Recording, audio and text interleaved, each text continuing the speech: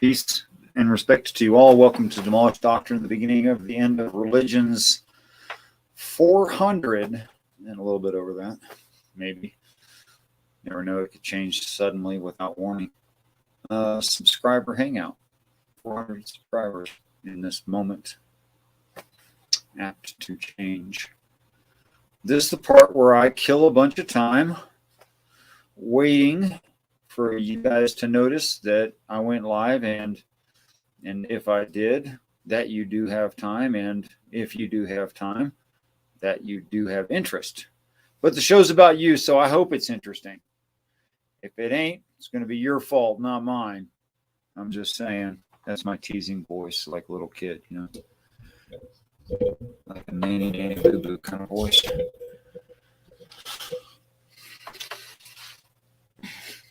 So the link to this stream is in the top of the side chat, is pinned, and is in the description of the video, and all those normal things.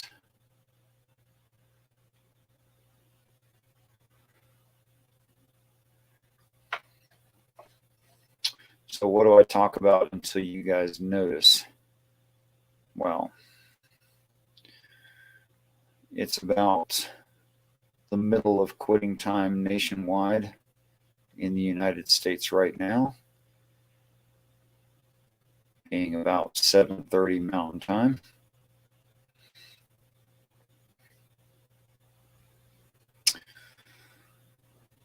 Let's see, I could do current events. Current events. Everything's exactly the same as it ever was. You just have different players on stage. That covers current events.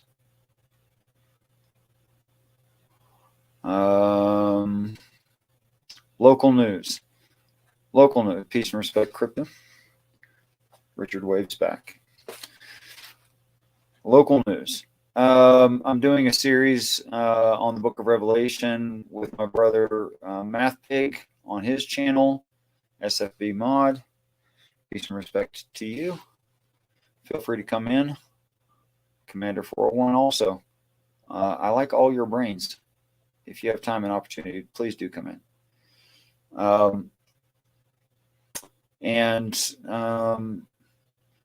Robbie and I are going over the Book of Revelation bit by bit by bit, very, very slowly and carefully, and I'm presenting what I think makes sense and is consistent throughout the Bible, which is a view I've never encountered a church endorsing. I've encountered churches endorsing views about the Book of Revelation and, of course, all the rest of the Bible, but I've never heard something that was actually coherent within the Bible. So I think that it's different in that way. And our brother, the pagan / agnostic Math Pig, is very good at like representing what I think would be examples of objections that thinking people would have to what I'm saying. So in that, I really deeply appreciate what he's doing for me, what he's doing for this. What he's doing for this much more important than what he's doing for me. Well, thank you, Crypto. I really hope you're enjoying them. I do. I hope you chuckle, and I hope sometimes it actually makes you think as well. That would be the aim. He's more about creating chuckles. I'm more about trying to create like deeper thoughts about what many have described as an obvious acid trip. Well, I don't think it's an acid trip, but I think there's not a broad range of contexts that could make it something else. And the larger amount of contexts that are easier to glean from the Book of Revelation. Oh, how sweet of you. You're such a schnookums. What's up? What's up? How you doing, brother? I'm doing great. How are you? Thanks for dropping by. I'm good. Well, I had nothing going on, and coincidentally, you decided to stream on a day that I'm not streaming. So here I am. It was absolutely coincidental. I don't know. Was it? Actually, it was. It was. Okay. I'm not trying to keep track of anyone. I mean, if you try, okay, so it's like having a telephone, right? If you have a telephone, people will call you. I have one. Nobody calls me. People call you. People call you.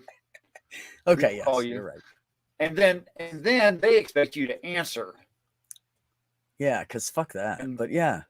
And then if you don't answer, they think you died like 5 seconds ago in the most horrible accident possible.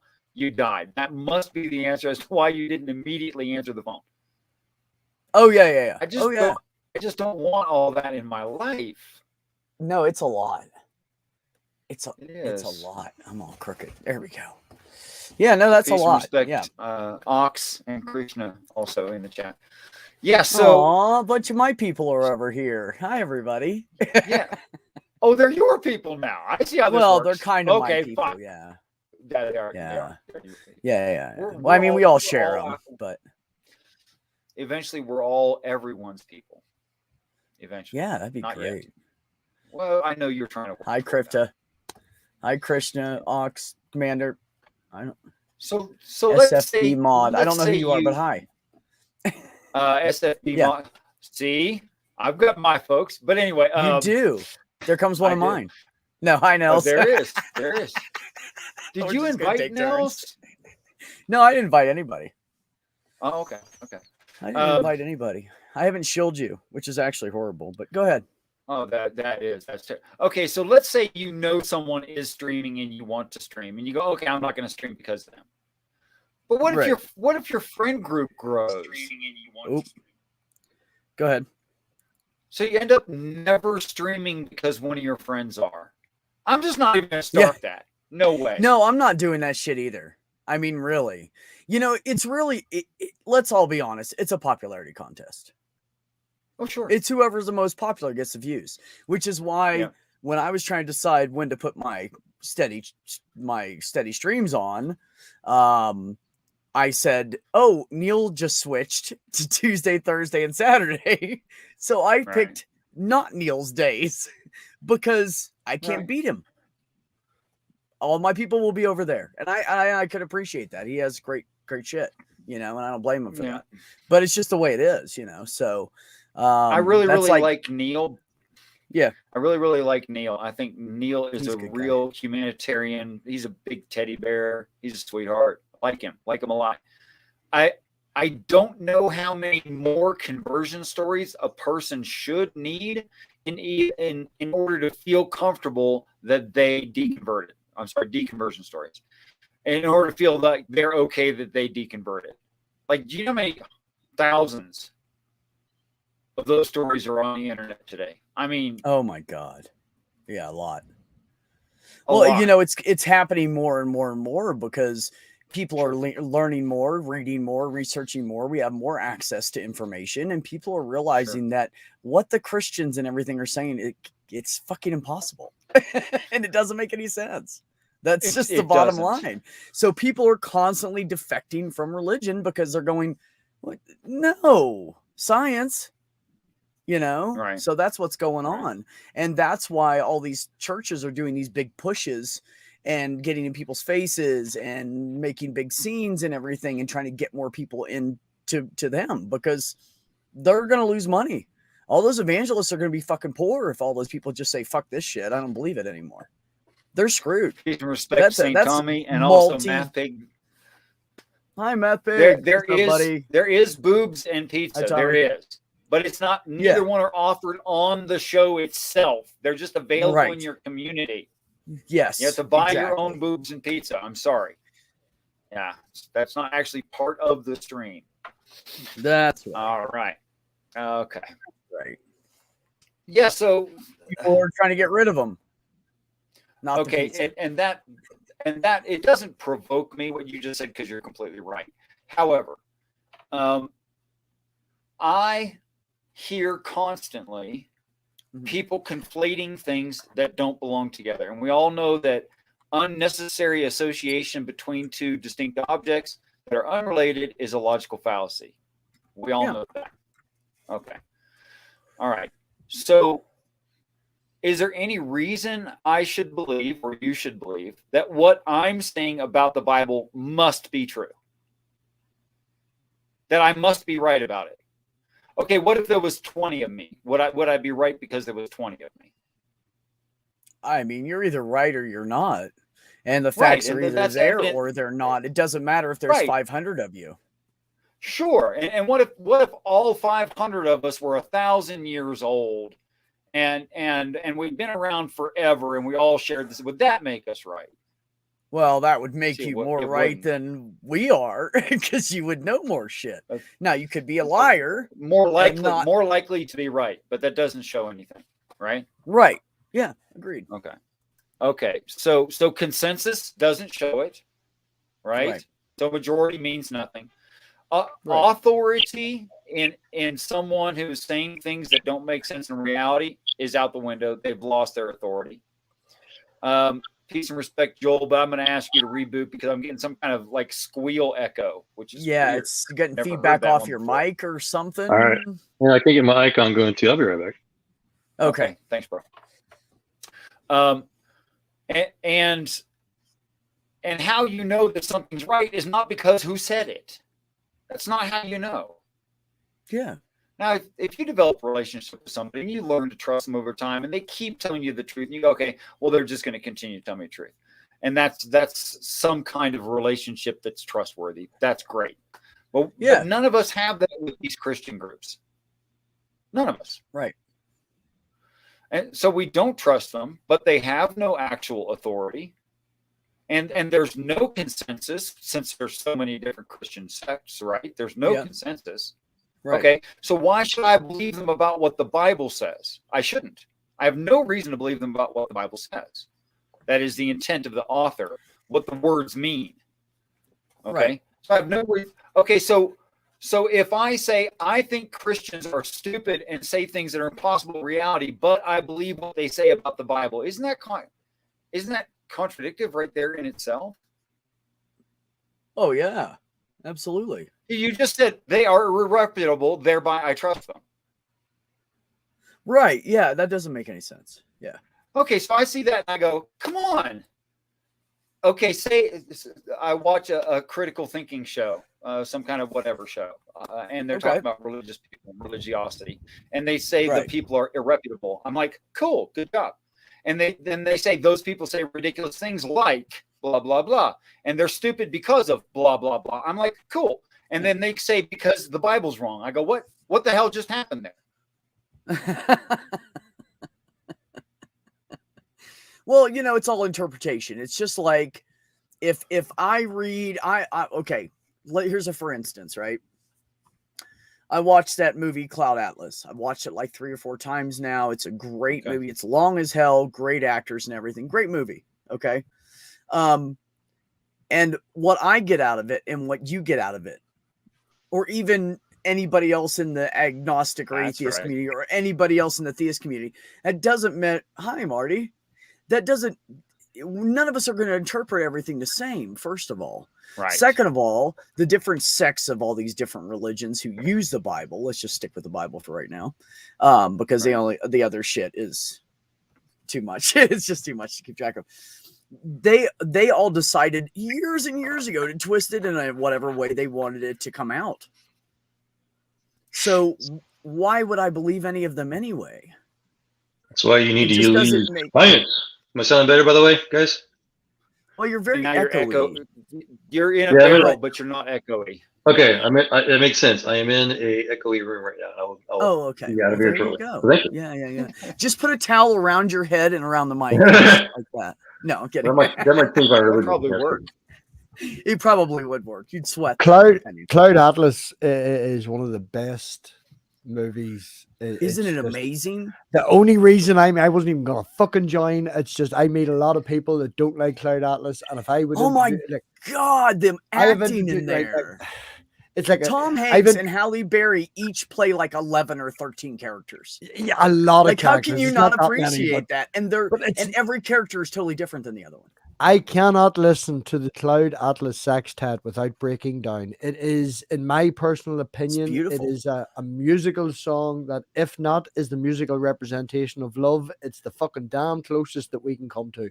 Now, I know you need to watch the movie to get the idea of that, but it's also a very progressive movie as well. You know, there's a gay couple in it, and it really goes into the emotional feeling behind love. And I know I say the emotional feeling behind love being and the connection between humans is what most of it is about, really.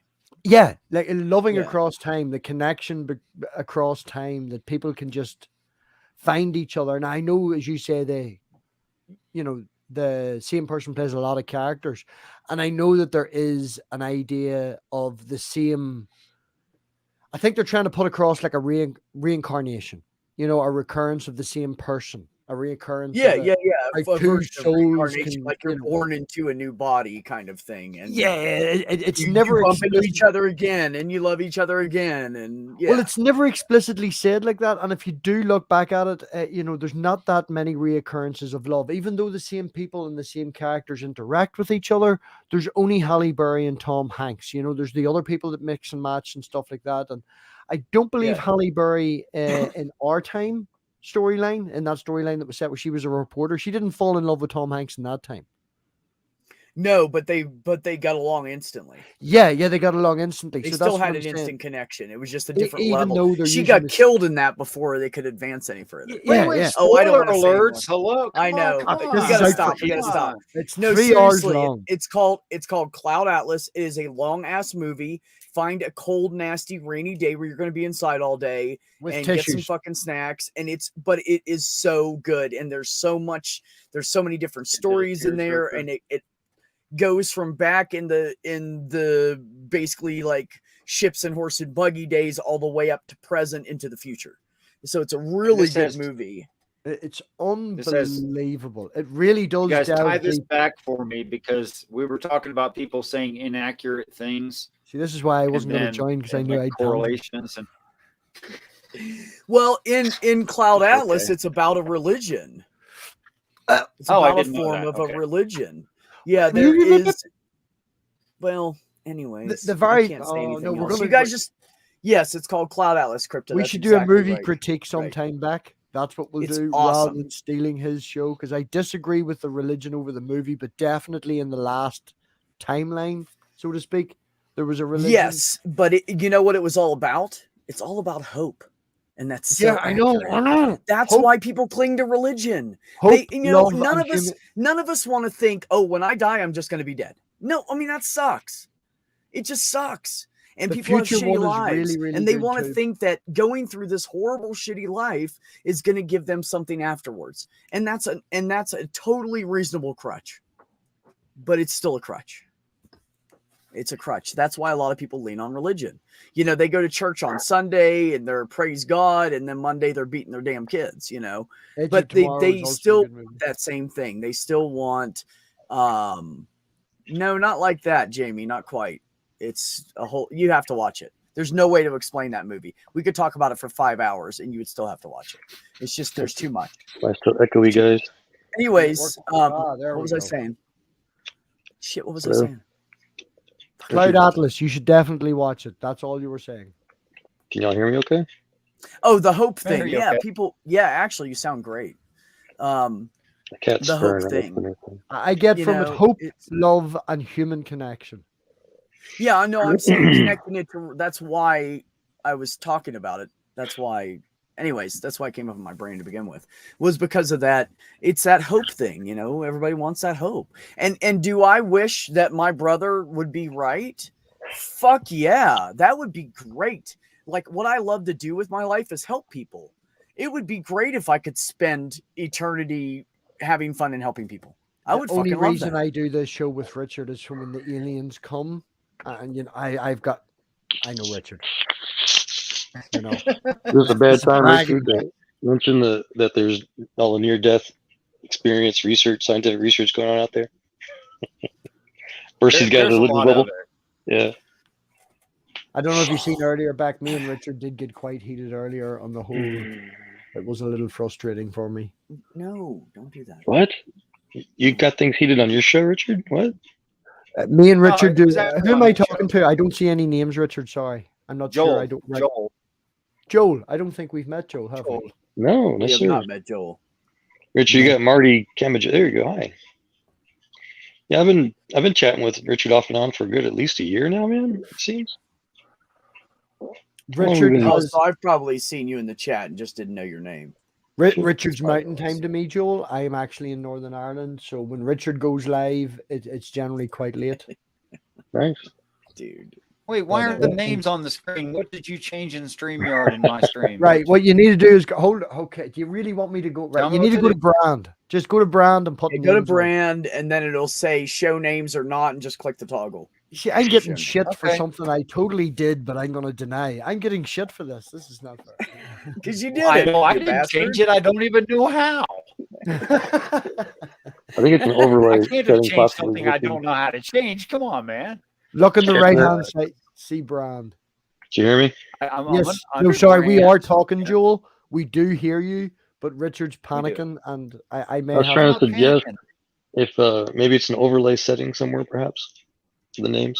Oh, it's on the right hand side. If you look down, it'll say brand. You click that. You scroll down halfway. It'll say display names. You click that. It'll go from left to Yes. right, and then you go Display, back to that's private it. chat. That's it. Display names. Yeah, I don't I'm know why I Joel. said show names, but yeah. Richard, Don't- Richard, sit back and I'll go and do it. Richard, just sit Yeah, back just and do relax. it. Lordy. It's not there. I don't see it. I'll do it. Hi, I'll do it. beautiful. I haven't talked to you in forever. How are you? Good, how you doing? Kitty! I am good. This is the lump. This is the lump. Watch this. Merlin.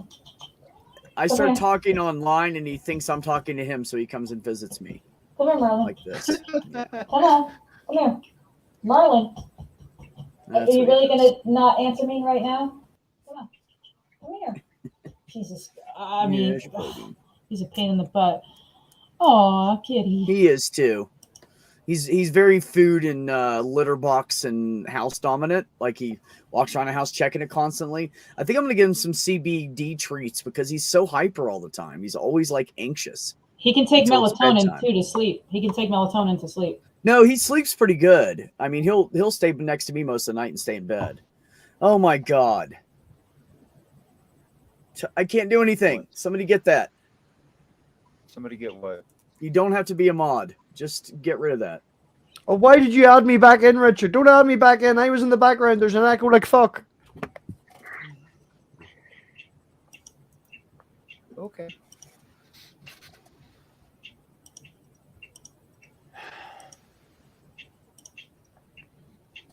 Well, this is what happens if you like.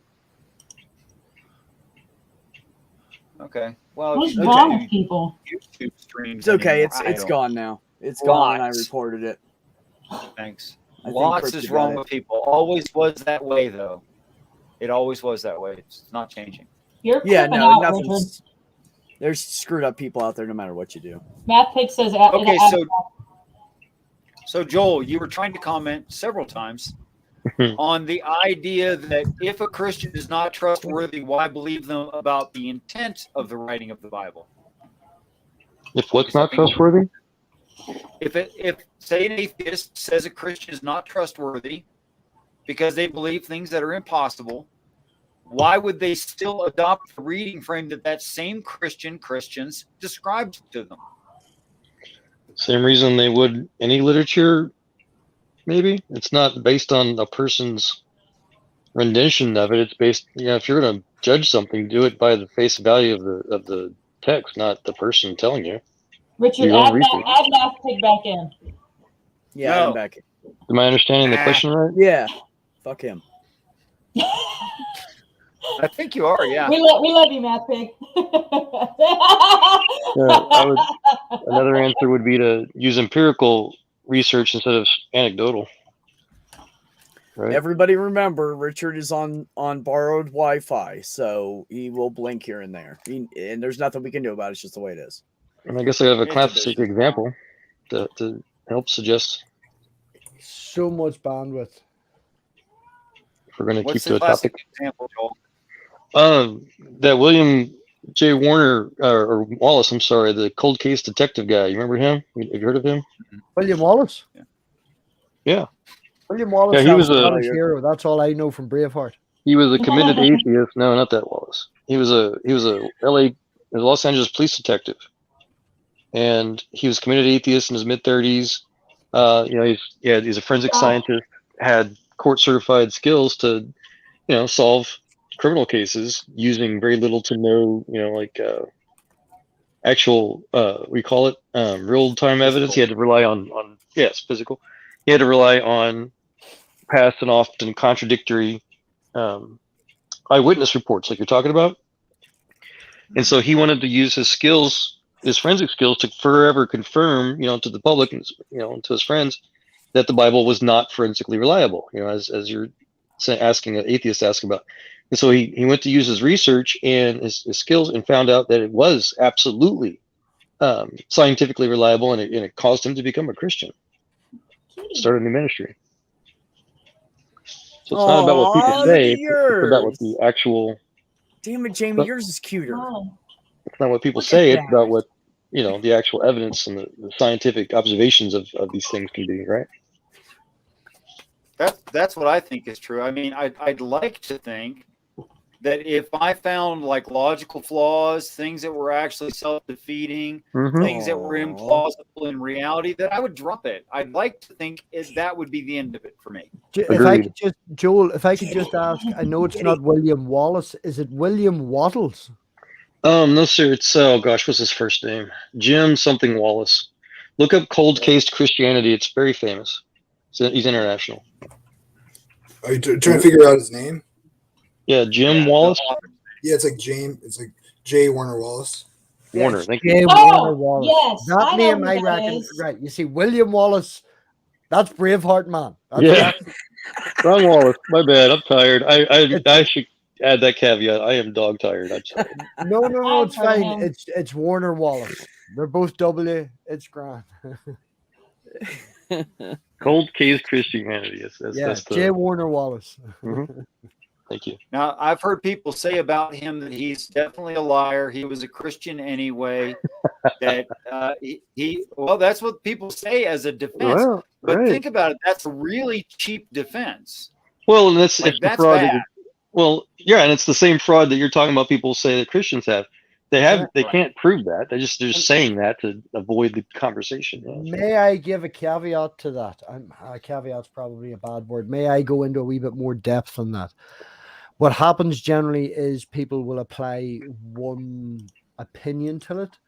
The reason being, an awful lot of people in Western society, even when they leave Christianity, there's still an awful lot of influence there. There's still that supernatural. They don't go full-blown atheist. A lot of people in America and Western education would be, if you're not a Christian, you're an atheist. But that's not the way it is. It's not that so much of a false dichotomy. So when people say I was an atheist, in this retrospect, I take it as him saying, I'm not a Christian. He still had that supernatural belief. There's still these other foundational things that were set in from the culture that he grew up in.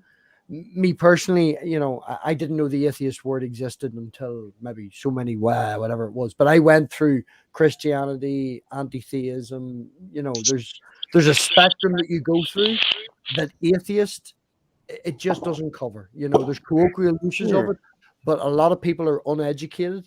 So when they say I'm an atheist, what they really mean, and I'm not going to put anyone down and speak for them, but generally what they mean is I'm not a Christian. Sure, and if I may, thankfully, all of that type of reasoning or lack of reasoning, whatever you call it, is irrelevant because we have science, because we have the scientific method that Bacon and other Christians help codify. We can ignore all opinions, we can ignore all anecdotes, and we can look at what the evidence was or is, and we can talk about that instead, basically. Well, if you're a nominal Christian and you get serious about it, you look back on that and you might think, I was an atheist essentially in all intents and purposes. So, Sure. Hey, that could be part of it too. I think that's what happens too. There's a lot of nominal Christians and then they get serious about it and they kind of look back and say, well, I don't think I've seen you with so little hair before, Jamie, man. How you doing? He's got it pulled back. He just pulled it back right after he came on the stream. I'm too busy to get a haircut. Did you just have a debate with Smokey? Is that you? Was that you?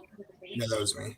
Okay. Oh, Jamie, I'm sorry, I feel man. sorry for you, man. I'm like, What It didn't go very well. Give me that time back. Like I give you a hug and that time back, and maybe a cake. Do you like jam? Like you deserve something. That's well, it was just like he was just pinning me with all these straw men that I didn't actually believe in it. Yeah, just straw man, insults, and over talking. Word salad.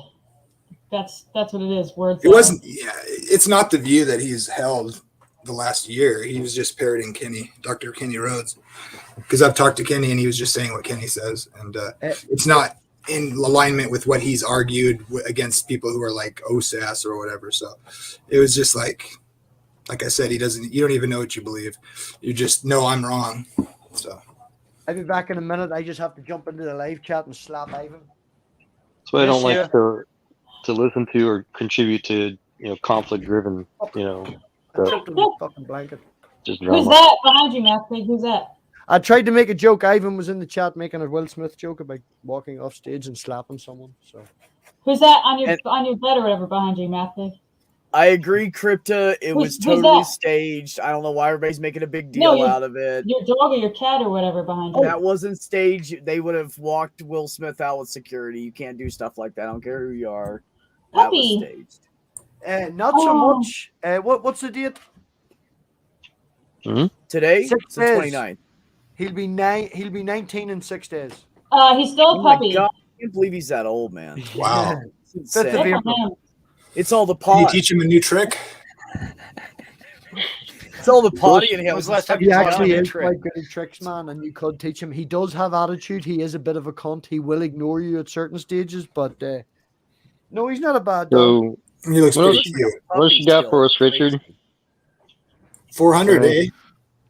This is you guys' show. This is for you. I mean, people like you make this count what it is, so it's your show. Free for all.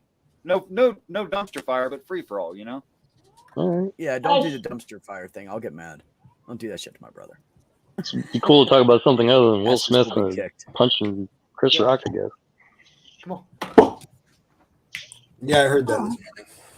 Because his wife. No, was mad. it's the opposite. His nuts feel bigger now because that guy's such an idiot. He makes everybody feel more like a man. Anyways, I couldn't resist.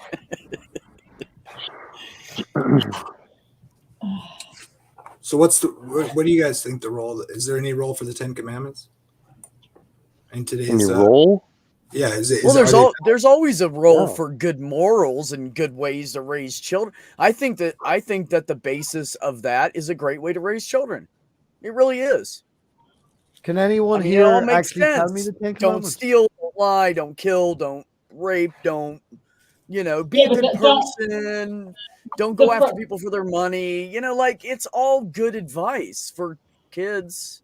There's only 2 commandments that are actual laws. Everything else is like God saying, "Hey, don't pick anybody else besides me." There's only 2 commandments that actually would apply. Positive. Yeah, thou shalt have no God before me. Who gives a crap? How does that serve society? Yeah, right. I don't care about that. But the ones that are about morality, I think they're great to base it off of. I would argue that it's to avoid people denying science, basically. Because if you deny God exists, then you'll literally believe anything. Literally. Setting up a queue. I want to go after. What's Richard? Richard's got some.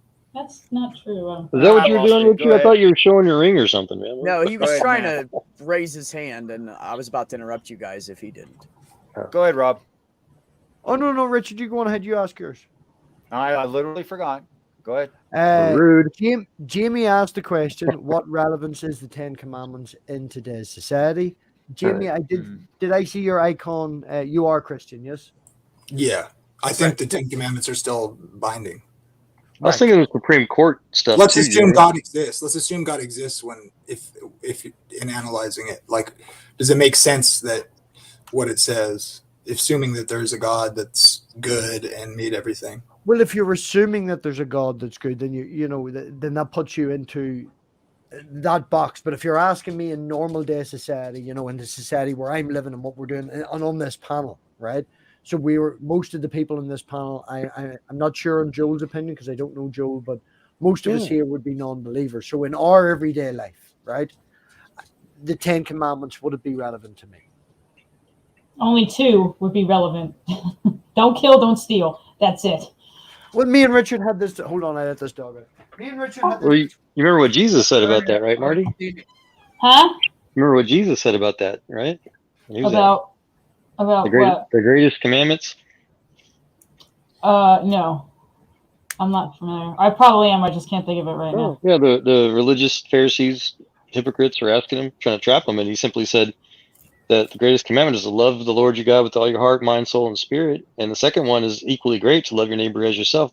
Those 2 laws, he said, encapsulate all of the law and all of the prophets. So why are most Christians absolutely terrible people? Well, because I think like Rob was saying, stuff like that. It was either Rob or Mr. B was saying earlier that a lot of Christians really aren't Christians; they're just doing it for some social thing. Yeah, I mean, think about this. How many atheists have people met? And I can personally say dozens and dozens. How many atheists have people met who are afraid to tell their family, and they still go to church with them? Because their family will reject them, and they fucking know it. Not only that, it's really predominant in the Hispanic, Latino, Mexican, whatever, all that whole group, and Black people. Well, more ironically, those 2 groups, they get shunned from their families if they quit religion. Even more ironically, Mr. B, Jesus Christ himself said in was it Matthew 7, I think it was, that many will come in that day, and the end day, and say, Lord, Lord, didn't we cast out demons and heal the sick and raise the dead and all this? And Jesus flat said, depart from me, I never knew you. He talks about fake Christians. Oh, the fake. Yeah, absolutely. Of course. So the only one who could tell who a fake Christian is would be Jesus. And he's not here to tell us who's the correct Christians and who's not. Just work retail. No. Work retail. Yeah. I work retail retail and work the weekend and during the week. Yep. Because this is what I saw on Sundays, right? Yep. Everybody's dressed nice. It's God, I'm great, I'm blessed. And then on Monday or Tuesday or Wednesday, they bring their children, and their children are filthy. They have no clothes on, sagging, shit-filled diapers, and they're yelling at them and beating them. Yep. Karl Marx. That's the kind of Christian I want to be. Sounds like Karl Marx, Mr. B. He did his kids. And literally, that's the way it was in Virginia where I lived. I don't know, for 20 years. Horrible. So I've seen some terrible people. Like Karl Marx, like Ingalls was talking about how he was starving his kids and gave him the best chair in his house, only had 3 legs. Yeah, it's cute. So yeah, it doesn't matter, what you say. It's who you know. It's what Jesus was saying. If you don't know Jesus, you're not a Christian. Real simple. Matthew has a question for Jamie. I'm blaming you, Marty. Thank you for interrupting, but it was you that interrupted, right? Because I was asking. Oh, my bad. I'm sorry. Oh, no. I'm really trying to be polite. I'm generally an over-talking motherfucker, all right? You're trying to be polite? I host my own streams and I'm chatty, so I talk a lot, all right? I'm trying to behave myself and be a better person. So, oh, my Jamie God. Russell, go ahead, Matthew. Go ahead. Let me write that shit down. Jamie was the person that asked the question about the 10 Commandments, right? So Marty jumped in and said there is only 2 that is relevant to me. Okay. I could only tell you a few of the commandments. I was wondering if Jamie could fill in the blank. So I know, don't have no other God other than me. Respect your parents. Don't murder. Don't steal. That's the first commandment. Oh yeah, well I'm not worried about the order, man. It's been a while, so I was just wondering. Yeah, I've got 3 or 4. We don't know the order. We don't read the Bible anymore. Here, I've got 4 out of fucking 10, and I know that I could do an atheist meme and say that there's 63 in the fucking old and all the rest of it and all that bullshit. But we're gonna be nice and not 63. So there's more than 10 commandments. Did he not there's break? There's 613 total. 613. See, there you go. I got close. Well, Who cares about There's names? 613 commandments? Total, yeah. More There's 603. Who's got that kind of time to read that shit? Oh, my More mother. importantly, did you read what Paul said about all that, though, Matt? I was just wondering if Jamie could tell me the other 6 in the mainstream 10 that I am missing, so I can give an educated answer to his question. Because all I know, and when he asks the question way back then, are the commandments relative to your life? All I know is worship your God before any others. Not relevant to me. Don't lie. Don't steal. They're relevant to me. You know. And that's about it. Like, I'm wondering, could he tell me the rest of them so I know if they're relevant to me, or are they all religious? You mean the main 12? The first 4 are the ones. Can you hear me okay? Or? Right. So no other gods. Hold on, Joe. No idols. Okay. Don't take the Lord's name in vain. And then remember the Sabbath. Mm-hmm. So that's the first 4, and that's summed up under love the Lord your God with all your heart and all your soul and all your mind. That's the Shema. It's like Deuteronomy 6:5. And then the other 6 are like love your neighbor as yourself, how to treat people, like honor your mother and father. And you said do not murder. You said lie, right? I think you said murder. Don't lie. Yeah. And then don't covet your neighbors, or what is it? Now I'm blanking. See, well, it's do not covet your neighbor's wife stuff. Yeah, and you're not supposed to covet your neighbor's money either. Mm-hmm. That's it. Yeah. Those are the last ones. So. And I haven't looked at a Bible since I was 15. So I mean, is that 10? I was Catholic though. They drilled that shit in your head.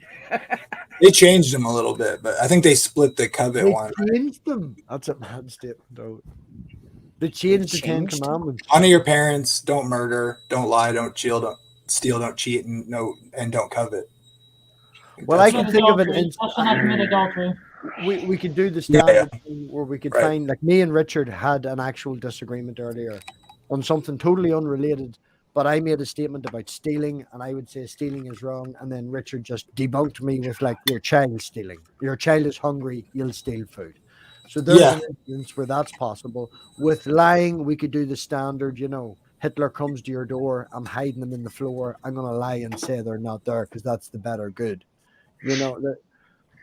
There is incidents. Yeah, but the principles are there. Like, it's about morals. It's about if you love someone, these are the things you do or don't do, right? So the reason I'm asking, you don't lie, you don't steal, but there's weightier measures of the law, as they say. So, like, under certain circumstances, they wouldn't always apply universally. I wouldn't want to say that. So that's what I'm saying. Yeah, you're not a literalist. You don't take the Bible as a literal. This is what it says. There is caveats. There is situations. It's more of an analogy to put forth your morals and show what way to live and how to live as a person, how to live as a genuine good person, rather than saying this is something you can never do. Right. It's more like foundation. I think that's I would say I still take it literally. I would just say, like, circumstances are going to be use common sense, or you can think, like, just like when Jesus they were accusing him of breaking the Sabbath for healing somebody. That's just, like, stupid, right? So human life is it's not working. It's not dishonoring God. If I could just say this, and I pass over to Joel, and I finish and shut up, is I find I don't like to use the word issue, but I find a problem, a contradiction between saying I do take it literal, but with this particular thing, I'm allowed some leeway on it. It seems like, I let you reply, and then I'll shut my mouth and let Joel go. That's all I wanted to finish. That's all. That was my reading. First of all, can you hear me? My microphone beat to me. You're clicking. You're right there? Yeah, you're going in and out. Oh, try it again. Test. 1, 2, 3, 4, 5. Still blinking. A refresh sometimes helps, Joel. Sounds like you're not plugged in all the way.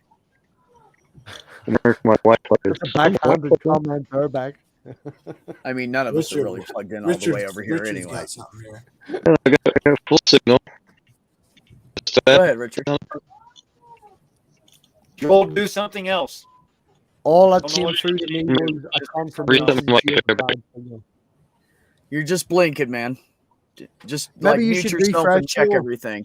Yeah, refresh. Let Jamie reply to what I asked him, and then you can get your wee go if the mic's good when you come back in, because it's not working at the moment. Yeah.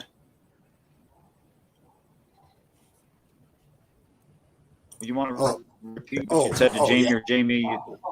I would just say, I think it's common sense. I mean, I get what you're saying, but it's just like I would still say they're universal. They're just circumstances are, you got to use common sense. That's all I can say. I mean, I get what you're saying, but it's like, it's kind of like obvious that like just lying to someone for no reason, you know, to like get one up on them, it would be like not loving them, or like, you know, you do not murder, but like obviously there's circumstances where like it's better to kill someone than for them to kill a bunch of people. Right? How am I sounding now, guys? There you go. It's so much better. Right. Yeah, Yes. Jamie, thank you very much, Jamie. It's more so I don't want to come across as an asshole atheist that's all about gotcha moments or anything like that. I'm more trying to find out how you approach things, and more so interested in how you think rather than the actual answer. I'm a blunt motherfucker and straight to the point, so I don't mean to come across as rude sometimes. Hopefully we'll talk some more. You'll get used to that. I do apologize. Yeah, Matt Big's just honest. He's just honest. He always is. I think we all just know intuitively that like in general, like if you're lying to deceive someone for your own benefit, it's not loving them. And so, but there's circumstances obviously that you can be put in where that doesn't make sense. You want to hit play, Jamie? So, I didn't hear. Somebody just put fucking. Yes, that's pretty much how it looked at the store. Yes. I haven't eaten in 4 days because I just can't fit any more in there. Help me. Please. I was going to defer to you, Mr. Richard, if you want to. I was going to add what Paul said, but you go first. I'm smiling. I'm good. Go ahead. What did Paul say? Oh, just the reminder that the only purpose for the law was to convict people that none of us can be self-righteous. Which I think a lot of non-Christians try to do. They try to judge God. They try to judge everybody. They pick which commandments are right for them, kind of thing, and they have no real basis for their decisions. And Paul was real clear about it. He just said, all the law is useless for those who live by grace, and if you live by the law, you're going to die by the law. It was the only purpose for God's moral commandments and explanations was so that everybody could know that they can't set their own morals, and that everybody's failed. Everybody, all have sinned and fall short of the glory of God, as the Lord puts it. And so we all need a pardon for our crimes, and that was the only point. None of it else is relevant. Is it unfair to say something like we're all on level ground here? Quit acting so damn proud. Yeah, exactly. And that was the purpose of the law. Again, you break one law, you break it all, according to the Bible. I would take a slightly nuanced difference there. I would say that is true, that the law was to be a mirror to show you your need of a savior. But I still think they're applicable, because I think the context also is like Paul's arguing with Jews who are in the old covenant, and he's trying to say like Christ is the sacrifice, not the old ceremonial laws. But I think the 10 Commandments are like the duty of man and define what like righteous is. So now you can have wrong motivations, and God doesn't care about like forcing it or whatever. But I think when you're loving somebody, you do those things, and so in that sense, they are applicable. But mainly, you're right. They're to show you how dirty you are. I know that guy. What's going on? Yes, it's I love you, man. You're funny. I don't think me and Flo don't talk that often, so I was just making sure. Is my mic working? Yeah. No, nobody can hear you. Can't hear God. Better than mine. Mine keeps flaking out. Well, carry on. I didn't mean to interrupt. I don't even know what you're talking about. I just saw that Richard was streaming and that it was open and came in. I love your stereotypical lazy boy bookshelf. It's just emanating. I'm smart, Go well. He is. Yeah. I put my 2 cents in. Dude rocks. I thought I was going to talk to you more often, man, but it looks like it hadn't happened. It hasn't yet, but I haven't been on a lot. I've been same. Living out in the real world as much as I can. How dare you? Flo and I, we've had some really epic brief. We've had very long but few conversations, I guess, right? It's true. So what are y'all talking about? Well, you just come in and ruined the crack, man. That's what happened. You just walked in, you know. 10 Commandments. Jamie asked if they're relevant today. Basically. Check out that verse I put up. Richard, interpret this one for me, Joel. You can't see it yet. Is it in chat? Yeah. Just a second. He that does righteousness is righteous, even as he is righteous. All right. I think he there should be capitalized, actually. Yes. Thank you. Yeah, I think the last that last key, that should be capitalized.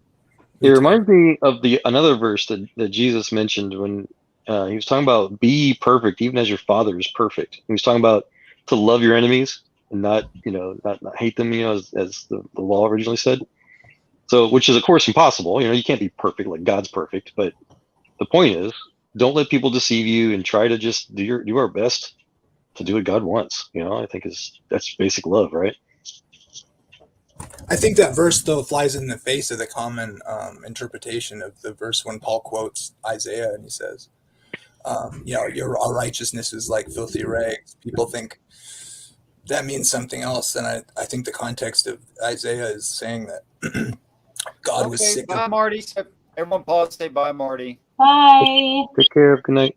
Bye. Good night, you guys. Night. Hi, Jamie. Sorry. Oh, sorry. Yeah, I don't want to hog the stream. I think this is interesting because the way that I think that's used, the filthy rags in the original language is menstrual rags. And I think the idea is simply that because of the law, when a woman was on her menstrual cycle, she was considered unclean or whatever while she was bleeding. And so I think the idea was like, because that's like a periodic thing, like a monthly thing, which is like the months are based on the moons. And that's also what the sacrificial ceremonial laws were based on. And God was saying, like, I don't want your sacrifices and your rituals if you're just going to think that you're good with me just because you did the ritual and then you go back to non-repentant lifestyle. They were meant to like convict you or whatever, right? Because they used to have to watch the blood drain from the animal and watch life drain from the animal, and then they'd have to watch the fat being burned on the altar.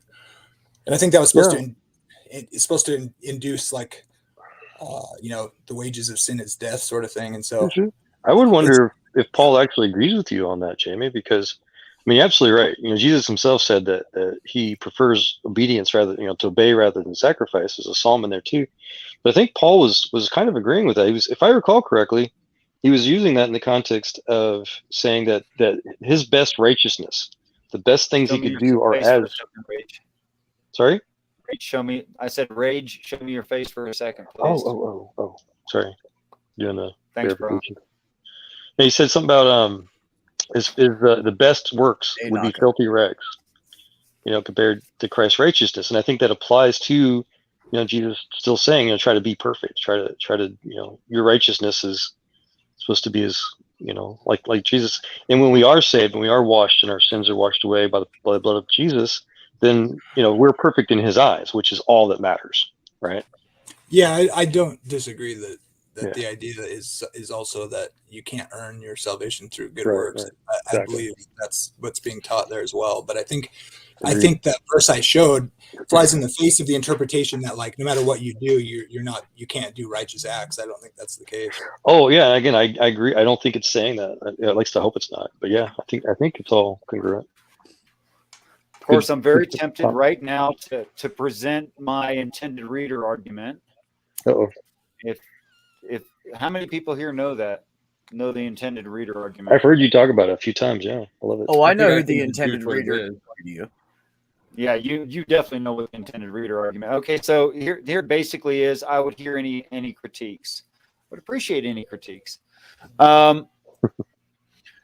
If it's promising things you don't get and it's demanding things you can't do, and it obviously is both of those things, then you can't be the intended reader.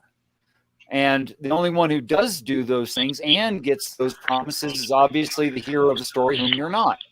So it seems to me that the intended reader is the Christ Jesus. That's the intended reader, not the dude up the street, not any one of the people. Okay. I mean, glean from what you can. Great. Be the best you can. Be a humanitarian. Beautiful. Love it. Are you going to do it? Nope. Well, Richard, I would like to agree that there's some duality there. There's some double meaning, not double meaning, but extra meaning, and that it's both. And that it's our call, it's our duty, it's our hope is to try to be perfect through Christ Jesus, who helps us to be like Him. He's the example. If you're saying, I'm saying something like, "Be ye perfect as the Father is perfect." Mm-hmm. That's not a suggestion. Well, what I'm saying is that's our goal with His help, but we can't do it. I agree with you what you're saying as well. It is physically and mentally impossible for us to do that without God's help. Right. So don't you think that's a toxic goal, though, to be perfect? I mean, people strive. No. Perfection is the biggest prohibitor of progress. I can't disagree more. No, I'd love to be perfect. Yeah, but you never will be, and nobody ever will be, and so it's sort of a gaslighty request. That's the point. We can through Christ alone, and yeah, no, that's what our goal should be. We shouldn't have a substandard goal, I think, is the counter. I mean, okay. I mean, I just think goals should be attainable. Well, they are through Jesus.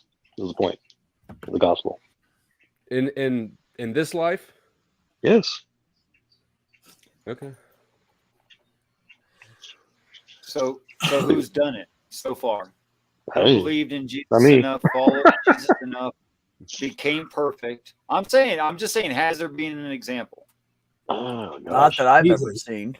Well, and how many people have tried it? Not enough.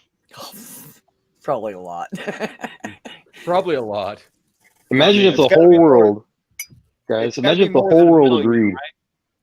Imagine if the whole planet agreed to love their neighbors as themselves. Imagine if everybody agreed with that. Joel, I know you probably can't hear him very well. You might want to turn up your headphones, but he was already talking. You guys are talking over each other. So go ahead, Richard, please. Thank you. Just real quick thing. Probably over 1 million people have tried. All of them have failed. Mm-hmm. Right. Okay, that was it. That was the point, though, was to keep trying. I was just trying to apply in the idea. Imagine if everybody agreed with Jesus to love your neighbor as yourself. That's a terrible goal, then. If the point is for you to fail so you can keep trying, that's an awful goal, and it's being I don't think that's the point. More of a weapon than an actual goal. I don't think that's the weapon. The goal is not to fail, to keep trying. It's just to keep trying despite failure. How do you if you learn something? Well, that's how you get better at it. Or is it how do you conclude that Jesus himself is perfect? Well, because he sets the standard. It's his universe. Well, I mean, if he was perfect, wouldn't his plan have worked perfectly, right? Like, wouldn't every human being on this planet believe in Jesus Christ if he was perfect and everything would work perfectly? Not since his plan includes giving atheists the right to deny science. Well, what about overturning? What about conquering Rome or expelling Rome from Jerusalem? Wouldn't that have been a goal? What about what about his ministry? What about his ministry to the Jews and how Paul came and kind of screwed all of that up? I mean, if Jesus was perfect, wouldn't things have worked out perfectly? That's called anthropomorphizing God, and it's also called an argument from personal incredulity, logical fallacy. No, I don't know what the hell Joel just said. I can tell you this: there is some logic to what Rage is saying, which is there's an incongruity. If God and Jesus love everybody, and they created everybody, and then He came to Earth to save everybody, or to save everybody that He could, but then He's not going to get that done. At what step along the way did He either fail to achieve His goal because He couldn't do it, or decide that these people can just go piss off? Well, the reason is because you can't force people to love you. You can't, that makes God to be like an abusive spouse. You can't force your love on people. It has to be their choice. So that's where I've come to the conclusion that God does everything in His universal ultimate power that He can do to try to convince us that He loves us and He wants us to love Him, except force us to. That's it. He's a perfect gentleman. I agree. He's go ahead. Sorry. Sorry, not. I was interrupting you, so you go. Well, I'm still polite, bro. It's fine. So, see, now that totally fucked me up, dude. I'm ADHD. Sorry, my fault. Oh, I would. No, that's what I was going to say. Patient. I just realized it. That's what I was going to say was, if God is touting free will, then he can't force it on anybody anyways. Well, he could, but he doesn't want to, right? Free will, but that's not free will, though. Right. So then he would be more of a hypocrite, which I he just genuinely loves people, so you can't force love on people. That's God's chosen catch. Right, but he forces people to do other bad things, like and I agree with the sentiment here. Like, free will is a thing, and God can't go against that or whatever. But you have to recognize that is a lack of perfection when we're talking about perfection here, right? Only according to you, not. Again, I always find it fascinating how atheists seem to always know God and the Bible better than everybody. No, atheists, we don't pretend to know God or the Bible. Yes, we just ask questions. I just asked a question. That's all I did. But do you know why that is, Joel? Do you know why atheists? I do. Hold on. Can I just say, as a debunk to Joel, I actually asked a Christian earlier. I didn't know 10 Commandments. That's a broad brush statement you're making. Broad brush statement. Well, and jumping in right. It's called a generalization. It's okay. I'm literally using that as an excuse to jump in and say goodbye. Back's about to punch me in the face. Have a great night, sir. It was nice meeting you. We'd love to get to know you better soon. Definitely. Joel, I get here and Math Pig leaves. I see how it is, Math Pig. It's good timing. We didn't want him here anyways, Rage. Yeah, I haven't showered today. That is pretty rude, Math Pig. Yeah, it's probably like super late for Math Pig right now. Yeah, it's like 3:30 in the morning here. So, yeah. Thank you very much for putting up with me, Joel and back. I wasn't trying to be ignorant. I was just being. I know. I love you, man. I'll jump into the backstage for maybe a minute or so, Joel. If you and Jamie could maybe put your links in the channel, and then I'm going to bounce. So, thanks very much for having me on, Richard, while you're out having a smoke. Thanks, everybody, for listening. And talk to you all later. And I'll concede my point because I actually agree with you. I don't think that God can go against the free will of man if this God exists. That seems to be one of his main things. So, I've got a little cold, and I did kind of jump into this cold, so I didn't mean to put those two together. But I'll just listen for a while and see what you guys have to say. Have you seen? Are you familiar with Luke 4 when Jesus reads the Isaiah scroll in the temple? And they try to kill him for it. He reads from Isaiah, and then he stops at a certain point. He says this has been fulfilled in your ears, and then they try to stun him for it. We're good. Yeah, I think they. Well, I'm not sure what they do, but he stops. He reads this. He reads, "The Spirit of the Lord is upon me, because He has anointed me to preach the gospel to the poor. He has sent me to heal the brokenhearted, to proclaim liberty to the captives, recover the sight of the blind, to set at liberty those who are oppressed, to proclaim the acceptable year of the Lord." And he stops right there, and it says he closes the book. And then if you look at Isaiah 61, I'm trying to find the spot where he stopped here. Oh, you left out the good part, the best part. Go ahead. Yeah, I think the next part goes into like the God's judgment or whatever, but he stopped right at that point. It suggests that, and there's other prophecies that suggest there was, maybe not two comings or whatever of Christ, but like, two different aspects to what the Messiah would do. And that seems to be congruent with the idea of that story in Luke. So I don't know, something to think about, I guess. I'm sure you've heard that before.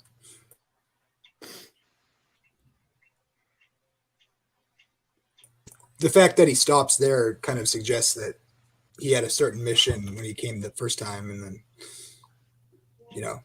judgment. He cuts off in the middle of the chapter about judgment, and then that, there's implications to that. Are you guys familiar with the rapture sort of theory? What about rapture theory? The post-rap that we're living after the rapture now. I think I've heard Jehovah's Witnesses talk about that, right? I don't know.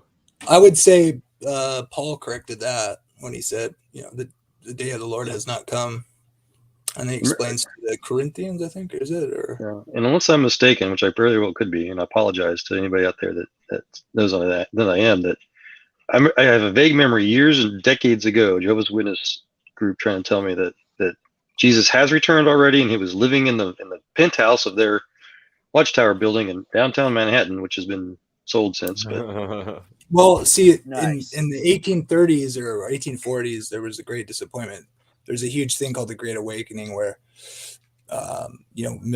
William Miller, a Baptist, in the way everybody used to interpret the book of Daniel, and a day for a year, the historicist version of interpreting Daniel, where you take the time prophecies a day for a year.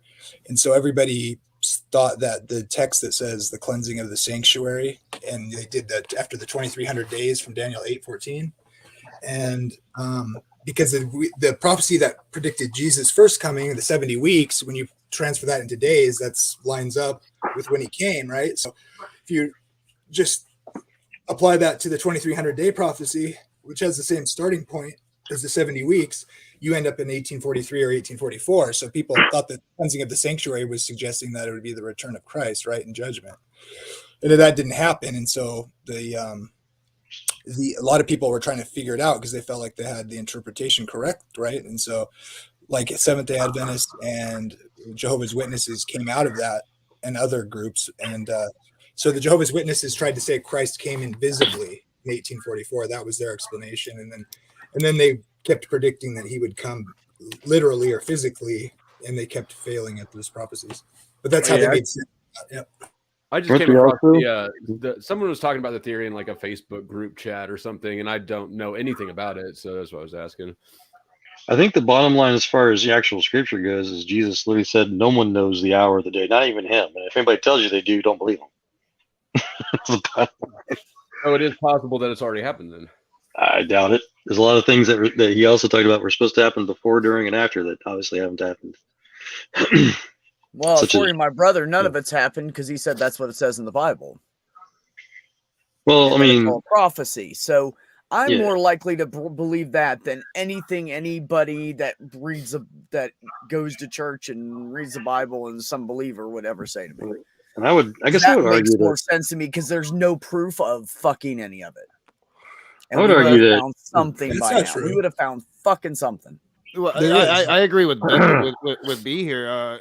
I think the longer you get away from the event, the I don't know, the less credence you can really put into it. Like, how long are you going to go? And why send Jesus back so long ago if it's going to take so damn long to get to the ultimate fix, whatever that is? I mean, Christians come at me with different things. Some believe Revelations is the end of all time. Some believe it's a new Jerusalem on earth. It's a new earth. Heaven on earth. I've gotten so many different things from so many different people, but like the longer you get away from this time period that this revelation does not happen, I think you get a bigger and bigger problem. I think I would agree with those that talk about how, things like the Mark of the Beast, for example, that's a pretty obvious, trigger event or whatever. And so, and I think people might argue that we've gotten close, over the century, especially recently with the old COVID vaccine crap. The Australians and the Chinese lockdowns and others. But no one's obviously being killed. Well, nobody's being murdered as far as we know, it seems, for not taking a mark, in their body that forces them to buy, sell, and trade from it. So that's one of the many, hard, physical things, I guess you could describe it as, Richard, we would need to see that. We also need to see that what's called what both Daniel and John prophesied about, the abomination and desolations, praising himself as God in the temple in Solomon's temple. Both Old Testament and New Testament talk about crazy. that. Share something absolutely crazy. Richard wants to share something crazy. You guys gonna love this. Oh, I'll wait. Okay, so leave, but if it's that good, your crazy stuff is actually really insane, Richard. I hate to tell you. I know it's kind of weird, isn't it? Go for it. Okay, so sorry, I hit the wrong button. Here we go. Okay. I gotta bring it back up. Shoot.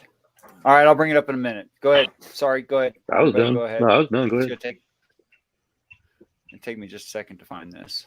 I think I can make a really good case for Daniel and Revelation. It's just most people abandon that interpretation, unfortunately, and so no one really studies it. But I mean, we know Daniel was written at minimum several hundred years before Christ.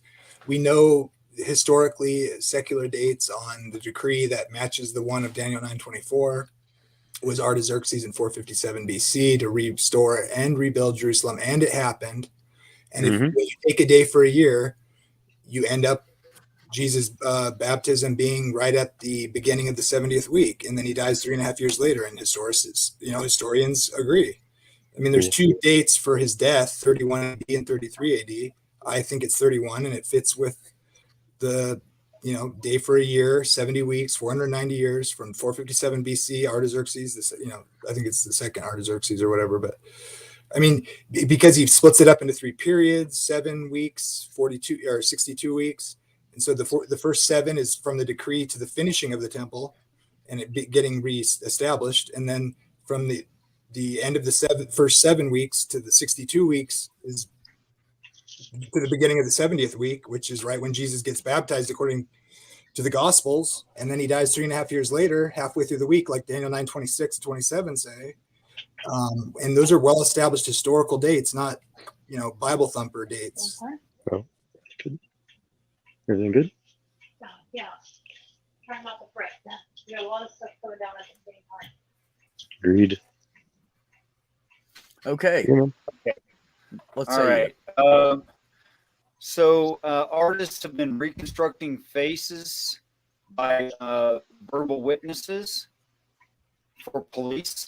Locating people for a really, really long time, and eventually that became technology, and today the technology is available to us. There's a program called Art Breeder, and the first couple times you use it and the first 3 pictures you download are all free, and you can reconstruct faces. Okay. All right, so Here is a really wild story. This really hokey Native American spiritual person, and all that stuff, who I was blowing off, told me that they were kicked out of their family because of a dream that they had, and they were not a Christian. They were strictly not Christian. They were Native American, some tribe, I don't remember.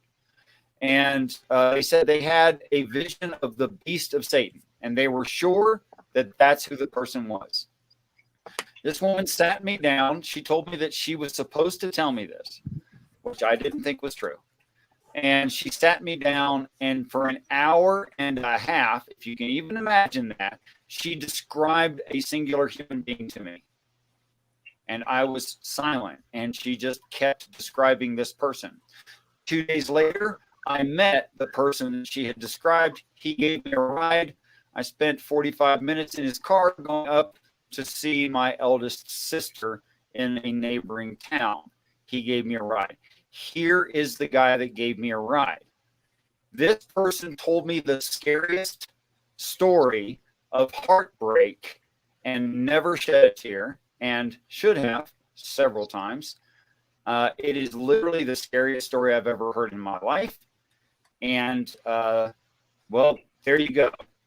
That's what the guy looks like. So you're thinking that's the abomination of desolation? I am thoroughly convinced. Now, when I saw him, he looked like the picture on the bottom, or the picture on the bottom left. But I did some variation of glasses, beard, different lighting, so that there would be an overall concept here. Yeah. So that's pretty crazy, right? He's like Bruce Willis's cousin or something. Actually, I did use Bruce Willis's face as part of this. I did. Good eye.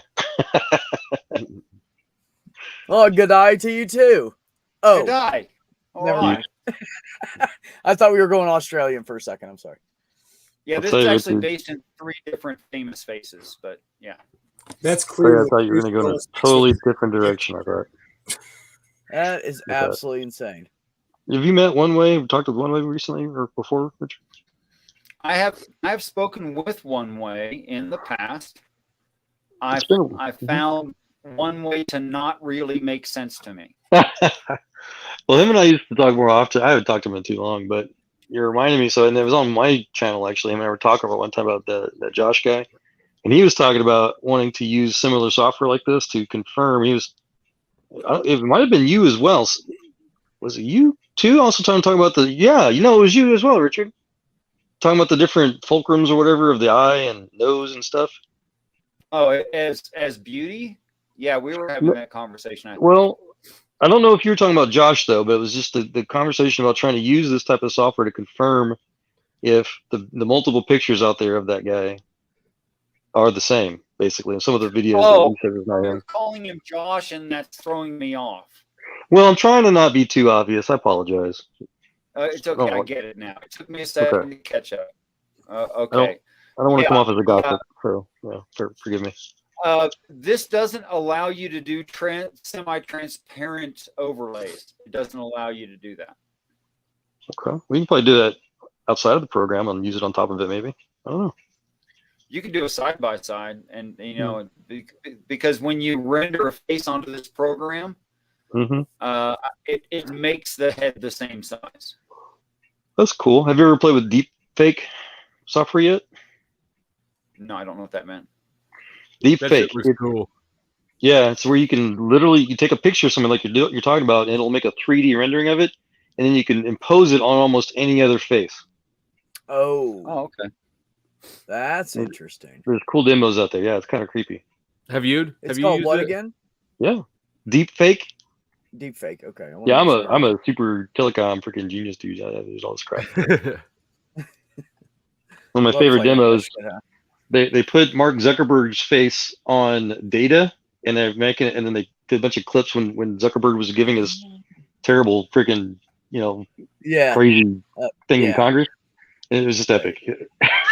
It's great. Deep fake. Cool. Yeah. Didn't know. Yeah, no, I don't know, Richard. I mean, I know God gives people special revelations, of course, but that's a pretty special one. Is my only other thought, man. It was so trippy when it was a very modest 4-door silver foreign car. Yeah. Not foreign like he's got money but the kind they ship to the U.S. anyway. That kind of a foreign car. And I was hitchhiking, so somebody pulled over. So I walked up to the car and bent over and looked, and there he was, and my whole world went warp, and I was like, "Holy crap!" In my head, I didn't say it. In my head, I was like, "Holy crap! It's that dude! Like, it's definitely him! Like, he had the right kinds of clothing on. He had the right kind of shoes on. He was wearing a tie, but his shirt was slightly unbuttoned. I mean, just everything said this is the dude she was just describing." Nice. Just 2 days. Wow. Well, you know how military psyop investigations work, right? Do I want to get in the car with this thing? Yeah, that's what I was wondering. That was my first thought. But how could you let him go and not try to converse with him? You see? No. I would totally have to get in the car. I would have to. No, you don't walk away from an opportunity like that. So can I push back a little bit? Yeah, sure. I had a question after that. Yeah. Well, all right. So I happen to know quite a few Native Americans. I've been to quite a few Native American tribes. I've talked to, I don't know, hundreds of Native American peoples of different spiritual backgrounds. I've heard about a lot of visions Native Americans have had, and I'll tell you one thing. They're going to give you stuff that's pretty general. Now, the picture that you just showed could pretty much be anybody, and right down to the perfect clothing. More than likely you're going to meet somebody along those lines within your life. Now, I'm not denying your feelings here, Richard, but what I am saying, if this is indeed the Antichrist, I don't know how long ago this happened, but indeed the Antichrist, then it won't be long before that man that we just saw is known all over the world, right? Yeah, theory. Well, I believe it's in the second half of end times after the war in the heavens is the rise of the beast. Well, he will become one of the most popular people on the planet. Everybody will know this person, right? So that's just what I'm saying. Yes. Is I don't know how long ago this happened, but I do know Native Americans, and I would just push back a little bit. I'm sure you felt a thing in the moment, but it seems very general. And a bald white dude wearing, I don't know what, a flannel shirt and jeans, that's how these people speak about these visions. And I'm not trying to talk shit about my Native American peoples, but I'm just saying. No. A lot of these so-called prophecies are often spoken in very general terms. So the person that's spoken to, so it will happen to them eventually. You know what I'm saying? It is something very similar is going to happen to them eventually. Well, I would say if it's important enough, just show it to your friends. The description of I got kicked out of my family unit and that's why I'm at a homeless shelter. Maybe that part took 15 minutes, but I'm absolutely certain that the other remaining hour and 15, hour and 20 minutes was nothing but her describing this person. I mean, like length of eyebrow hair. Examples of skin tone in famous people, like super specific. Richard, is she still available? Can you show it to her? I cannot. I don't know what her name was. I don't know where she is. I haven't Hello. stayed in contact. Peace and respect. Midnight. That was 2013. Midnight. My other joke was, if you ever get that opportunity again, can you just ask him, hey, are you the Antichrist? Oh yeah, I'm just going to do. Look, dude. Okay, let me tell you some of the high points of the story that this guy told me. Okay. But he wasn't interested in my story at all. He just started spouting this story like out of the blue. I barely gave him an invitation to share who he was, and he just told this story. And to him, it was the most significant, could never happen under any circumstances, huge spiritual experience that anyone could ever have. Okay.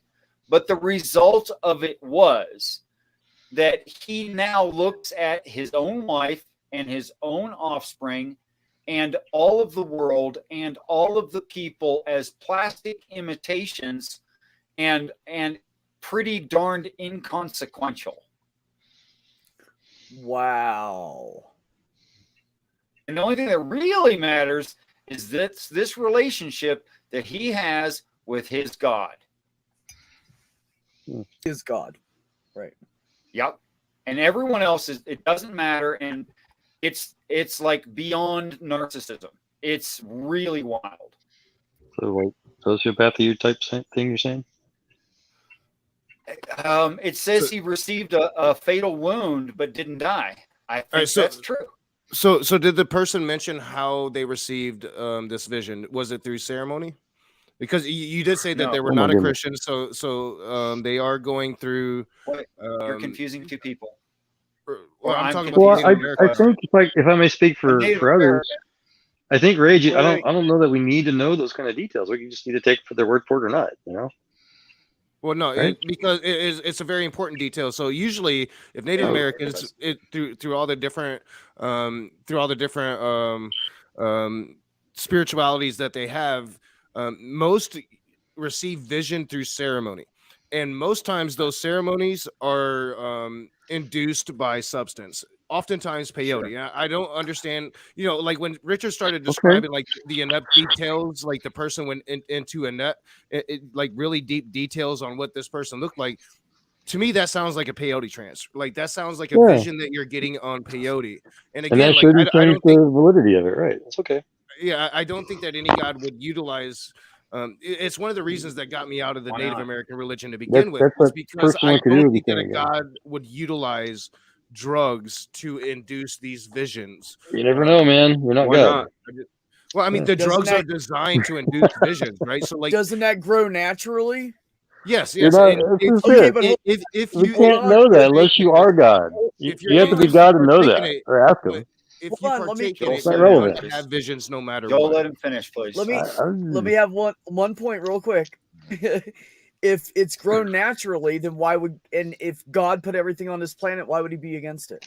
Like arsenic? Well, I'm not saying that he would be against it. I'm saying that you couldn't trust the visions induced of it, because it does a very specific thing to your brain that induces these visions. I'm not saying that this Native American person did that. I was asking the question if Richard knows whether or not they had went through ceremony to receive their vision, because I think that that's a vital piece of information. I fight for my Native American peoples, but their religion is ridiculous, and I have fought against them when it comes to that. This is the reason I left the religion, is because a lot of it is based upon psychedelic induction. Oh, okay. So to answer your question very directly, the only term I can remember this woman using was "quote unquote" dream. I don't know what that means. Well, if I may, just like a regular dream or a ceremony dream, like that could happen. I took it as a regular old. I was asleep and had a dream. even a sweat tent dream, that's without like drugs, right? Like, so you can have these visions in a sweat tent after hours of sitting in a really hot room and breathing in the smoke. And a lot of people have visions like that. So that's why, if you say dream, that would lead me away from ceremony, right? Towards something more like a sweat tent, probably. That's good information. If I try to help with an interjection, if I may. Scientifically speaking, everything that we're doing, including right now, everything that you just told us, Rage, was all just was brain chemicals. So whether it's a divine, rearrangement of the chemicals to inspire something, whether or not, is done through whatever means, it's all the same. It's all the same combination of brain chemicals giving us these thoughts and whatever visions, right? Well, yeah, but my position and the reason I left, the Native American spirituality is that what I couldn't get past is, to me, if God wanted me to have a vision that was real, I could never trust a vision that I had on a peyote or a mushroom or whatever it was I was putting into my body to cause me to have these visions. I trust more what I saw in the sweat tent than I did in ceremony. I think many would agree with you, but again, we're not. Sounds reasonable. We're not all the same. I would disagree with that for what it's worth. For the argument from nature, I'm going to talk about for the argument from nature. If you didn't have a receptor, it would only be ineffectual or poison. Yep. So. And Richard, I think you and I have had the conversation that everything we think we perceive is through a filter. It's not true. Oh, it's not true. Yeah. When it comes to your story, Richard, and you know this, I never discredit personal experience. So I think time will tell. Like I said, if this was indeed the Antichrist, I've always been waiting for physical proof myself. I'm waiting. The Antichrist to me would be like the best. I've always said that, like, if we get to actual revelations, right, and that Antichrist figure is there, and he gets shot in the head, and yet somehow he comes, all the things that they say in Revelations, right? Yeah. How could I not believe at that point? And how could nobody believe? Now, would I follow? That's the question. That's the question. But I think I would have to believe once, this physical evidence is there. So if this person is indeed that Antichrist, time will tell. Okay, I agree, Rage. I'm 100% with you on that. I always tell people I'm not sure if I'm atheist or not, and they say why, and I'm like, because I don't have proof for a God, but I don't have proof against a God either. I don't have any. I don't know. That makes us agnostic. None of us really know. We know that what the typical Christian spouts is bullshit. Everybody knows that, but we don't really know anything. So what I told my brother is this, and I'll say it to everybody: if the day comes and the signs that he's told me, I see all of them, then my opinion will change.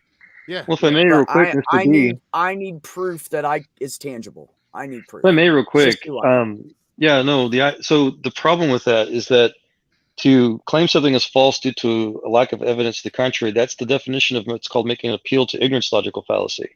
And if you'd like, not necessarily tonight, but sometimes, certainly on my channel, I try to, I haven't made a stream myself in a long time, but I try to help focus on the plethora of scientific empirical evidence that scientists have made of the evidence of God in every single field of science ever invented, from Gregor Mendel's genetics to Max Planck's quantum physics, Kelvin's thermodynamics. All fields of science were predicated on evidence of God. So for people to claim that there isn't any evidence, whether they want to agree with it or not, is just confirmation that no one's ever studied science. When we talk about evidence, we're talking about physical, concrete evidence. We're not talking about all the things you just mentioned. And I don't think thermodynamics is physical, kid. Sorry. If it's a fallacy to require physical evidence of a thing, then I'll be fallacious as hell. No, it's not. No, you didn't listen to what I said. I think if you guys want to have that conversation, you'll find a way to have that conversation. Okay? Probably not tonight, but yeah. The prophecies. Definitely. I got a cold, man. I've got a cold. Some of the prophecies you mentioned in Revelation have already occurred, and they correlate with Daniel 7 and Revelation 13. So they're not literal people, but they're a system. But that's what I would argue. I can show you sometime if you want to on that, but it correlates with the dates. All you have to do is interpret it the same way everybody interprets Daniel 9:24 through 27. That is a day But for you. it's totally. Sorry, go ahead. That's it's totally reasonable to say I require certain kinds of evidence. Yes. I am persuaded by certain kinds of evidence. I need those kinds to persuade me. That is totally reasonable. Yes. It is. That's the theist position, correct. Right. It is also the theist position, yes. And it's often an atheist or agnostic position as well. And that's okay. Yeah, if I had even that voice that I hear everybody talking about, that voice that I could differentiate between besides my own, if I had God talking to me like a lot of Christians talk about, it's never happened to me, right? And even back when I was a believer, even that I would, and I've said this before, I would still at that point it would be like 50-50. Am I hearing God or am I losing my damn mind? But at least I would have the voice that every Christian talks about in my head. I've never had that voice, right? Suggest how you might know the difference. Same, knock. Okay. Well, I mean, why can't you be losing your mind and hearing the voice of God? Why can't it be both? I honestly, I think they would be congruent. Clarification. One quick clarification I'd like to make, Richard, is that the atheist and agnostic position is that there can be no evidence. They say that they want to see evidence, but you can also catch them often to try to say that there isn't any evidence when you try to present it. Hey, actually, Wildheart took correction on that. I said, if you define God as only supernatural, and then you say supernatural things can't exist, you have defined God out of existence. In other words, you will take no evidence, and you are unreasonable. Exactly. Okay. I get that same exact response. I'll quote, a premier scientist, like Robert Jastrow. He's the founder of NASA's Goddard Space Science Institute, who literally says in his own work that the fact that supernatural forces exist are a confirmable scientific fact, and he goes into detail about it. I'll share that with other people, and they're still like, "Well, he's not a scientist." I'm like, I actually think I think humans will eventually, through science, maybe even other means, I don't know, but I think human beings will eventually solve the question. Is it possible for us to be able to prove the existence to God? We don't even know what we don't know yet, right? Just look at the planet compared to 250 years ago and the things we know now that they didn't know then. I have to expect that's probably going to be an accelerated pace moving forward, as we get smarter and smarter. I never discredit the idea of proving the existence of God. I just hope that I'm alive for it. I think we're getting good luck. You're in luck then, Rage, because there's, again, whether people want to pretend to agree with it or not, there are published scientific evidence by credible scientists on the evidence of God. It'd be cool to talk about it. I'm talking about solving the problem, and not a couple scientists with their personal biases or whatever.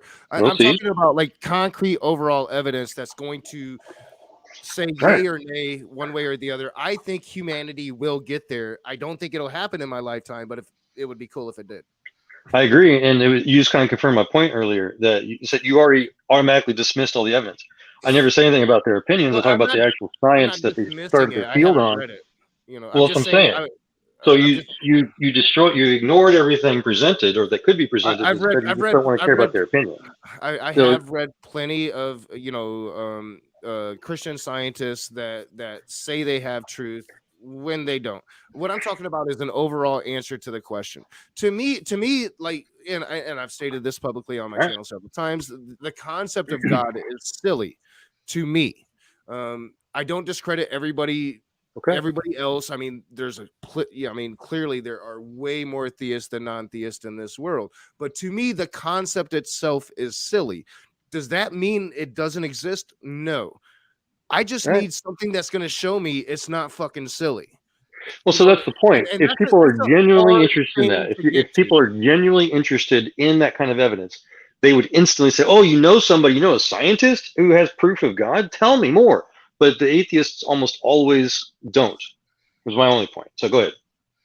I mean, individual scientists, I would need an overall answer, a consensus answer from the scientific group opinion, or God appearing before my face, or talking. Well, so Galileo proved that consensus is scientific fraud, but I don't want to go into all that tonight necessarily. I want to have fun. But what I'm saying is, I will grant that. I will grant that premise right there, right now. Like, let's say consensus is a fraud right now. I'm saying humanity will get there. That's what I'm saying. Right, and I'm hoping to help just give the taste tonight that quote unquote humanity or whatever has gotten there, and scientists have been talking about it for over a century. Your mic's doing it again, Joe. Daggone it. Hold on, let me switch to my computer. It wasn't you. It wasn't you. I have to say. Okay, I want to know how consensus is scientific fraud. Sorry, I overrupted Richard's. I barely hear you, Richard. You're lower than everybody. Really? Okay. Well, actually, Joel is really loud. Yeah, and Joel is really loud. Yeah. How rude. You might want to turn yours down just a touch there, buddy. Let me switch to my PC. Maybe I've got better control. This Bluetooth thing is not perfect. Thank you. Welcome, Khalil. Have you caught any of the conversation to this point? No, just jumped in. How you doing, buddy? I'm good. How are you guys? I'm great, man. I haven't seen you in forever. Doing good? Yeah, doing all right, I've been not so much on YouTube, rather on other social media platforms, dialoguing with other types of people. Okay. Digging into a lot more technical arguments and things like that. I've been diving into. There's this one Islamic belief. It's called Ismaili Neoplatonism. It's very interesting, very technical. So I've just been doing a lot of studying. That's a long effing word, man. Yeah. Like, really, that's a long word. Anything that long has to be complicated. It's a rule. Mm-hmm. So for those of you who don't know Khalil is a student of logic and has come by his own measure to the necessity of God because of the lack of possibility of the opposite, unless I said something wrong and need corrected there. So it's not based on emotional experience. Yeah, I would agree with that. I would say that since then I have had some emotional experiences, but my coming to my belief was strictly on a logical basis. Well, I'm out of date because you have advanced since I spoke. Yes, I've advanced, remarried, all kinds of stuff. Hey, do I know you? I knew you got a new girlfriend. Wow, I didn't know y'all, really? were married already. So congratulations. Yeah, thank you. Hello, have we spoken before? We have, Joel. Yeah. I was empathetic atheist. See, I love you. Okay. Yeah. I mean, you banned me back when you were an atheist. You excommunicated me. We kind of hate you. Anyways, yeah, no, it's good. And then I sat down with you and I think your girlfriend for like 4 hours one night, talking to like the wee hours of the morning. Yeah, my wife. Yeah. Okay.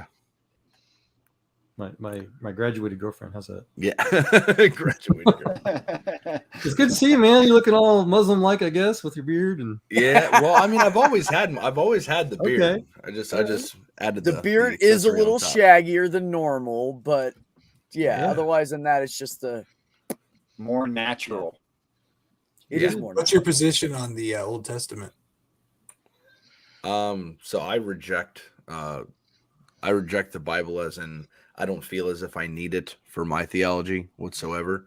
I believe that the Bible is a corrupted text based strictly on the way that is interpreted by most of the mainstream Abrahamic beliefs. But what about the way it was compiled? You do acknowledge that the Quran upholds that they're intact, right? At least in rightly understood. No. Mm-mm. I thought the Quran upholds that. No, the Quran specifically says, when in doubt, look back to the revelations that have been given down. So we make a distinction between the revelation that was given to Moses and the text that we currently have today. But doesn't it say that God gave the people of the book their gospel and the Torah?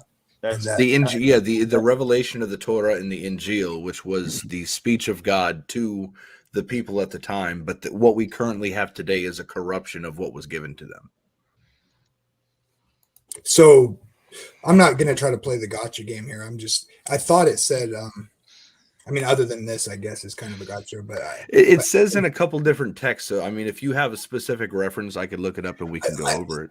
I could find it. It's something like kind of maybe you have to put two together, but I thought it said like it affirms that it's from Allah and then or God, and then it's that His word is incorruptible.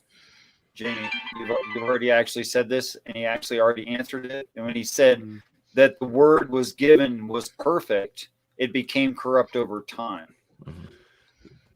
I'll say this real quick. I'll say this real quick, just real quick, and I'll let you guys continue because I love this.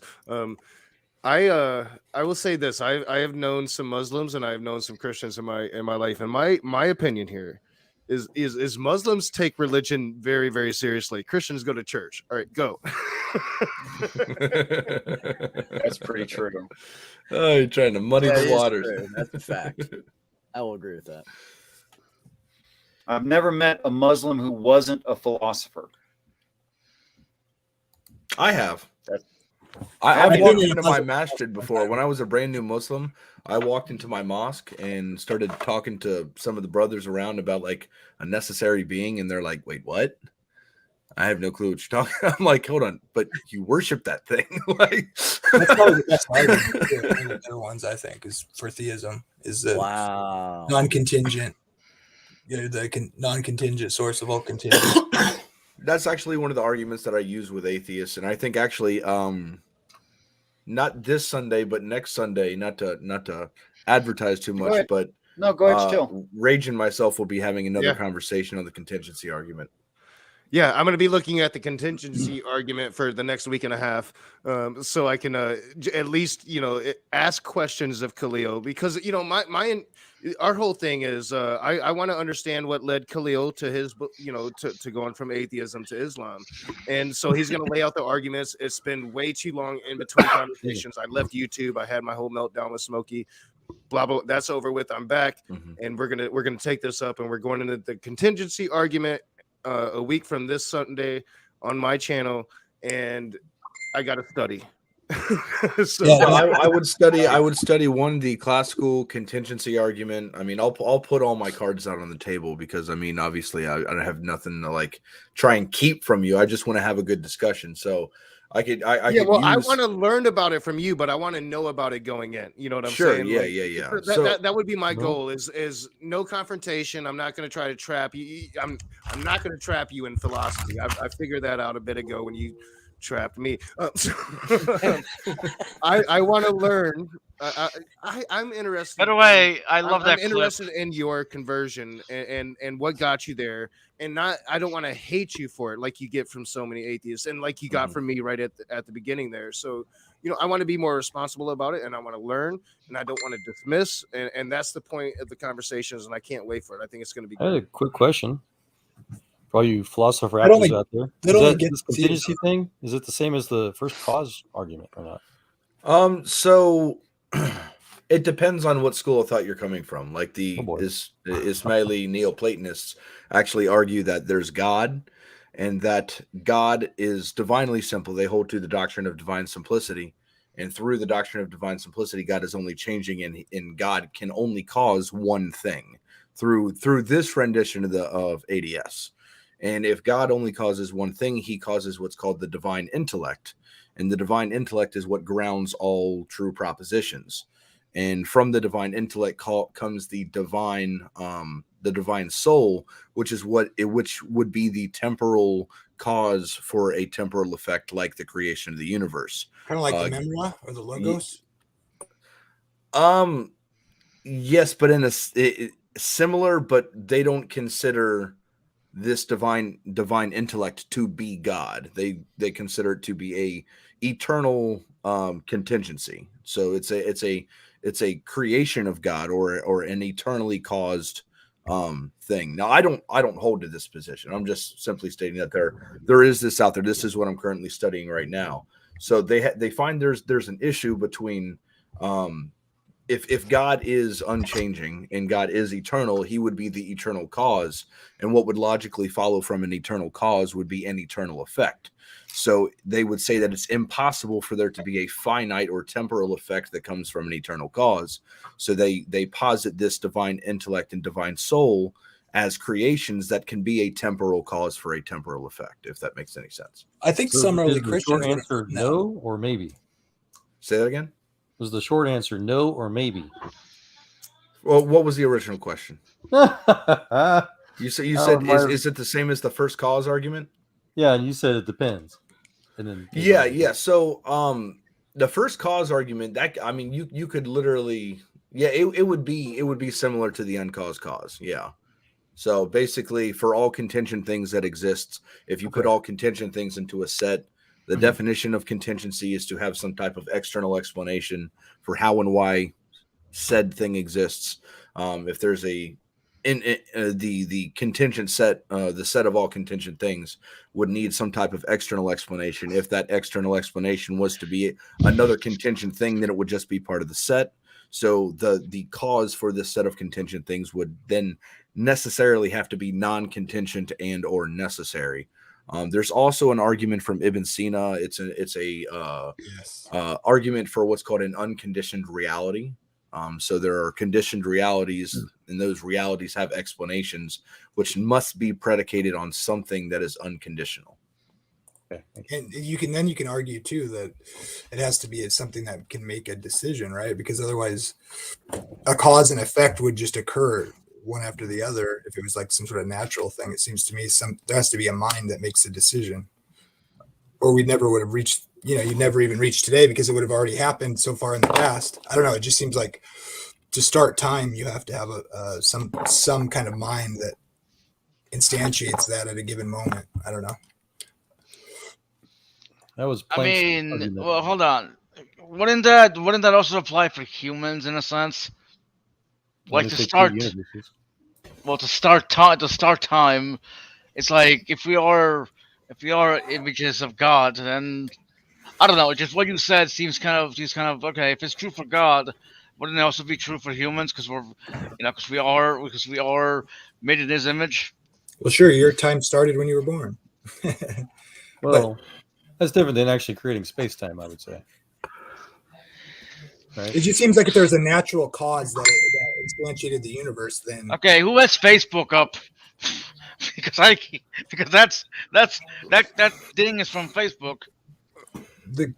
Whatever that cause was would have been there for like eternity or whatever, and it would have occurred, infinite amount of time ago, and we never would have reached to today in a sense. I real quick, Khalil. I just realized I was going to try to like pipe in, and I'm like, no, Khalil's got this. Go ahead. No, those are basically the arguments that I'm going to bring to our discussion. Our discussion about just the general classical contingency argument, and then possibly bring in the argument for an unconditioned reality. If we end up agreeing on something, I mean, a lot of times with atheists, I tend to explain it in such a way to they're like, okay, cool. I can still hold to this and still be an atheist. Like Dr. Graham Oppie is an atheist philosopher. I have a lot of respect for him. And he actually holds to this, that there was some type of, what he calls it is the initial state or the initial event. And that's just the first thing that is uncaused up until the second state, or like for example, there's T0, and then T1 is this first thing that has existed in eternity past unchangedly. And then T2 would be the first moment of change, like the first movement of some type of not created, but caused molecule or whatever it is that came into existence. So if we do end up agreeing upon that, I'm going to move into an argument. It's a 22-page paper if you got time to read it. It's called The Lord of Non-Contradiction.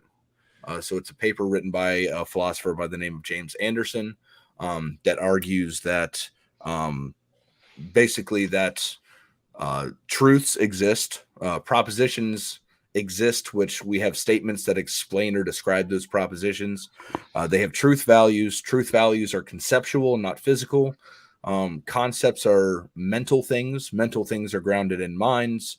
So if we look at something like the law of non-contradiction that is true for all things that exist, then if it was true even during the expansion of the universe, if there was truth at that moment, that there necessarily, if we've agreed to all those premises prior, that there would be some type of necessary mind to ground the necessary truth of the law of non-contradiction.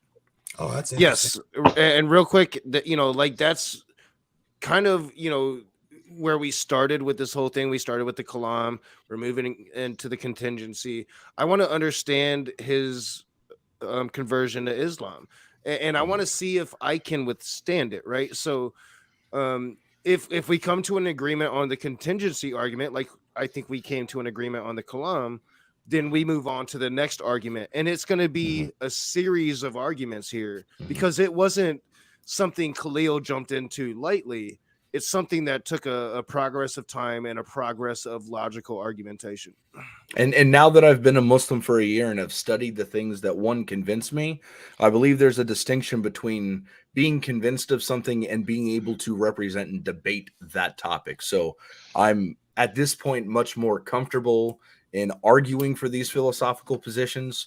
To be honest with you, Rage, when I speak with atheists, I don't even use the Kalam anymore.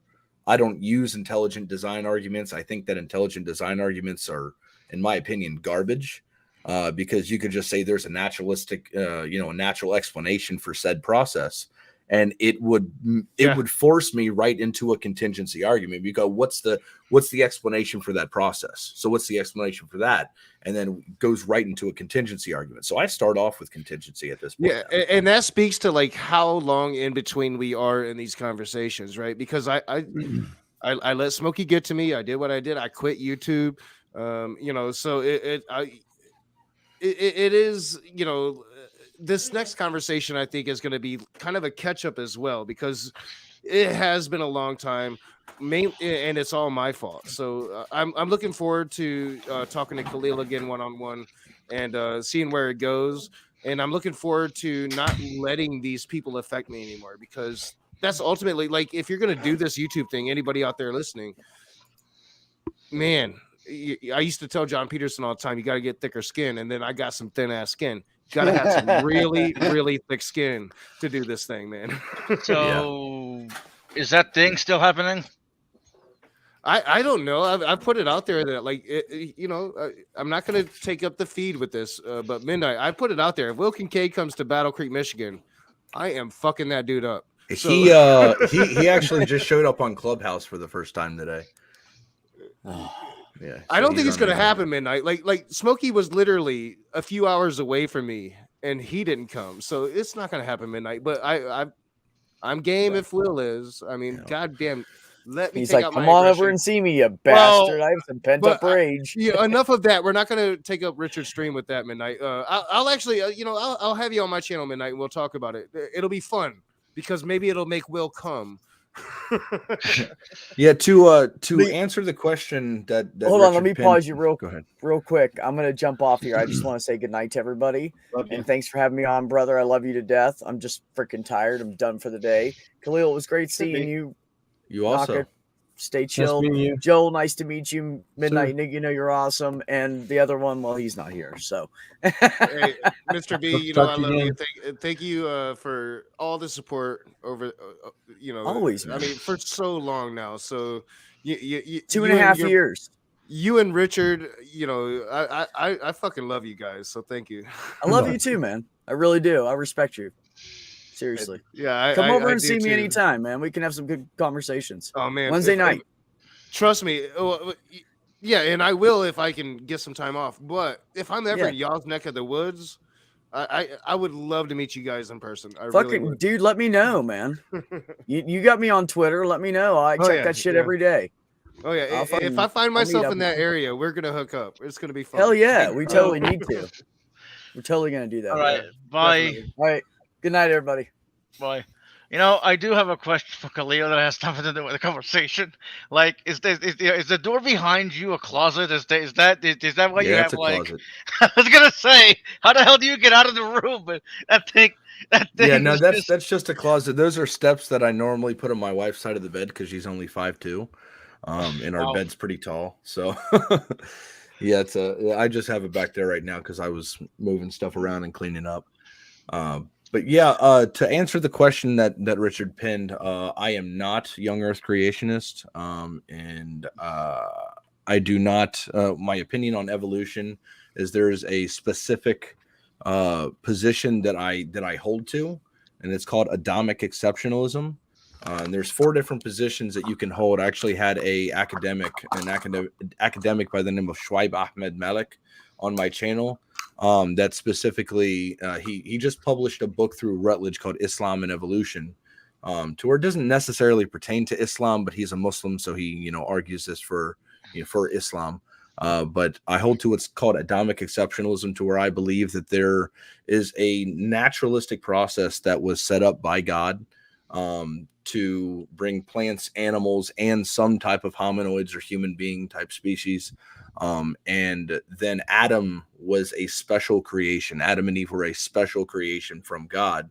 And those 2, the Adamic line, started to multiply and reproduce with the other hominoids or humans that existed at the time, which would get rid of the ability or the necessity for incest when it came to Adam and Eve having children. And, well, how did they exactly, reproduce after that point?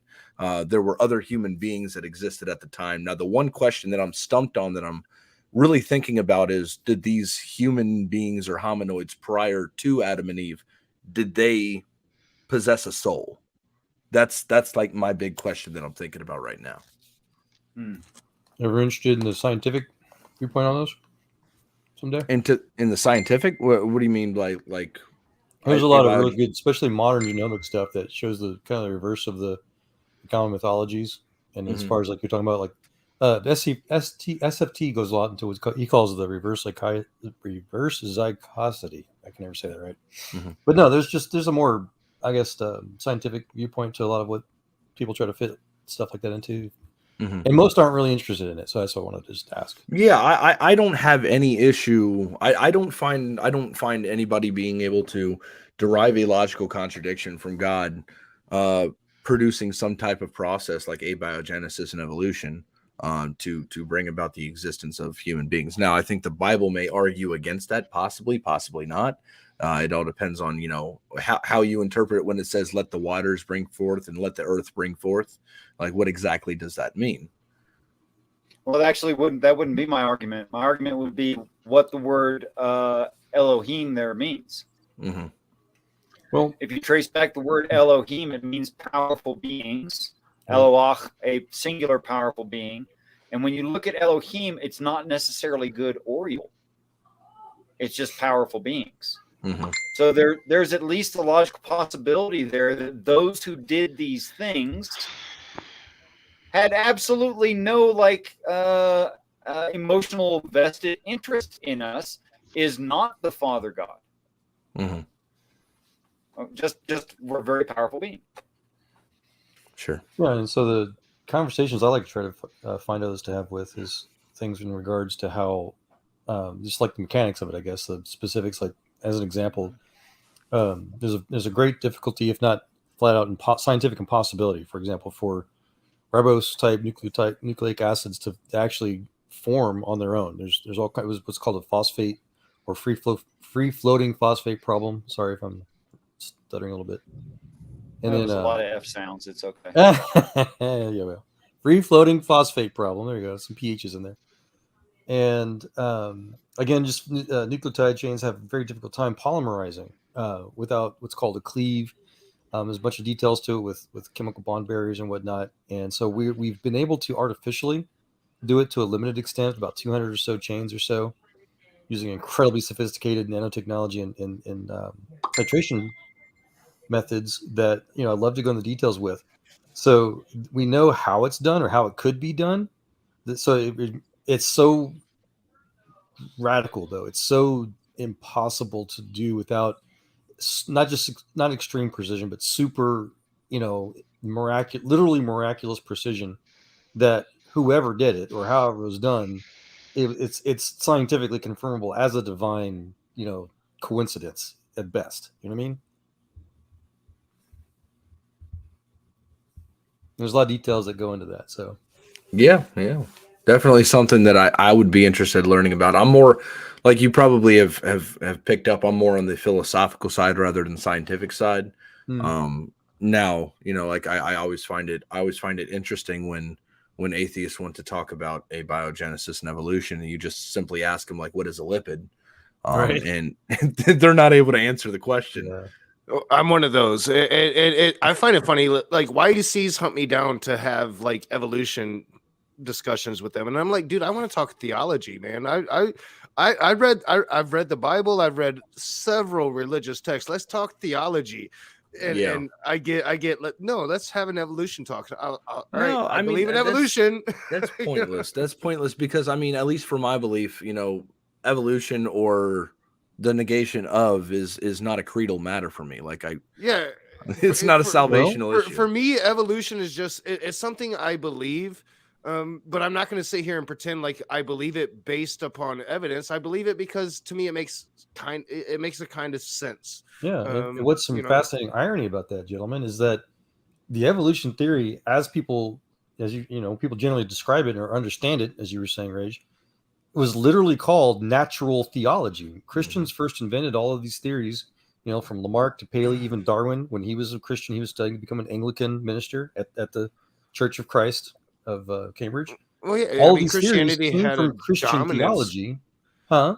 Well, Christianity had a dominance on Western civilization. I mean, nobody denies that. I mean, any honest atheist isn't going to deny that. I don't deny that. That's not the argument, though. My thing is, wasn't really my thing is we live in a new age and we're discovering new things, and people and human beings have biases, and without a doubt, Christianity has dominated Western civilization, much like Islam has dominated a certain segment of the world itself. That's not relevant for science, though, Rage. Maybe not, but to me, I'm just trying to explain why I'm an atheist, and I don't need reason. If I may, real quick, so that's what I want to talk about. Honestly, is theology. If you say something's true or false because of where it came from, that's called it making a genetic logical fallacy, and then also that's also bordering on making an appeal to popularity fallacy. There's a couple others I was thinking of, but the bottom line before I was interrupted. Science a little. The bottom line I was interrupted was just the pure irony that it was Christian creationists who originally invented and codified and published Christianity all of these is theories. Such a new religion in the face of the world. If I could have the same respect I try to offer you, it's just a simple irony that none of these theories ever existed until Christians tried to see if they could postulate and explain the diversity that God creates life from the original common ancestry out of the Garden of Eden.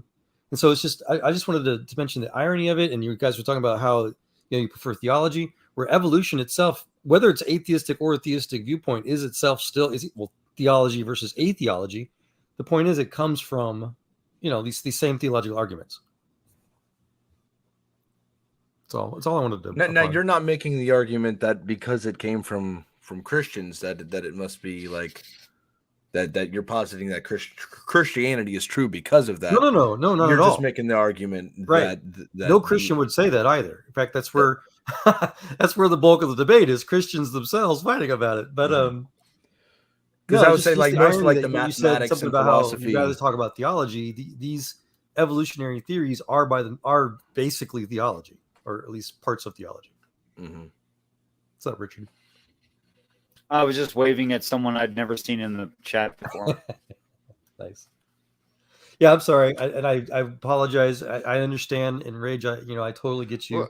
That is a common. Actually, I apologize. I have a cold, and I'm not really. I mean, my synapses are not fucking going right. I understand, but at the same time, to me, all right. So, what we do know of the origins of humanity is we've been around 200 million years, right? So doubt it. you doubt it, but I mean, you're the scientist in the room, and you doubt that we've been around 200,000 years. We have like we have a statue, like it's an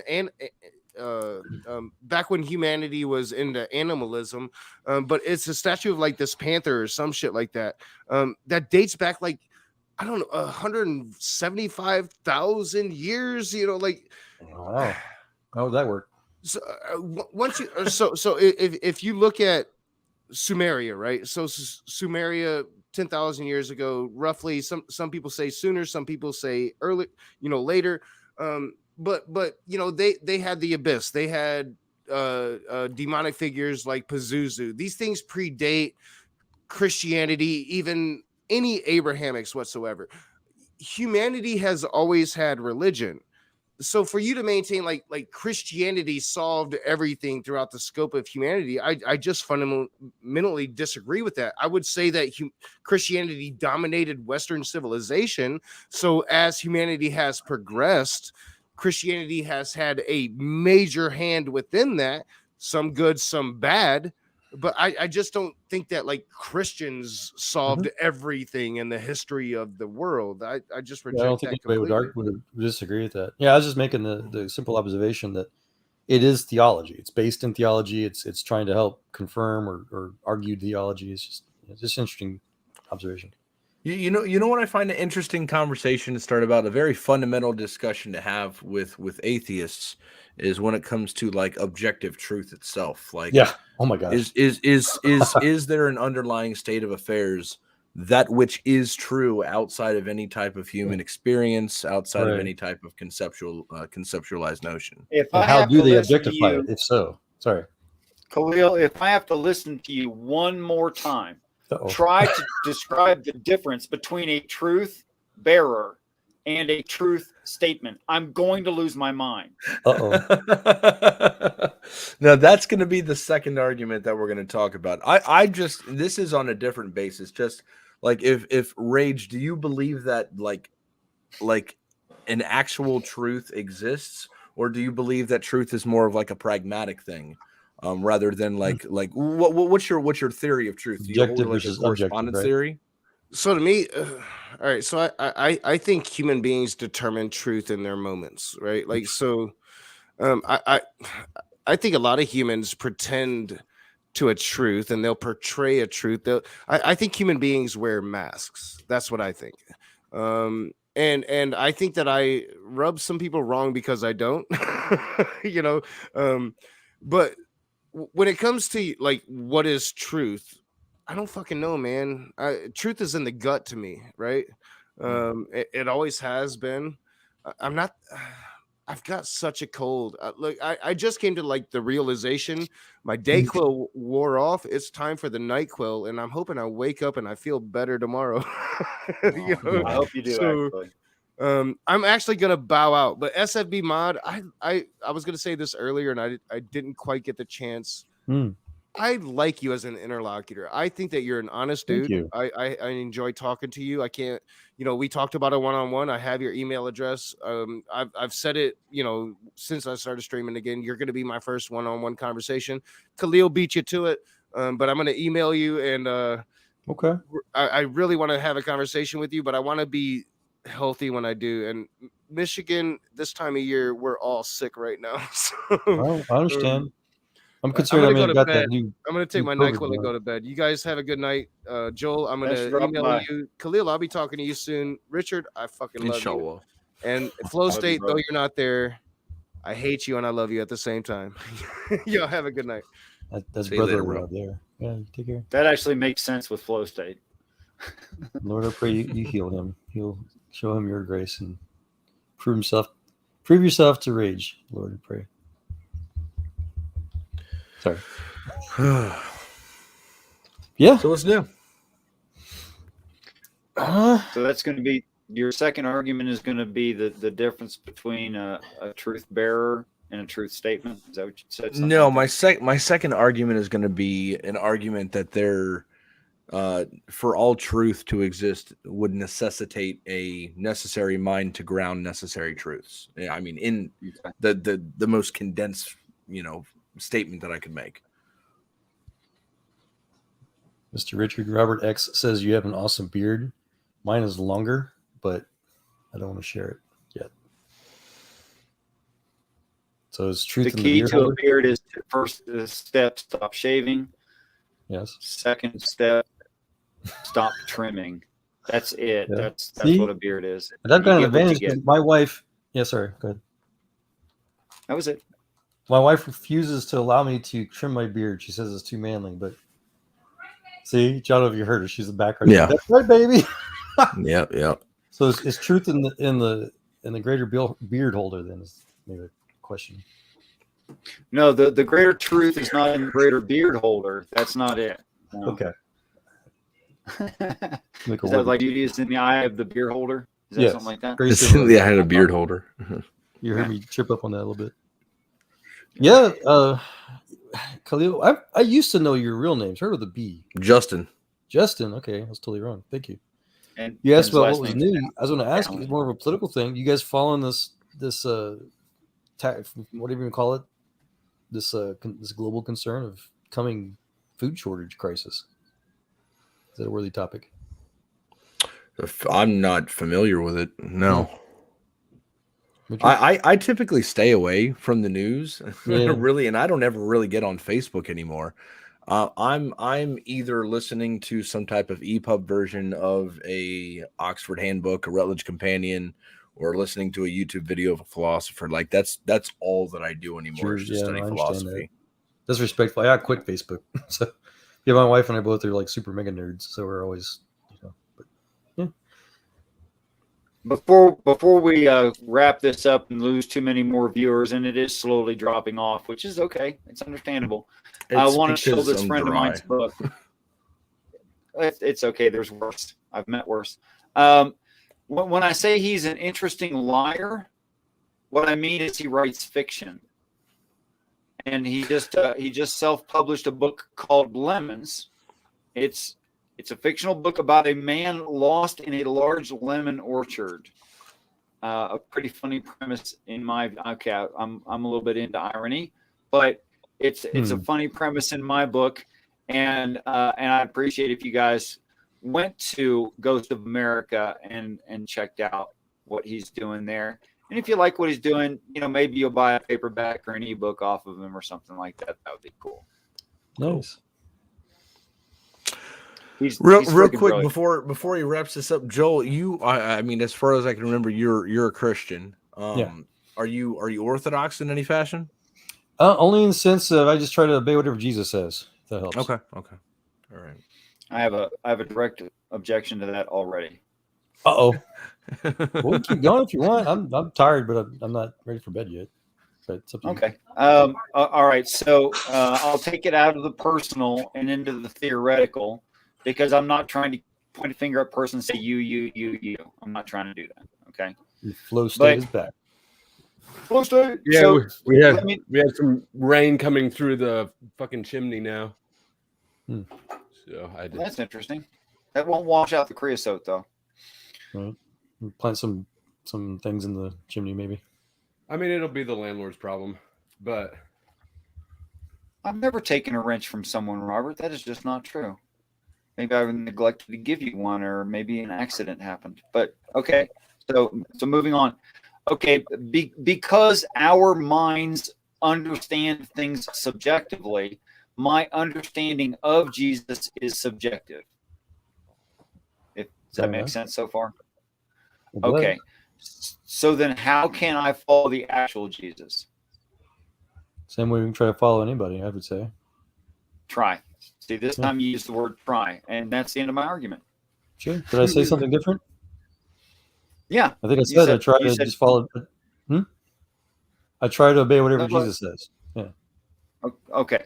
But we understand that subjectively. Well, yeah, because like Paul even put it, for now we look through a dark glass dimly, but then later after as a physicist, I understand that even more in depth, I guess. When I move back into the supernatural coherency state, I'll know just as well as I'm known now. So I'm not there yet. That's still Richard. Okay. Yeah, I'm still in a temporary coherent state right now. We don't have to do it right now, Richard, but I would be extremely interested in hearing your view, your take on Genesis 32, which I know you don't really go by numbers, but that's the story of where Jacob wrestled with God. Literal Israel means those that wrestle with God, and that's why they're a group. Mm-hmm. And they come from an original wrestler. The supplanter, the one who supplants his older brother. That is, he's not born first. He's not the oldest. Mm-hmm. But he takes charge, even though he's of a subordinate position. I don't know. Does that answer it to you, or is that just too much code talk? No, I was just. I mean, I didn't get into specifics. Like when I speak to like your everyday Christian, I bring up issues or contentions that I have when it comes to like when it says this man realized that he was not prevailing over Jacob. You know, from a straightforward reading, to me, it seems as if a mere human being is like overpowering God. To where me as a Muslim, I'm just like, I don't know about that one, but you know, okay. there's multiple different. All right, positions. so to wrestle with God means to wrestle with the idea of God. I could right now call you Israel and be definitionally correct. Mm-hmm. Y'all have fun. Okay, so anyone who considers the existence as even a possibility is already wrestling with God. What would it mean to overcome God? It doesn't mean you're more powerful than. It doesn't mean that that you're more mighty in some way or something like that. No. It means you resolved it. You resolved the conundrum. Mm-hmm. That is, came to be fully persuaded, like unchangeably persuaded. Of course, that's why he has a permanent limp after that. Mm-hmm. He is effectively changed, and it can never be changed back. They use a limp as an example, you know, injury to the thigh. Mm-hmm. But of course, you know, the thigh is actually the genitals, and that you swore on your genitals, which is to swear on your lineage, right? I did to not swear know on that. your future children, which is why we call it testifying. It's referring to your testes. That's interesting. Yeah. I had no idea. Richard's mind is amazing. That's some obscure knowledge that you prefaced with, of course you know. That's how you started that. Of course you With know something that nobody really knows. Yeah, nobody at all. Yeah, to testify means to swear on your own genitalia. And I like etymology, so I would expect that if anybody would know this obscure knowledge, it would be me or somebody like me. But yeah, no, I had no idea. By the way, that's real why quick, it's spelled that same way. Yeah. Flow State, my wife walked by my screen, saw your name, and just laughed. She pointed and laughed. Tell her what's up. Yeah, that's awesome. I got a dad joke for you. Do you know what Chris Rock woke up this morning with on his face? Oh no. Fresh Prince. Fresh Prince. Oh no. Oh my. Another one has about one little fight. My mom got scared to move with her auntie and uncle in Bel Air. I was laughing. Oh, shall I hear that one? No. You might have to speak up, baby. Oh, the old Fresh Prince theme song. I've seen memes on Facebook. You know, of course, it has the image of Will Smith smacking the guy, and you know the auntie at the bottom of it says, "You know, got in one little fight. My mom got scared and said, you're moving with your auntie and uncle in Bel Air." I saw that one. Right. Terrible. I mean, the memes have been off the chain. They have. I've seen several funny ones. I have to scroll back to see. I saw another one tonight. I saw some news pundit say it was the best night in the Emmys ratings and like the history of the Emmys or something. So Which is the point of it? Yeah, exactly. Nobody cares about the Emmys except Will Smith punching somebody. All you need for the Oscars is a real life celebrity death match. Yeah. They care so little they can't get the name of the show right. That's how right you are. No one cares. Well, self-validating, right? It's gonna be like was that Idiocracy movie? Yeah, I love that movie. The good news is that it shows how like irrelevant Hollywood and its trash culture is becoming. Well, you got to turn into Jerry Springer to get views. What floored me about that fact, guys, was over a decade, like 10 years ago. The video games that I forget which one it was, but one of the Halo series sold one weekend like $500 million in sales. It outperformed all of the movie box office profits that year combined from that one game. Just insane to me. I might need to try playing Halo. I've never played Halo my entire life. Yeah, it's a fun game, but it still. was fun. The point being, video games are more popular than movies now. And now I am a father of 8 children. So how'd that happen? Don't answer. I don't have time for video games. Look at 8 kids, man. I didn't know you're busy. You know, I with my new marriage, I picked up 4 kids. Okay. I was gonna ask you next how old you were. I don't see much gray yet. 31. See, it's hard to do 8 kids naturally at 31. It is, but you did not know you were that young. Yeah, I'm pushing 50, so I got excuses. Maybe I don't know. Joel, do you have a beard though? Because we're all pretty beardy here. I do. I'm just reluctant to put on screen because come on, people's names who shall not be named have already proven they've been trying to dox me. So. Oh no. Okay, then just stand up and put the beard. Well, I'll take your word for it. I don't need to see it. I just need to know. Take it off screen. I have no webcam. I have to do it on my phone somehow, which means I have to reconnect everything and blah blah blah. You really want me to? Never mind. I'll take your word for it. I can send a screenshot maybe. Yeah. Send Richard some selfies of it. Some selfies. Mix one dick pic into it. Oh my gosh. Just for fun. Blessed be he. I'm going to invite you a second time. This is an open chat room. You are welcome to come in and speak your mind. If all you do is quote standardized tropes that all of us have heard 1,000 times, it's not interesting. Okay? Yeah, you're just pushing people away. Like you're having the opposite effect of what you're probably intending to do. That's some lazy theology promotion. It's more fear mongering than really anything. While y'all are talking, I'm going to try to get my camera going. Over there. Okay. Welcome, Mac. Hey, welcome. Thank you. I mean, thanks for the welcome. And blessed be you're welcome for the welcome. Nice job on the subs, Richard. Thank you. Oh man, that's a look long at that. beard. That's Holy no joke. smokes.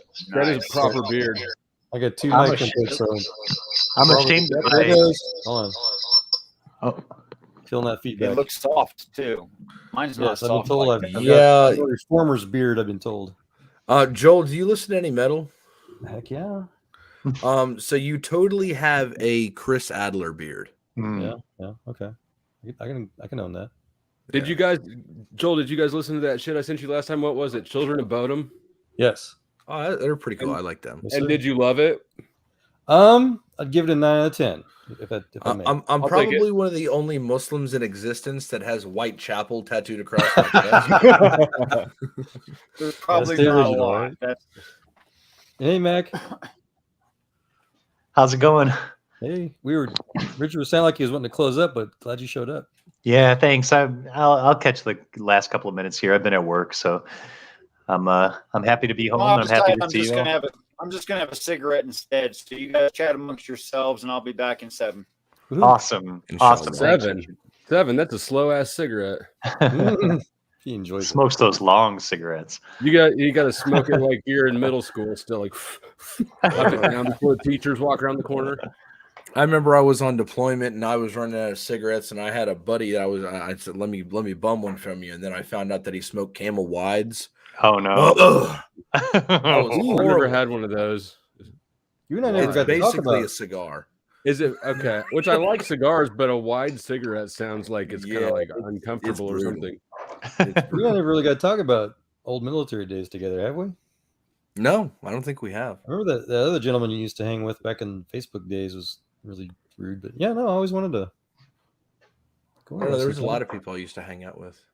Yeah, I forget his name. So do you vets and Mac too? I don't know if you are or not, but does anybody else feel like the Ukraine stuff is sort of a rope-a-dope? What do you mean? What's a rope-a-dope? I don't know what that means. Yeah, I mean it's like bait. Like, come here, pay attention to Ukraine. You know, we're not really like Putin's not really trying to win it, and we're not really trying to. You know, like everybody's just sort of trying to take up attention and time. Seems like everything in the news is like that. I would disagree. I think that it's something that the Russians have been wanting to do since before the fall of the Iron Curtain, or certainly since the fall of when the Soviet Union became the Russian Federation, and they've been trying to build up I think, for all those decades to try to retake a lot of the Eastern Bloc, and they wanted to under Obama, and just still wasn't ready. And so then Trump came in, and of course they just couldn't, And so now's their chance. And I think that Russia is trying all it can to do that. It's committed both its active and its reserve forces already. And the simple fact is that Russia is kind of a small country. If they didn't have nukes, I don't think they'd be in the news. I mean, so I often share the state of Texas. My home state has a larger military and a larger economy than the entire nation of Russia. No kidding. Really? Wow. I had no idea. Yeah. So, I mean, again, they're kind of a paper tiger, as China often accuses us. But, I mean, I think they're legitimately wanting to take that over. They're trying to create a new pipeline that they think that they can monopolize and sell, gasoline basically to the Europeans, the Germans more specifically. And they were hoping that Kiev would be a soft target and just mop over like they did in Crimea and build their pipeline and it'd be done. But they met resistance. So if I'm looking at the world like a chessboard, I'm thinking that it makes a lot of sense to me that if I were China, I would, and I was that much of a power, which they are, and I wanted undisputed global supremacy, I would coax Russia into creating this situation. Then we're tied up, NATO's tied up. We're doing these Ukraine bills, the aid to Ukraine. We're just sending all of our weapons and money over there, and it softens up the whole world at one stroke. China's sitting there getting all the commodities from Russia on dirt cheap. The dollar's collapsing as a central reserve currency. I mean, just all the things. China's the one that's coming out the winner in this situation right now. Well, maybe almost. So the hope in the theory and the decade-long rhetoric was they wanted to wait until times were right, when it was going to be an easy soft target. They wanted to wait for NATO to get complicit and all that good stuff. And for a long time they were. When this all happens, this makes NATO become stronger. I mean, even freaking Switzerland of all people dropped its neutrality over all this. It's crazy. So it's totally backfired. And again, I think the motive, the overall whatever overriding motive against all things else other than just killing people, was they want to dominate the markets, China and Russia together. So there's some sense of what you're talking about there.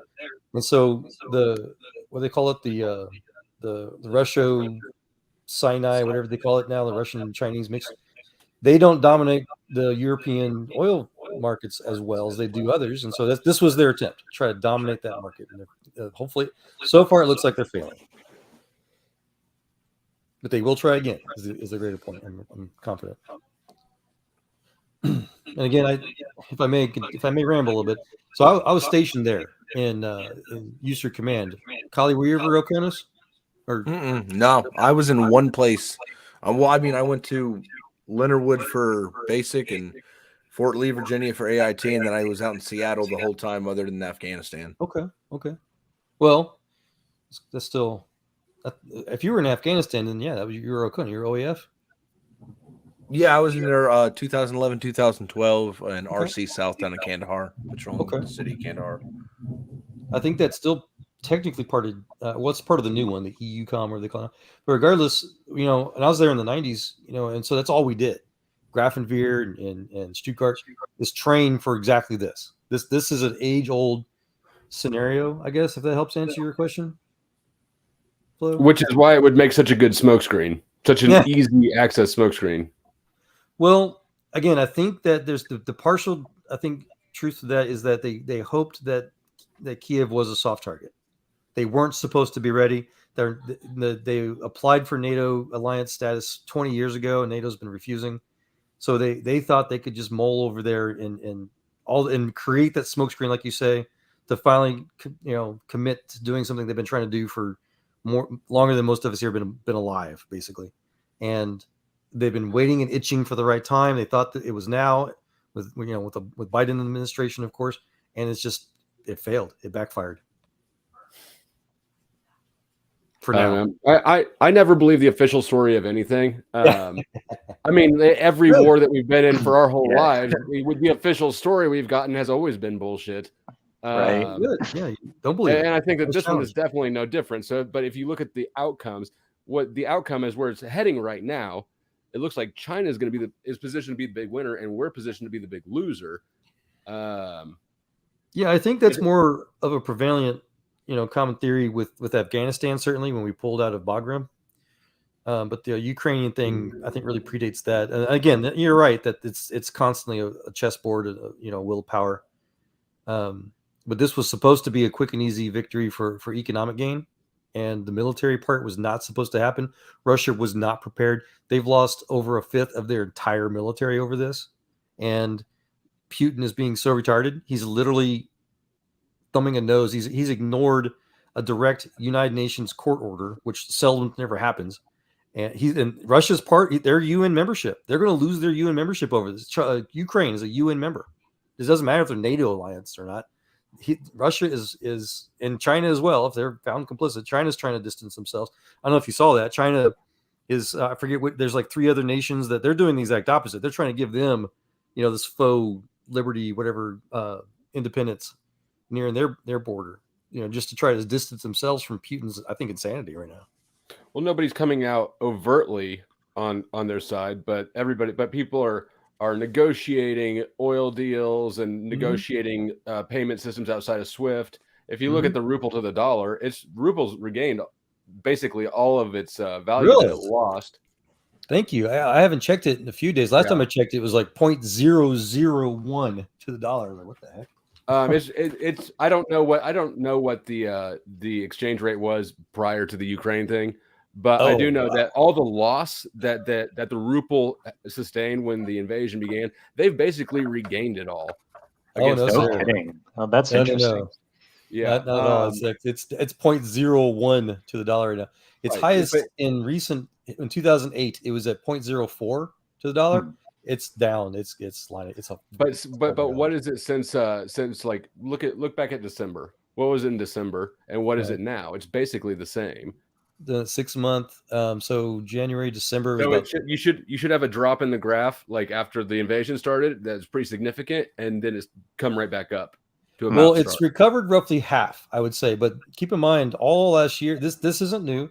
So all last year's figures were part of that. What do you call it? The shadow war, the economic stuff. So they've been financially depressed for a while. And then, there was a big hit down. And so it went down to 0.007, it shows, and it's gone back up to 0.01. So the chart may look like they've recovered something, but it's petty. It's like pennies. It's like nothing. Well, yeah, I mean, but it's real quick, guys. I'm going to jump off here. I got to get one of my kids. He's asleep in my bed right now. So I got to move him to his room, but it was a pleasure talking to you. Good seeing you guys again. You too. Another time, Khalil. Yeah, good to meet you, brother. I mean, the actual dollar, whether it's 1-to-1, that's not really relevant. It's the percentage changes that matter. I mean, if you just consider ruble a cent and then go from there, then you don't have the mental it's not worth as much. Well, I mean, there's all kinds of interpretations. I think the one of the basic ones is the value, trade weighted value. Right. If it's not just, you're right, it's not 1-to-1, but if it's 1 to 100th, like Russia's ruble is right now, it's like 1 to 100th. But the point is that the impact of what's happening economically, the sanctions, they're not working. I mean, they worked at first for a second, and now it's turning around for Russia. But the sanctions haven't been lifted. So then what's changing? I mean, this is ending up to not work out in our favor. The only reason we're a superpower at all is because of the petrodollar. That's it. If we lose the reserve currency status that we enjoy, the dollar is screwed, and we in the U.S. are absolutely hung out to dry because we don't make shit. I've heard that often, but I've heard a lot of good counter arguments to the contrary. We can go into them if you'd like, but wait, I want to hear you go into it, but I want to hear Will, I don't know what you go by. Do you go by Taylor. Will Smith's lip wrist? Taylor or Flow State? Right on. Oh, Flow State. Yeah, that's what I know you by, brother. Yeah, cool. You were about to finish the sentence, but you didn't. You said. I thought you did. I'm sorry. Oh, I think I did. You didn't interrupt him. He interrupted himself. He said. This is rude.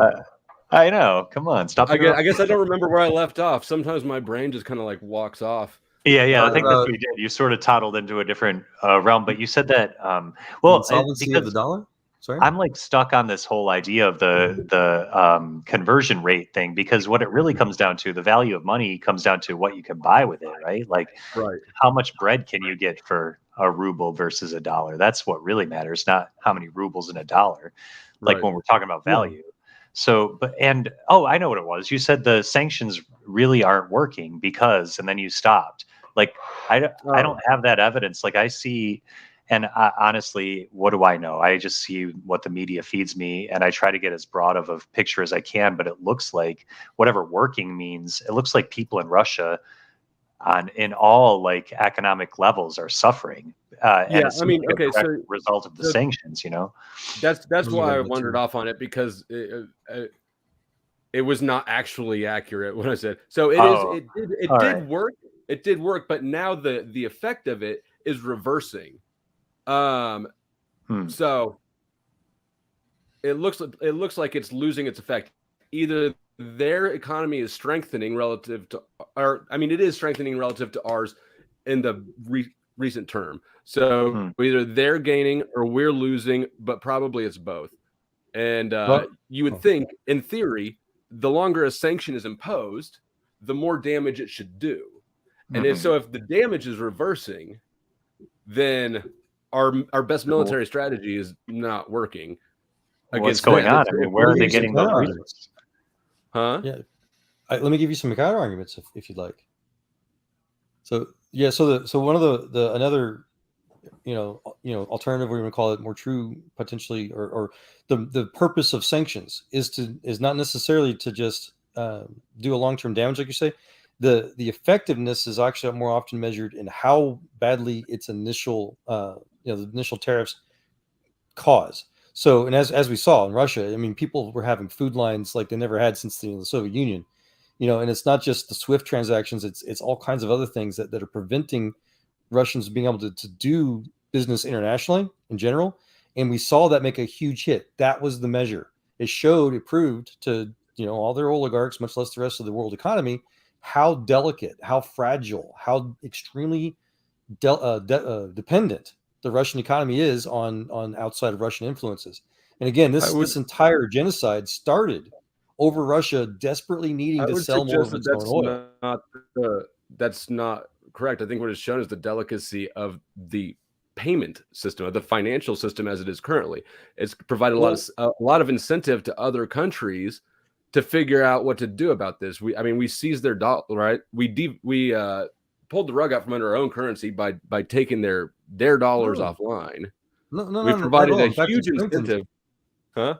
It actually strengthened everybody else that's still on the SWIFT market, because we don't have to compete against the ruble anymore. There's lots of currency exchange stuff, but no, I mean the point was that it shows. But the reason, Russia has resources that the rest of the world wants, right? Europe still wants their oil. No, not really.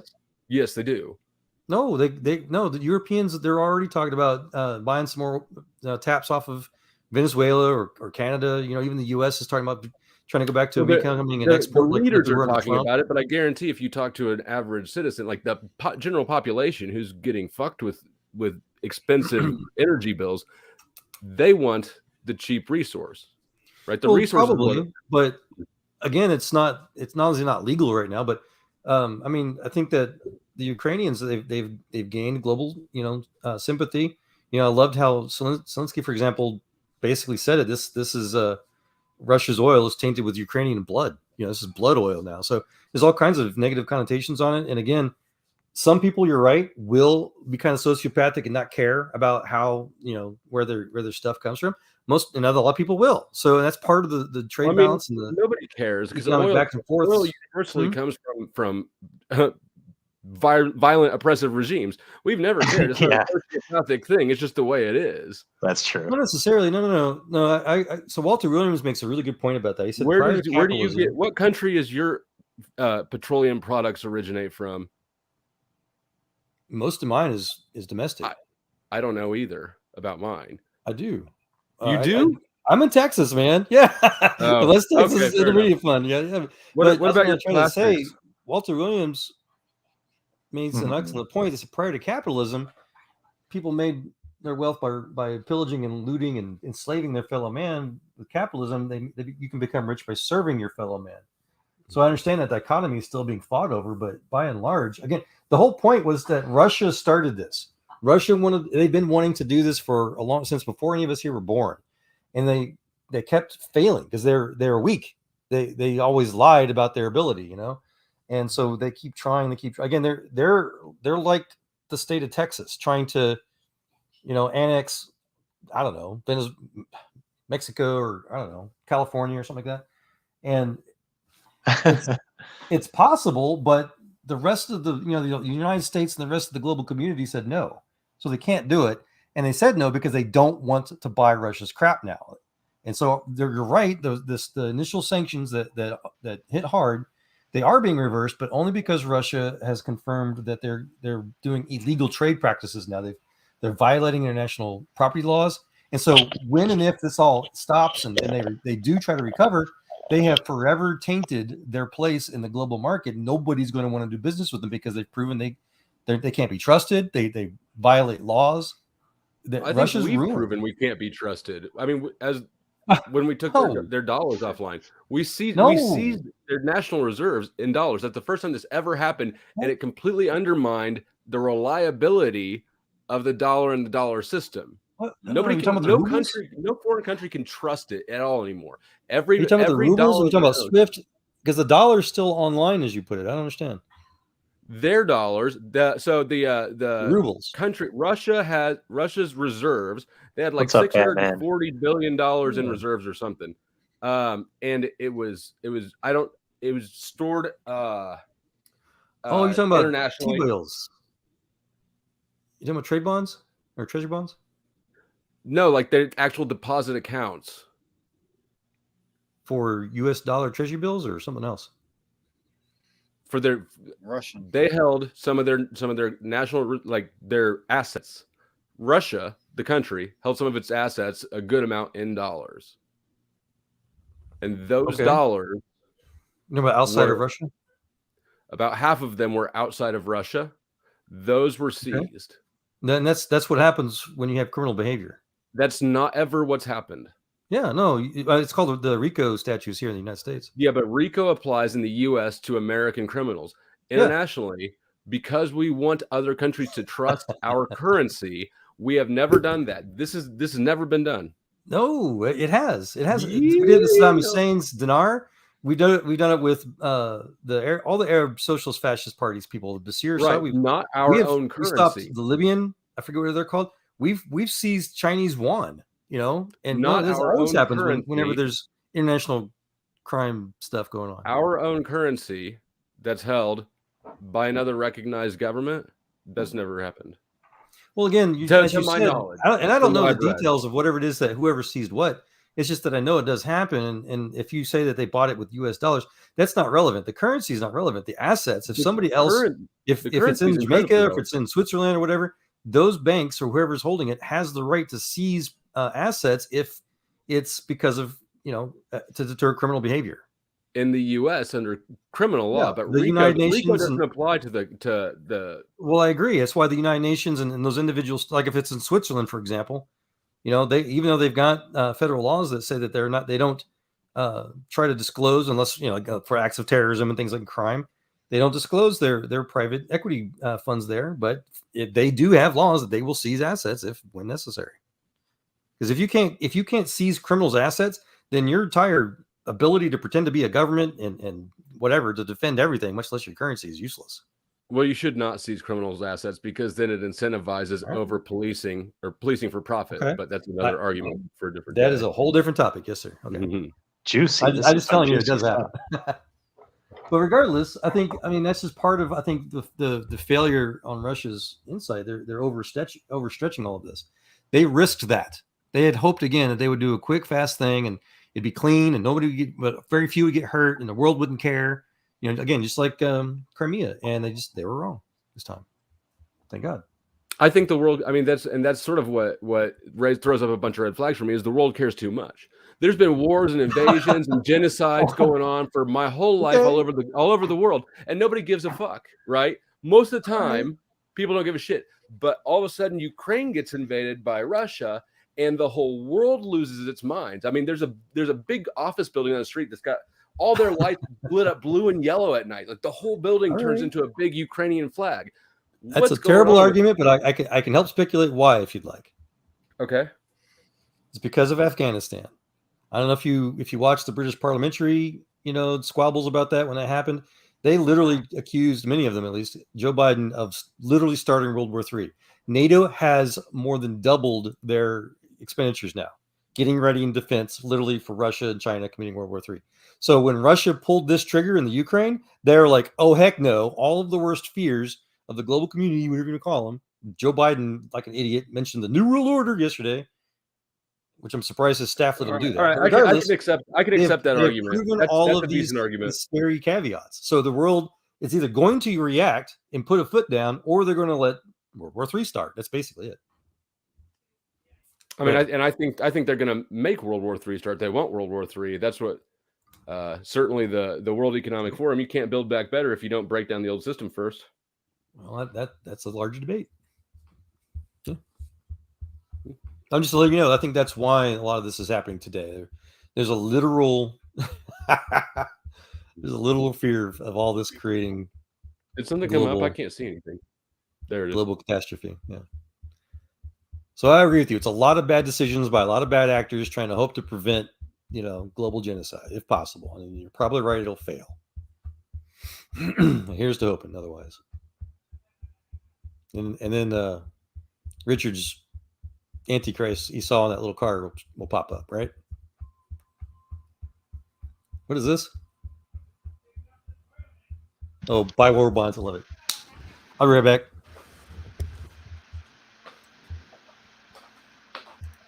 Keep on today. Come on, let's get 'em, folks. Come on, right up and get 'em. Any bonds today? Bonds of freedom, that's what I'm selling. Any bonds today? Scrape up the most you can. Here comes the freedom man, asking you to buy your share of freedom today. Many stamps today. Give pities. Wanna be blessed? We all invest in the USA. Sammy, my Uncle Sammy. Here comes the freedom man. He can't make tomorrow's plan. Not unless you buy a share of freedom today. Any stamps, any bonds today.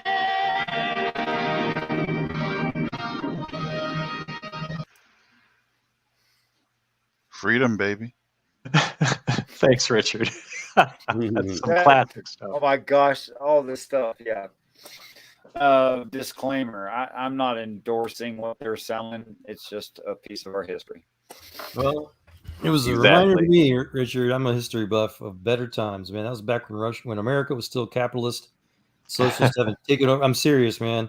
And today, they couldn't do then what we do today. Quantitative easing, it's called.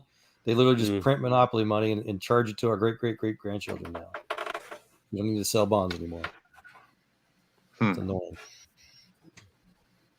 They do still sell bonds, though, right? Well, not like war bonds like that. But you shouldn't be buying bonds like I actually just cashed some that I got when I was like a kid from Christmas gifts from grandma and shit. Nice. You wouldn't want to do that for your grandkids now because that you're going to be losing money over the next 10 or 20 years. Maybe nothing to worry about. To prevent that. Huh? Well, I mean, the inflation or the inflation rate is going to way outpace the return on those. Well, so that was the point. The whole purpose for the Treasury bill was to avoid that. Congress would raise the interest rate as inflation rate increases. But I agree with you. I wouldn't trust it. I actually sold all my. I had hundreds of thousands of T-bills back 2007. I cashed all mine back then. Damn, how much money you got, homie? I don't want to know. I don't know. Hundreds of thousands of T-bills, even a dollar. I was then. This is now. Okay? Yeah. I sold my SpaceX stock 2018 because I had like 2 T-bills. Yeah. Well, I sold all my stock last year, and I sold all my crypto on December 31st this last year because I just don't trust what they're doing with tax laws. Yeah. Same. Yeah, Elon he teaches us how to do that short sell stock option sellout, if you're familiar with that. So I always skate on taxes legally. I did that about 5 years ago. This is my last year to enjoy my benefit of no taxes because I lost money on my SpaceX stock. But next year I got to start paying taxes again because they only give you 5 years, right? I don't know about that. What's that? 5 Oh years? yeah. So Elon did it last year. He had about $6 billion in tax debt allegedly. All of a sudden that no one told him about till it became political. And so he sold $10 billion of Tesla stock overnight. If you short sell any kind of assets, it's like stock options you might earn from your company, before they mature, the SEC will gratefully guesstimate for you how much money you could have made if you allow them to mature in X number of years, and then say that you could write that off as a tax law, as a deduction for your taxes, right?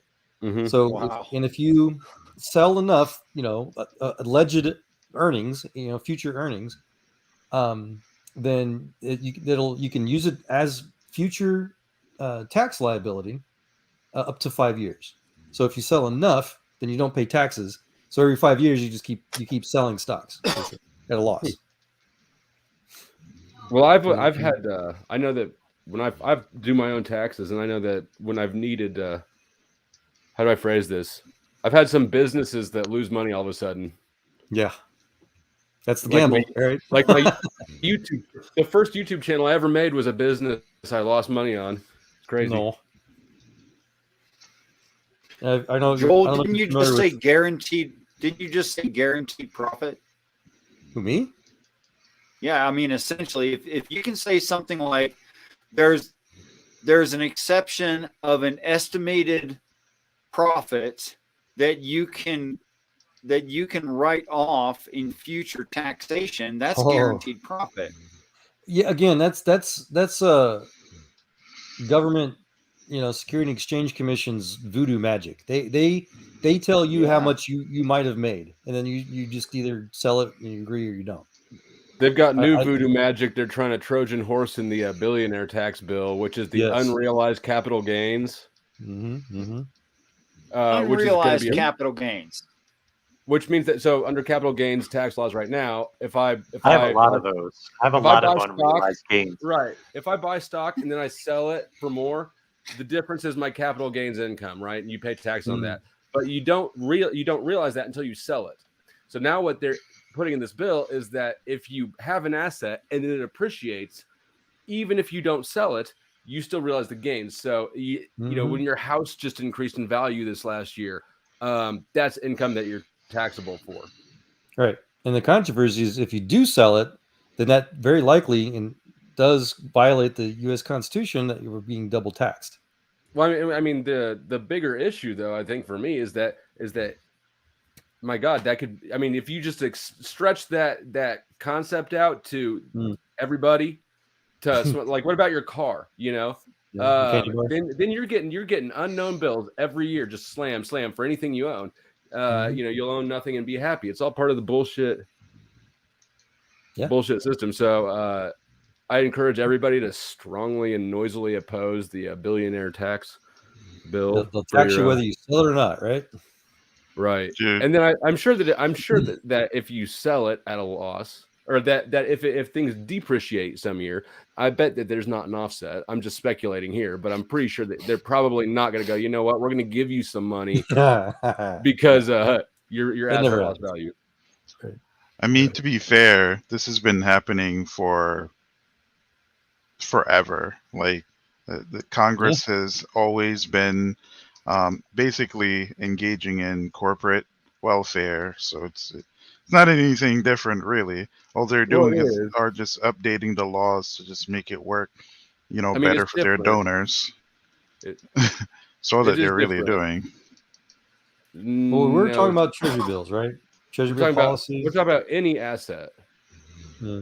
Well, that was the point I think we were making, is that there was a point where the T-bill was supposed to be a hedge against inflation by the government. And I agree with you. I don't know how. I wouldn't buy T-bills anymore. I sold all mine. Buy silver. Yeah. Copper. Palladium. Dude. And it's crazy too. Huh? what's crazy too is that, like, right now, for example, right, they're going after crypto assets. Yep. And the thing is, right, I don't understand like why people seem to think that, the government is going to find a way to, have them pay taxes on their crypto. You really should pay taxes on your crypto, right? And people are complaining about stuff like that. What they don't understand is that, like, sure, you know, as long as you don't liquidate, technically you don't have to pay any taxes. But once you liquidate that, it's over. You got to pay taxes on it. There's sales tax implied, and then of course, if you make any kind of profit, there's income tax. But I was going to share real quick, guys. I was told recently, apparently this has been going on for quite a while. There are people who make a living off of going over to like pawn shops and stuff, and they literally just, rub things along the sidewalk or the gutter, to try to pick up microscopic amounts of gold and other things, and they make enough money to live well off of that. Really? Yeah. Yeah, I've heard about that. Like, you can go to certain districts in New York City, and like, just because there's so much gold being processed and stuff around there where they make the jewelry, you can pick it up out of the sidewalk. Yeah. You can carry around a little vial of mercury and like, I wonder if you could make a living like scraping the powder off of $20 bills and stuff. There you go. See, that reminded me of a mint, a federal government mint report that said 2% of all money in current in circulation has feces on it. Ooh. Yeah. Oh, thanks for sharing that. Let's not get into that. Yeah, a higher percentage of all the nozzles on fountain drinks have feces on it. Mononucleated. Almost 50%. It was 49% tested had fecal matter on them. I got a fun old anecdotal story about this research project I did for Texas Instruments 20 years ago, but I feel like I'm talking too much now. The calculator people? Getting money, huh? The calculator people? Yes. They make way more than calculators. Yeah. Dude, we had this one. It was a new chip design for BMW's anti-lock braking system. The contract was 5 years, $50 million for this one chip. Stupid. But yeah, no, we were doing, so we were just dumping our sulfuric acid waste down the public drain, right? And just paying the whatever it is, I forget which government regulation it is, EPA, whatever. Yeah, paying their fine. It was fine because it's cheap, right? And one of our genius executive guys asked us, what can we do a research project to try to reclaim some of that? Because, they're talking about it's a waste rinsing the wafers, which, have embedded, gold and palladium and all those precious metals and copper and stuff like that. And so how much, and they wanted us to do the research, how much money is literally going down the drain. So we did the project, and a bunch of other details I'd love to share is this fresh new MIT graduate I had to compete with. And we basically, my team won the build, and we did the thing. We started to sell the captured sulfuric acid totes to a local vendor, right, recycling vendor. And the first check, and we just thought, we didn't care. We didn't know how much money it would give us. But the first check it was written in our safety officer's personal name. So he was joking around, holding this check around the office. Hey guys, should I go deposit this? For $45,000 for 2 weeks worth of collection. We ended up saving or earning the company $1 million a year gross for just capturing the microscopic stuff, in that sulfuric acid waste. So precious metals, man. Is that how you refine the metals out of like motherboards and stuff too? Yes, I've known guys that did. In fact, when I was working at a company called Shockwash, our chief engineer, he did that. He was a single guy living in his apartment. He would come into work some days. His fingertips would be literally black, right? Soot.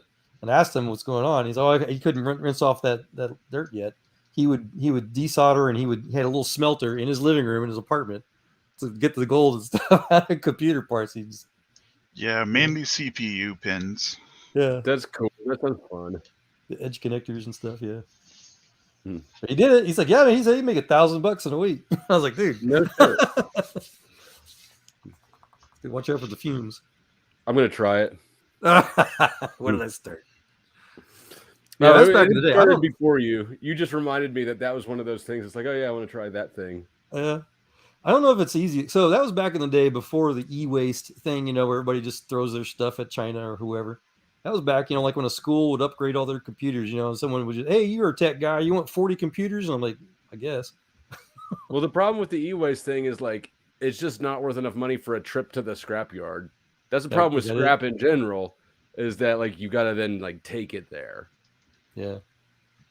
I don't think that's the case. I think it's no. He's right. He's right. I think I don't know. I think it's a situation where if someone invests enough money and come up with a decent mechanism to where it's profitable, right? People will get into it, and a lot of money would be made. Trust me, it's just like the idea of hydrogen-powered vehicles, right? If we really if push comes to shove, we can find really efficient and cost-effective ways to produce and to transport and to distribute that. So yeah, but you're both right. So yeah, so what Flo's talking about, that it is not cost efficient to send your stuff to the dump. But you're right as well, Batman. If it is cost efficient, then heck yeah. So I got lots of good stories about that. Yeah, I was just talking about on a personal level, right? Like for me. Oh. Okay, I was going to share a business example. Go for it. But again, if I'm talking too much, shut me up. No, you're not. You're not. I just want to clarify that when I said it's not cost effective, I meant like for me to actually take shit into the scrapyard. I didn't mean like societally or on a bigger scale. Then sure, scrapping does that sort of recycling does become profitable. In private business, what works for you works for the business too. So like at SpaceX, that's one of my favorite examples. We had a e-waste distribution thing at our building 408, where it was called. Or if you had stuff that you needed to get rid of, you just drop it off at this location, for batteries and computer stuff and rocket stuff, whatever.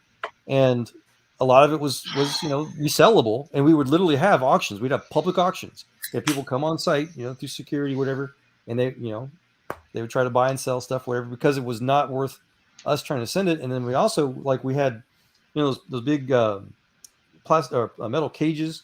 We would throw all of our scrap copper wiring in it, right? Just stuff that was too short to reuse. And so about once a month or so, those little bins would get full, right, of this insulated copper. And it wasn't, and then there was a local recycling company that would buy the copper and give SpaceX a check, but it made it not feasible if we hired somebody to come get the bins for us. So some of the employees would volunteer. Hey, yeah, I've got a truck. I'll put the bin in my truck, and I'll go, save a penny. And we give them a little bit, for it. Until there's a couple of guys that were kind of scamming that. It's also the added lesson that it is perfectly legal for your employer to spy on your phone. If you are on their network, they have every legal right to scan every image on your phone and every conversation, every text message you have, whether you want them to or not. And so these guys were, I already know. Yeah, these guys were, they were lying on the receipt, and they would try to get a little extra for themselves, and the pictures they would take, to try to justify it. The company was able to find, they're lying, and so they were fired. Not because the company wasn't losing money, huh? I was just adding a small little caveat where as long as you're connected to the company's network, or if you're using their equipment, they definitely have every single right to look through every single thing you do. Yeah, some guys tried to think they tricked it. They would have their company phone. They thought that was being spied on. Then they have their private phone, and I kept telling them, no, your private phone still uses the same network, guys. I'm sorry. As long as it uses the company's network, it's over. That's right. But I was going to add, it wasn't because those guys were really, because again, SpaceX is a multi-billion-dollar company. They can afford to lose a little bit of copper scrap. It was just the principle. If you're willing to steal something that petty, then God knows what you're willing to do. Yeah. What was the moral of that story? Makes sense to me. But yeah, I mean, there's balance. There's always balance. We call it supply and demand. Mm-hmm. What's interesting though, is that there are two things that I saw recently that they're really trying to push. Obviously, it's recycled plastic, right? Mm-hmm. Or that and biodegradable plastic, right? And I'm looking at it now. to be fair, right? I'm essentially just regurgitating information right now, right? Well, apparently it's actually easier to produce than normal plastic, right? Biodegradable? So yeah. What's the drawback then? Why aren't they? See, and that's the thing, right? Like, I'm watching this video and I'm like, if it's easier to produce, what's the drawback, right? And now that wasn't something that was brought up in the video. And so I decided to do some research myself. And Was it on YouTube or something?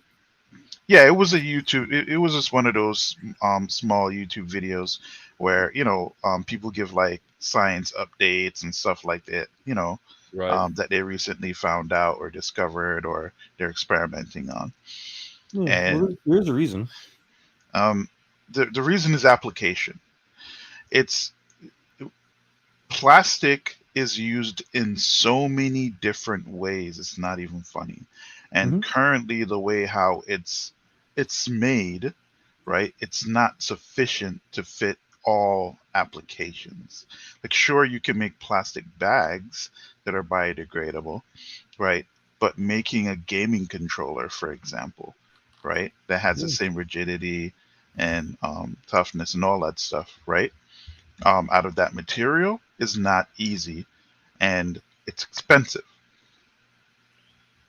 So it's now also true. The biodegradable stuff, a lot of it is actually plant-based. It's like polymerized plant oils and stuff like that, right? Well, that's why it'll biodegrade. The problem is, like, you can't store a liquid in it long term.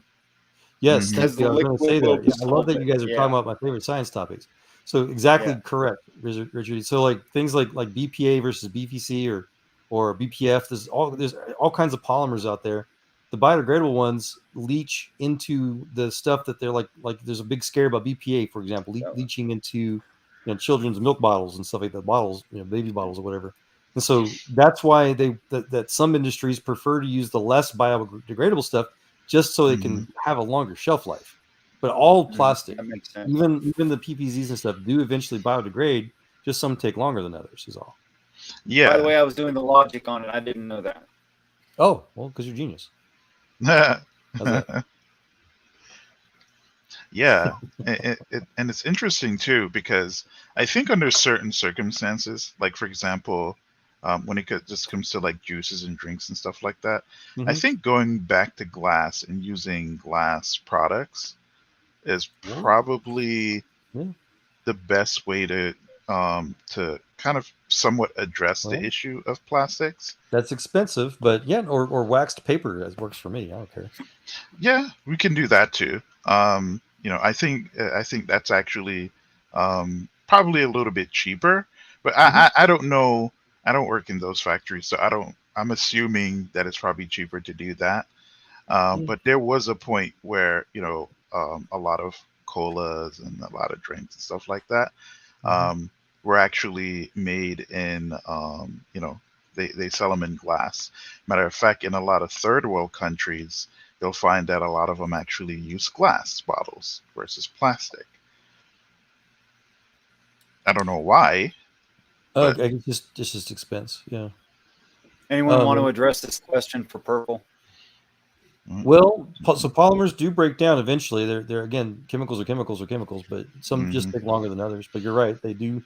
Some of the less dense polymers will break down into more micro particles, or whatever you called it, microplastics. And some don't. I guess some take longer to flake off. Basically, every polymer is different. But why? I have a question then too. Why aren't we converting all of our plastic waste into biofuel or into diesel fuel? It's being converted into methane. So like especially the large scale city waste dumps, if you look at them, they'll put giant, like usually black tarps over large parts of the field, and that's being not just to trap the stink, of course, but to actually collect that biodegrading oil based polymer plastic stuff. And they convert it into different types of flammable fuels, and they use it for the trucks, they use it for the plant itself. So yeah, it's just not a whole lot, Plus it takes time, the stuff takes time Yeah. You know what I would love though? I would love to come across at least $500 million. And what I will do is Me that too.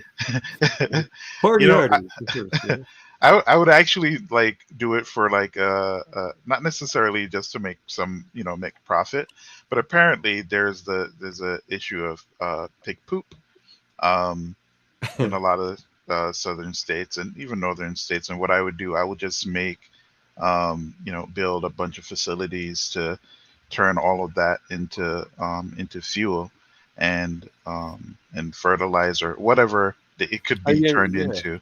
Why isn't that compost? Was my question or my thought. Well, I think a lot of it has to do with a delivery system. What I would do is that I would try to create a delivery system to where farmers would basically, have someone come in, suck up all of the pig excrement, and it'll be dumped at a specific location, processed somewhat, right? And then I would have pipelines linking to a couple main facilities, right? That would process all of that, and I would just resell it. Well, I can share one of the more. Oh, go ahead. Real quickly. Thanks for dropping by, Matt. Peace and respect. Good night. Really. Good night, Matt. Sorry, it's late for me. Good time though. Thank you. Sure. Nice to meet you. Thank you for showing up. I was going to quickly share one of the other not spoken about often enough, truths out there is that it's basically quantity. There's already too much. So one of the problems with American agriculture is we overproduce. There's all kinds of government programs and subsidies out there that I guess most people might know about, where we literally pay our mega farmers to burn stuff because if they don't, it's going to devalue price of food. They're not going to be able to make enough profit. And you can, like, I think it was UFLO saying, somebody mentioned compost. There's so much, you can compost almost anything, right? Yeah. And so there's so much available. We already have too much. So I mean, yeah, you could, but and it's crazy because that's what I'm saying. Like, a lot of it has to do with interest and delivery systems, right? Because obviously all of that, all of the products or produce that's being that's being made, that's just sitting there, that's being destroyed, it could be put to better use, right? Sure. Even if we don't want to turn it into fuel, right, we can feed more people, where there's in the country or probably some other country that might need it more. But at the end of the day, right, it always comes back down to interest, delivery, and how much money someone's going to make from it. Right, and that's the beauty of capitalism. Sorry? Like this, Wild Heart. There you go. That's the beauty of capitalism. You're too popular. People would imitate you and use your film footage to come. How you doing, brother? Sorry. Go ahead, guys. Hey. Shit, so I don't like me to interrupt. Congrats on the subs. And I do want to drag you back to religion so you don't fall asleep at some point. Oh my goodness. Carry on. You know what? Are we putting you to sleep, Richard? Is he true? Richard, we're not putting you to sleep because I don't know much about it. I don't know much about the topic, so. Okay, and I don't let me dominate. All right, let's get exploded when they don't talk about religion. All right, let's start something interesting. I have something somewhat controversial. Okay, so favorite porn stars.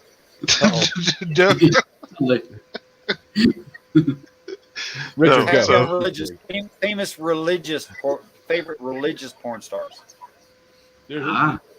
Like Michelangelo statue. What's the thing, Odin?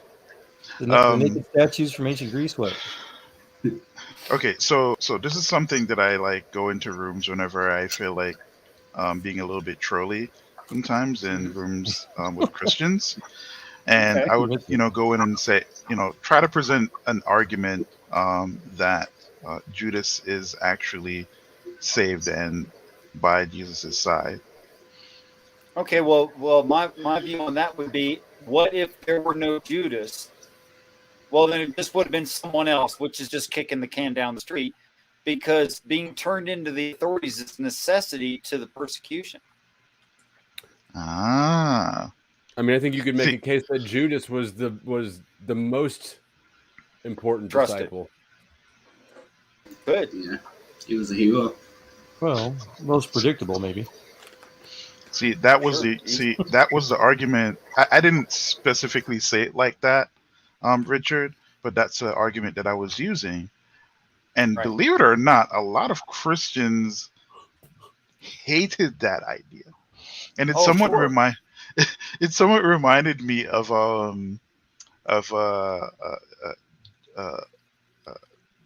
Jonah, right, and the Ninevites,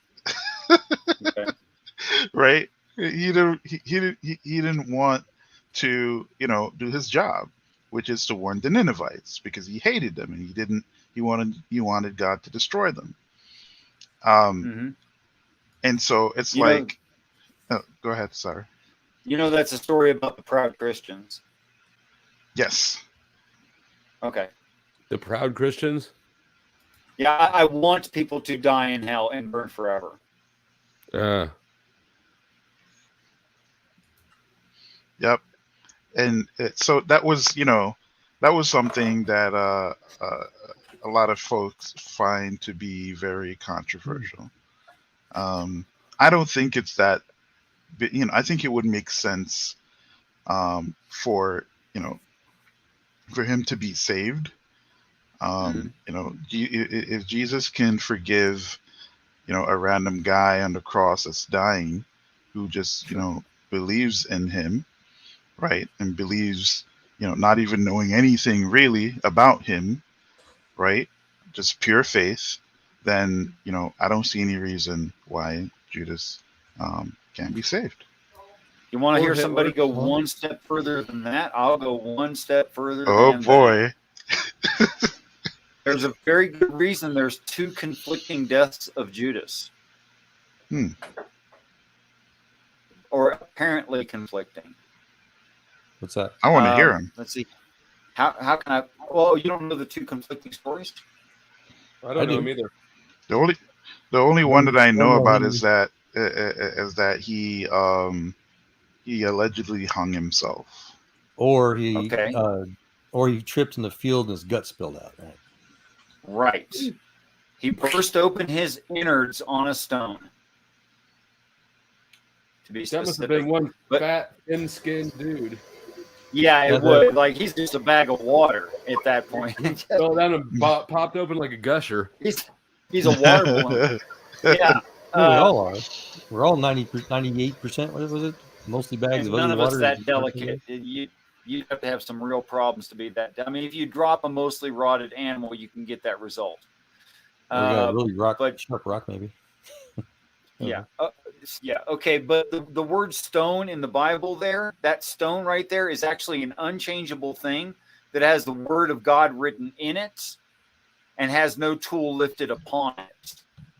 And that is to say the word of God, i.e. the Bible in an internal critique. It's talking about itself. Okay. So it killed him that he tripped and fell and all of his guts came out because he landed on this stone, okay? And he hung himself on a tree. These are not contradictions. There is one who trips over it. It disembowels him for all intents and purposes, and he hangs himself on a tree because it's two different deaths. One's a spiritual death, the other one's a physical death. Talking about Jesus? I am. I'm saying that Judas is Jesus. Or at least a representation of the death and burial. Well, that would certainly be controversial to drop it at Sunday school. That's the fun part. If you look at the definitions, and the descriptions, it totally works. Yeah, I see it. Meanings and messages inside messages. I love it. It's layered. It's DNA. It's very layered. And it's interesting because see this is why I like what Richard does, right? Because I don't have to do it, because I'm one of those people where I'll learn something, right, and then I'll want to just go deeper and deeper and deeper to gain. That's what she said. Yes.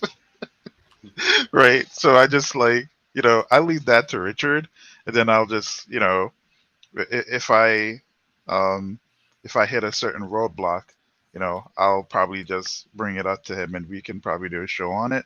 But that's why I listen to him, because he puts a lot of context to certain things.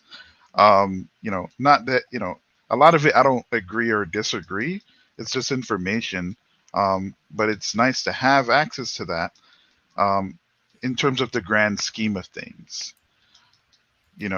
I've heard a lot of people say that if you're an atheist and you read the Bible without presuppositions, you would come to the conclusion that it's ridiculous and that it's impossible.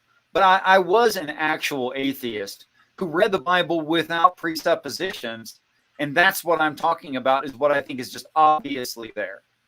Mm-hmm. And I don't think anywhere is it describing magic or defeat of physics or even stretching of physics. I never read a bit in there. And when people tried to tell me that that's what it was about, I was like, what in the hell are you talking about? But what's funny? Because I make this joke where, I'll say, hey, listen, I believe in talking snakes and donkeys. I'm just being facetious at that point, right? But at the end of the day, right, it's something that seems to make sense to me in terms of the context, and there's something I'm getting from it. What are you getting from whatever you believe in or don't believe in? Right, question. That's the question. He's gonna make the he's getting right. Ultimately, this sounds kind of silly at first until you really think about it. I should be able to ask a person, "Are you happy?" And other than like insanity that caused them to be falsely happy and they're just just crazy, that kind of happy. But if someone is reasonable and actually happy, I think that that's evidence that they accepted truths, because it's our repeated failures that cause frustration and unhappiness. But the only way you would repeatedly fail is if you're not learning, you see. And you have misjudgments about what the reality around you is. I'll give an example of that kind of craziness. I knew a guy who was a drunk who lived under a bridge, and he would wake up in the morning and have no alcohol left because his friends drank it, and he fell out early because he was an old guy and he didn't have much, intestinal fortitude, you could say. So he'd wake up and all of his bottles would be empty, and he'd come to me and complain. I'm like, dude, you're a drunk under a bridge. What exactly are you expecting here? Everybody knows where the best spot is now, huh? Exactly. Like all the young bucks are going and stealing your crap when you fall out, and they know you're going to because you're 75. That's why you should have been a meth head instead. Uh-oh. Exactly. Oh, no, that's not my point. But okay, so what I'm actually trying to say. That was great. Thank you for that. I love that. That was awesome. I do that all the time, but people don't catch it. But yeah, so I mean, as long as you're accepting of what the truth is, you can adjust for it, and you can learn, and you can be happy in like any given situation. You can find people happy in the most horrible of circumstances. Agreed. I call that science. Yeah. So, yeah, it's acceptance of the reality as it is. Aside from your biases don't count for squat. So I think all I should have to do is say, "Are you happy?" And that tells me how much truth they've accepted. Yep. And it's funny too, because I remember during a Bible study, this was a couple of years ago, someone was making the argument in saying that the whole point of the Bible is to make people happy. The goal of the gospel is to bring people to a place where they'll be happy, right? And I'm like, I don't think so. I don't recall that being the case. Now, Jesus said the opposite, in fact. And it's funny because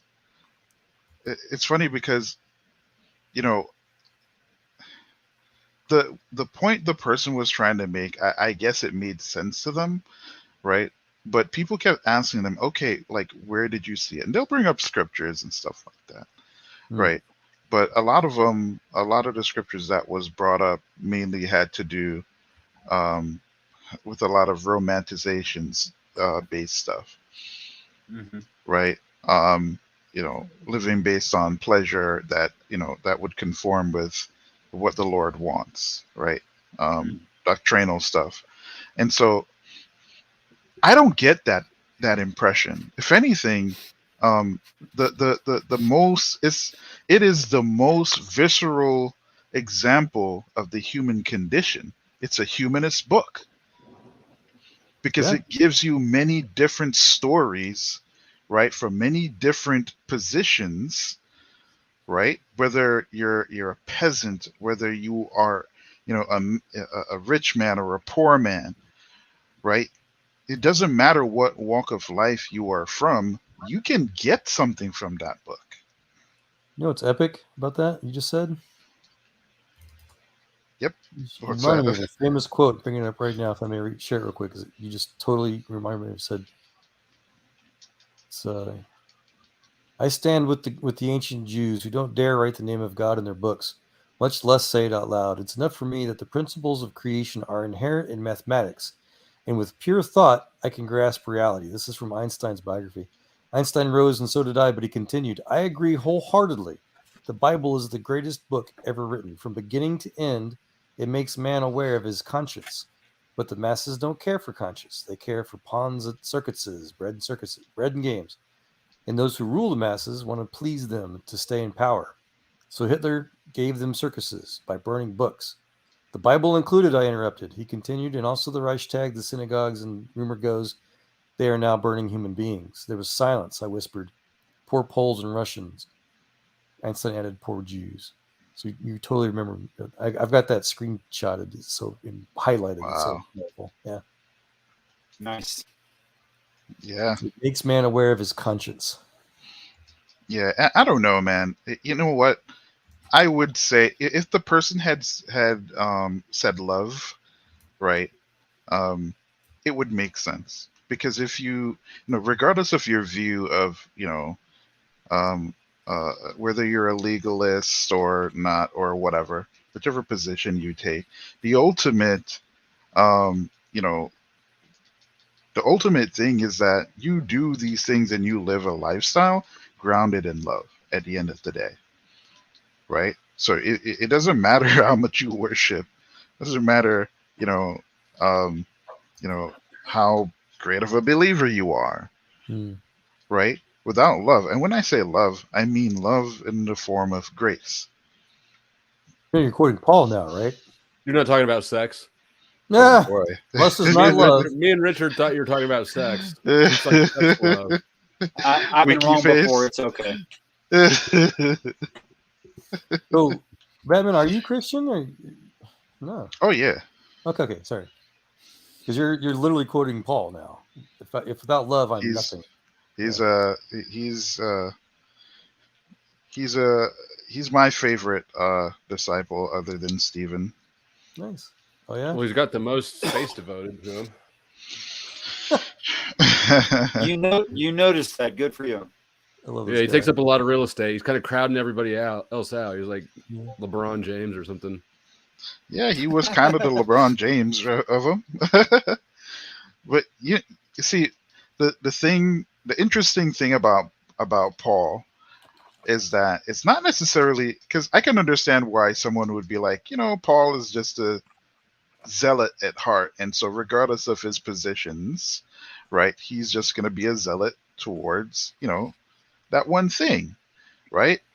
But I think what was fascinating to me was when and I'm just kind of paraphrasing, right? It was when he was in prison and he was praying, and I guess he assumed his death was like imminent, and he was sad that he wasn't able to give people the good news anymore, versus even though he wanted to go be with his Lord, right? It showed that he cared about people more than just being by Christ. Does that make sense? Like that to me says a lot about an individual. Or that's just how his obsessive nature was framed. Probably. You could make that argument. Doesn't necessarily mean, make it good or bad. Yeah, I'm just saying that there are other angles to take at that claim. Oh yeah, that's definitely possible. But if that obsessive nature is serving the greater good out of love, then that's the whole point. As far as I'm concerned, it's just my personal view on it, but that's what I find to be fascinating about him, where it's not just him being a zealot anymore. Oh, from my point of view, he was a bloke who hallucinated a lot. He's addicted to the grind. People hallucinate all the time. Depends on what you get from your hallucination, right? Yeah. You'll have philosophers who do lucid dreaming and all that stuff, and they'll gain these very interesting insights. Yeah, but it is a problem if he wasn't actually speaking to Jesus. I mean, it doesn't matter where he gets the information from, even if it's downloaded in his brain. The fact that the matter is that it's from Jesus at some point. Yeah, if it's completely out of his own head, then I wouldn't. Wait, I thought you were a science fan. Wildheart, I thought you were a science man. Yes, I am. Okay, so then what makes something true? Whether it comports with reality. Okay, so does it matter the source? In this case, yes, because if he wasn't speaking to Jesus, then it has nothing to do with Christianity. Well, I don't know, man. That seems like special pleading to me. You're asking. If he was just hallucinating and he never met Jesus, is that not a problem? I mean, it depends on what you want as a standard. The bloke who wrote most of the New Testament, if he never actually spoke to Jesus, is that not? Okay, so I have a question, right? So think of it this way, right? So you have all these individuals, right, who have written books about a particular individual, right? All having a fairly consistent narrative, right? An overall narrative, right? All claiming to have experienced this person in a particular way, right? You're telling me that all of these people, these random people, at some point none of them knew each other, right? Just hallucinated this one individual. No, and decided to. Right? I'm not saying Paul hallucinated. I'm not saying everyone. I think Jesus was real. I'm just saying that Paul hallucinated Jesus. Everyone else met him. It's just if Paul hallucinated, then that's a problem because the guy who wrote half the New Testament. Well, here's the interesting thing, his information from Jesus. It wasn't Jesus telling people what to do. It was Paul telling people what to do, and that had nothing to do with Christianity. Well, here's the interesting thing, right? Because there are multiple sources that you can find to show the type of man Paul was, his ideals, and his views on a lot of things before he had his quote-unquote hallucination. Now, after his hallucination, right, his views and all of the teachings, right, that that Jesus alluded to, right? He has access to all of that. And when I say access, not just necessarily words, he has a very deep understanding to where he can write letters and tell other Christ followers, right, how to be Christ followers, right? Do's and don'ts, all of that, all of which are fairly consistent. I mean, right? but hold on, but there's no way to. Why do you assume that his narrative of how to be a good Jesus follower is actually what Jesus would have said, and he's not just making it up and telling it to people who are too ignorant to know the difference. That's a really good question, and it's simple. You look at the other sources, right, and see if those follow with the same suit. Do we have a lot of secondary sources to reference his claims against? I mean, secondary sources in regards to what the other disciples. Else. Can we check these against something that's credible? Like, I'm just saying, can we check some of the rules that Jesus came up with through Paul versus what he said when he was alive? Wait a second. The argument is internal consistency. The argument is not external consistency. Within the Bible, I mean, within the Bible. Paul can't verify himself. Like, did Paul said Jesus said something, and we can go back and check that he actually said it when he was alive? Yeah, no, I'll accept internal within the Bible as a secondary source, but Paul can't confirm Paul. Right. No, and that makes sense, right? But that's what I'm saying, right? You look at the other disciples and the information that they provide in regards to the bigger narrative. And if it's consistent with what Paul is trying to put out there, right? Now, then it demonstrates. Just because it's consistent, it doesn't mean it still doesn't mean it came from Jesus. It could be consistent and not from Jesus as well. I mean, you're basically saying it's coincidence, and because there's a possibility that all of this could just be a coincidence, right? You know, it's most likely the case that. No, I'm not saying it's most likely the case. That's what you're saying indirectly. I'm saying it would be a problem if it was true that it was a hallucination. It would be a problem. But that's what I'm saying, right? Yeah. Even if he hallucinated that whole thing and gets all of this knowledge through hallucination, it would be very weird. It's not knowledge, is it? He's not knowing what Jesus would have done. He's thinking. It's what his interpretation of what Jesus would have done. That's all I tell you. He doesn't know those. But before that, he didn't have access to any of that. If I can help, some of the things would not he be. He didn't have access to it after. Neighbor would be an easy coincidence to hit, right? Like promoting loving others. That's a pretty easy coincidence to hit. That doesn't necessarily need to come from Jesus. It can come from any other religious authority before that, you know. But I guess I don't know. Maybe Richard does. Are there a lot of specifics that can be checked against other New Testament books? Or are there a lot of things that Paul says that actually aren't mentioned other places in the Bible? So can we actually check this? And are they consistent? I want to let Odin defend his argument first, and then I would add on to that maybe. Yeah, so specific examples. So let's just take your point, Wildheart, right? From a hallucination, I remember, right? The only information he has of Jesus Christ, right, is that okay, this is a person, and you know, he's a blasphemer. He doesn't have a very good opinion of Jesus Christ, right? But yeah, that hallucination completely changed his perspective. Not only did it change his perspective, doesn't mean it was if he thought it was real, but it wasn't. Let me finish.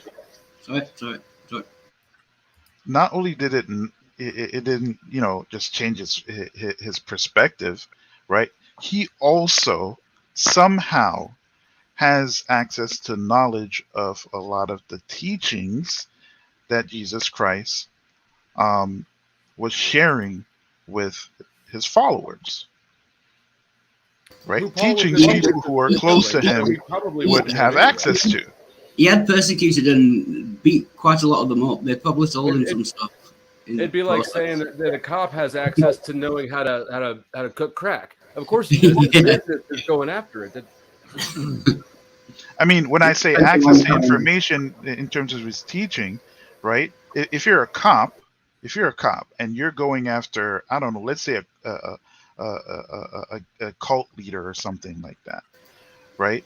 I mean, if you're just pursuing him and you don't know anything about his messages, right, and then one day you just have an hallucination and you know about his messages, that would be weird. Yeah, but if you were caught and you'd been arresting loads of the cult members and interviewing them, then you would have some information. Out ignorant, and I don't know that he did. I would assume that he didn't start out ignorant of it. Yeah, I mean, Wildheart's mic. Hold on. Wildheart microphone came in much louder than yours.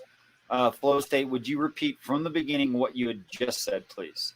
I said that you're assuming that Paul started out with ignorance on a topic where I would assume that he starts out not being ignorant, but actually having knowledge of the thing that he's in the business of pursuing. Okay, so knowledge in regards to the specifics of what because he's never from what I remember, he's never met Jesus Christ. No, not the living. Not the living, for the Damascus Road. There's a real simple argument before for this, that, guys. he's never met him, and he's never sat through one of his sermons. Well, so but he would still be able to know about what he's being taught. He's got a whole movement and religion following him. It's not that hard to find access to this information, especially if it's your job to hunt these people down. Like, you're going to do a little bit of sleuthing around. You're going to, I mean, sure, but how would that help you find the person? What you're mainly going to look for is information on whereabouts.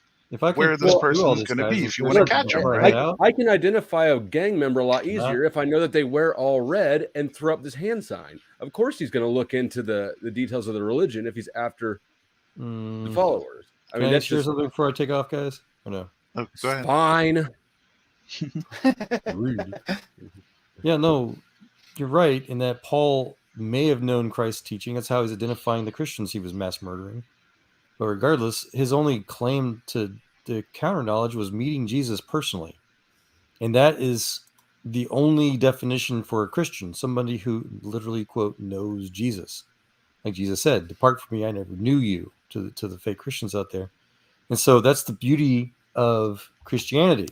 It is the only, quote unquote, religion out there that I'm aware of that literally requires, demands that you know God, that you know the Creator. If you don't know God and you can't verify these things directly, then you're not a Christian. How do you know if you know God? By asking. But a lot of Christians said that other Christians don't know God.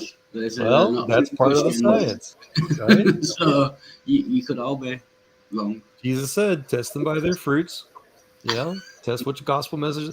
There's all kinds of tests. All kinds of they do that. And different Christians come up with different answers to who's a Christian. That's why you use the scientific experiments the Bible says to use. So there is agreed upon true Christian.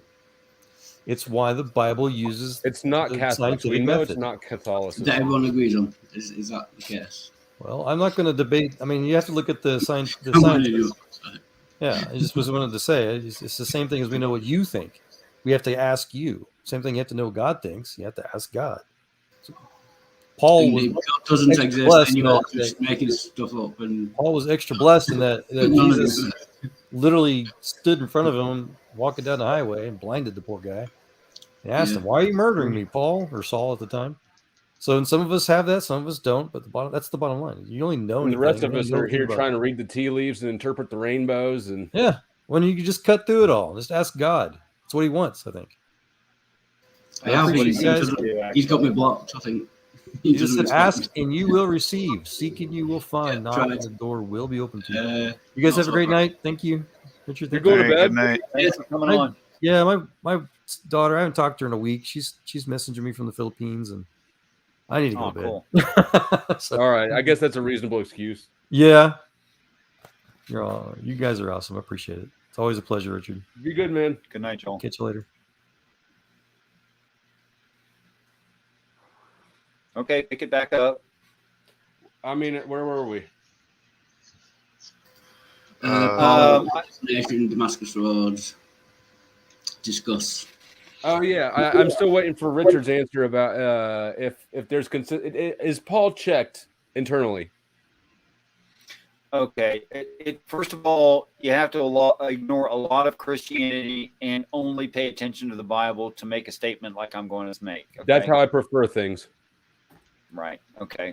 So, more than once, in more than one place, and actually pretty profoundly throughout the Gospels, Jesus is quoted as having an idea like. It's not necessarily a direct quote, but an idea like, look, if you already believe in God, I'm not your dude.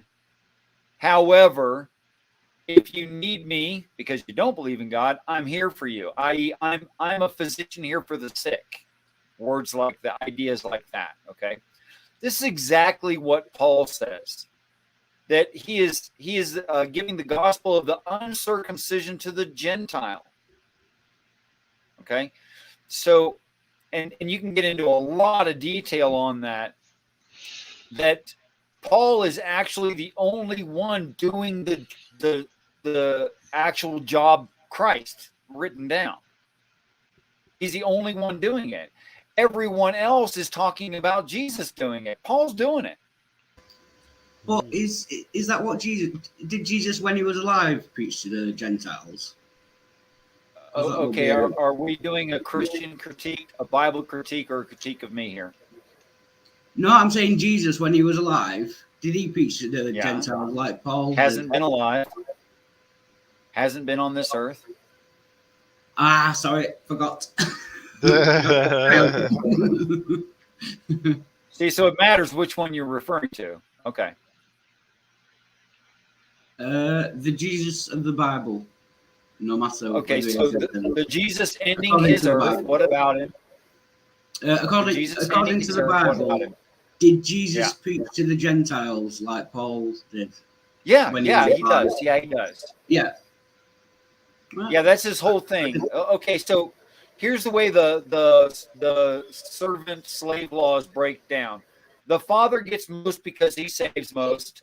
Jesus gets the ones that he saves, but he only gets the ones that he saves. So in kind of a self-serving populate my own heaven idea, he goes to the Gentiles. Which is sort of what Satan does too, right? Well, yeah, he's in competition with Satan and the beast of Satan, absolutely. But I mean, if God gets his and Jesus gets his, but it's separate, and then Satan gets his and it's separate, then Jesus and Satan are sort of in the same game, which is catching the runoff. I think if you took the math literally from the Bible, you would have to. I think you'd have to conclude one of two things: Satan is an idiot, mostly wasting his time, or we're a lot more valuable than you think. Like any one of us is probably worth destroying a solar system to get. Because and how do you come to those two conclusions?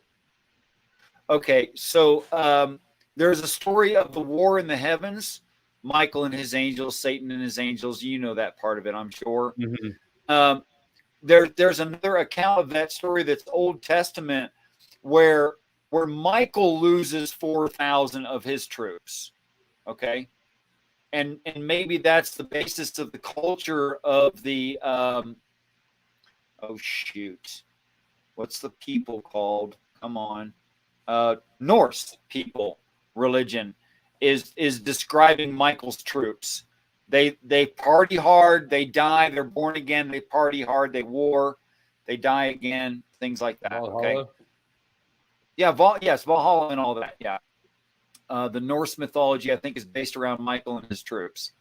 So he loses 4,000, but it's a profound win, in which case I have to ask, how many does Satan lose? It doesn't say. A really large amount.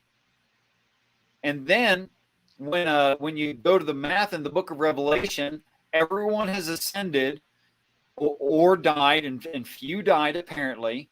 And there's a major event where 7,000 die in one event, and they just say, wow, that's a huge, huge, huge number of people dying because of angelic acts. Okay. and it's the plagues that kill them. So they say 7,000 is a huge, huge number. And then they say it's a tenth of the total population of the planet, which means there's 70,000. So I can take 70,000, subtract 7, I get 63,000, obviously.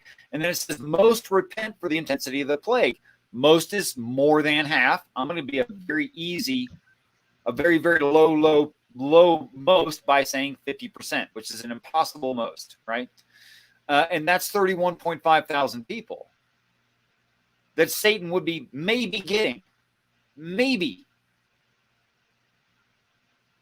So that's 31.5 out of 8 billion that risk hell. He's willing to have his craft all grounded on the earth, forced down from the war in the heaven, lose as many what we would call demon kind as he loses, which the book doesn't say, but apparently it's a lot more than 4,000. And all of this to get some percentage of 31.5 thousand? And that's it? Yeah, apparently that's it.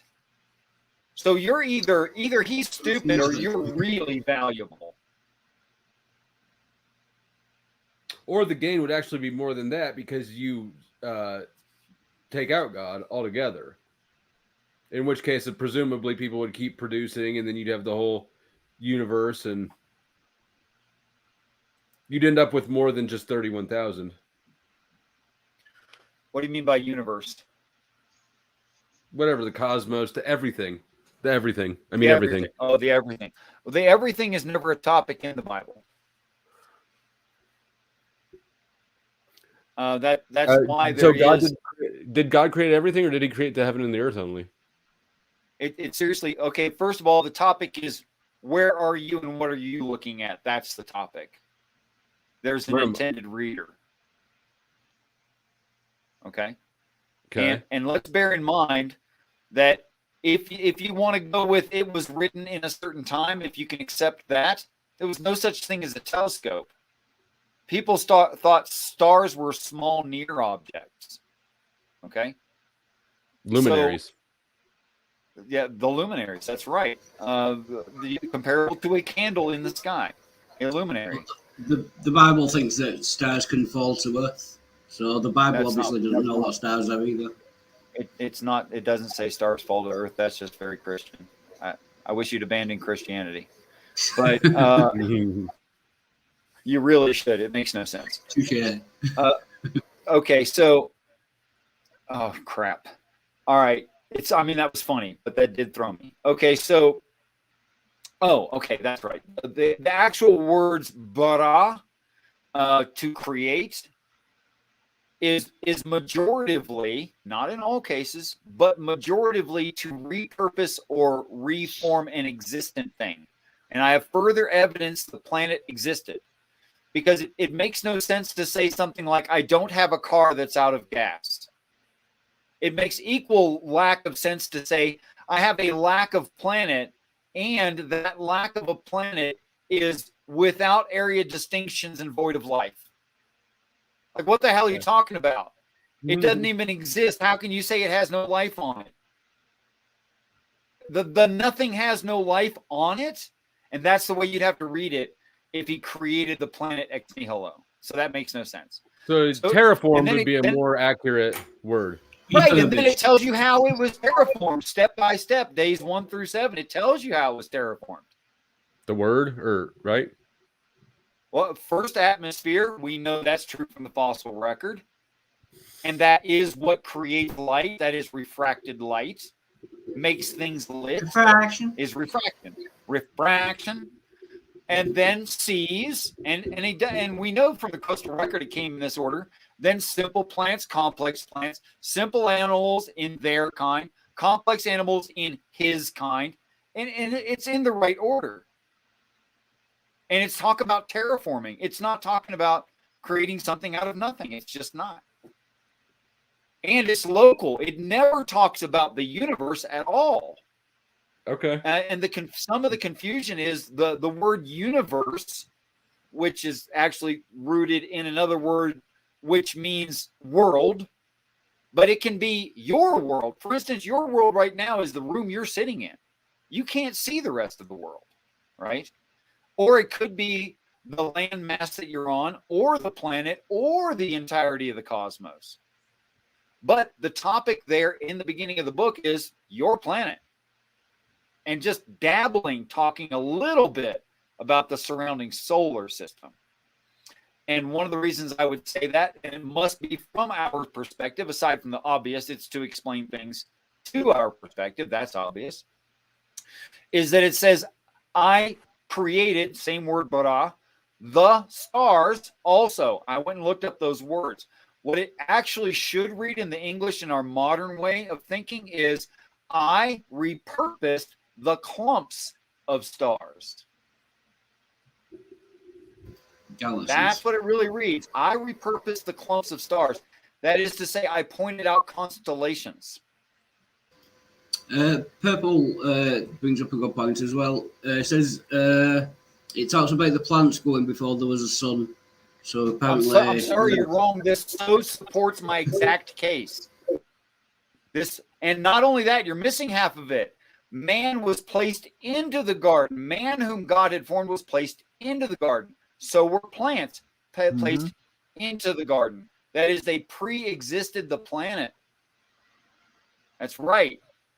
But quote all of it. I tried purple. I agree with you. No, it's talking about an artificial area where plants can survive. It said, and every plant before it was in the earth, and God made man and placed him in the garden. So both plants and animals. I agreed with purple before your explanation. No, I obviously. But why? And that in the light. I mean, why? And that's consistent. That's consistent in the text saying all this stuff existed before the planet. So it's not a creation of the universe at all. And in fact, I don't see how a person could read it that way consistently. Okay. Where am I? If you'll show me your face with you touching your right hand to your nose, please, I will let you in the stream. And that's all I require. You can turn your camera back off after you do that. And show them your titties. No, I don't want that. Even if they're amazing, I don't want that.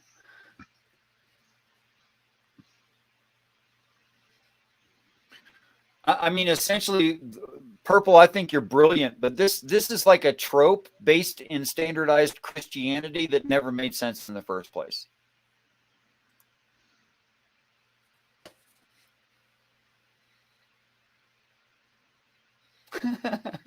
We're living in a beta test version. I love that. That's amazing.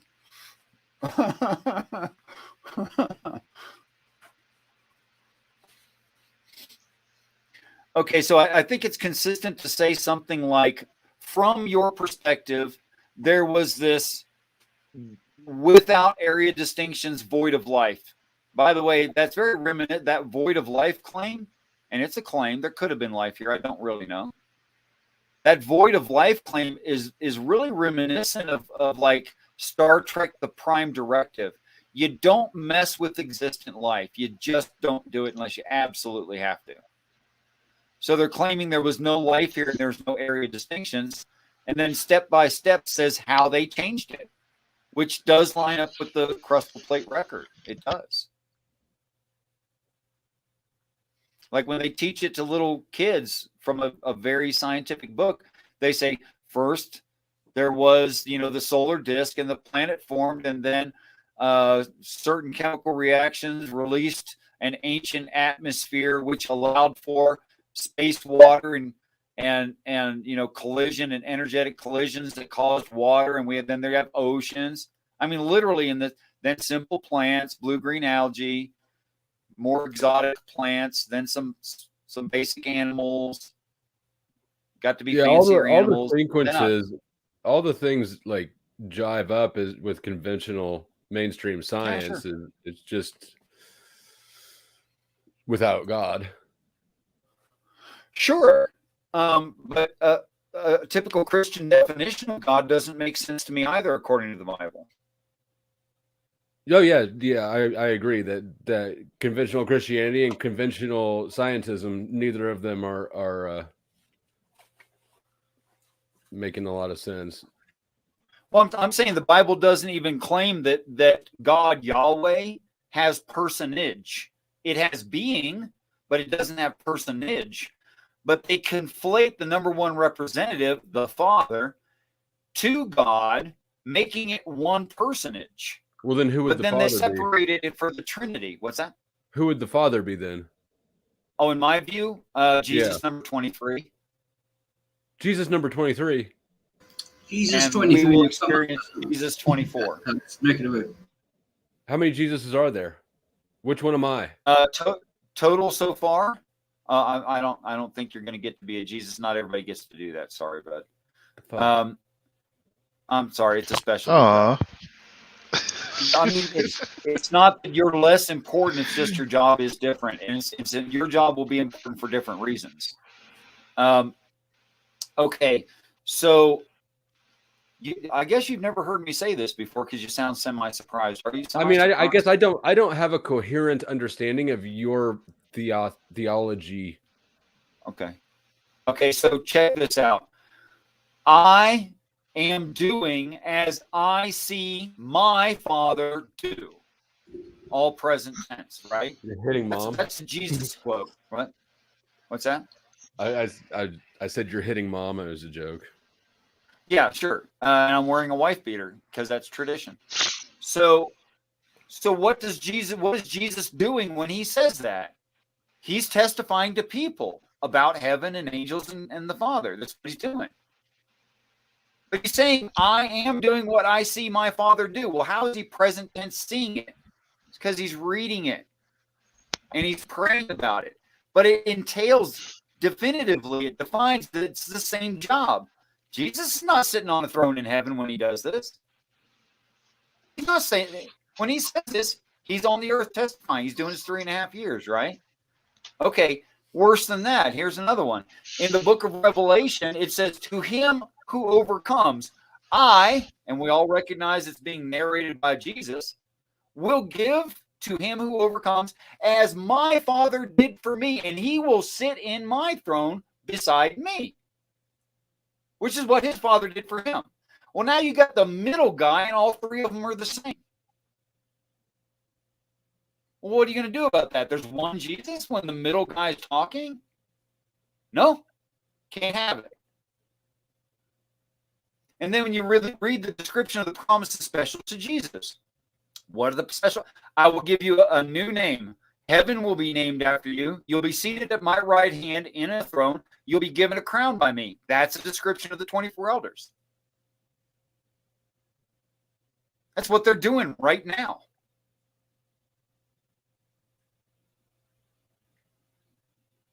So I still don't understand who or what Jesus is then. It's a job. Okay, and what is the job?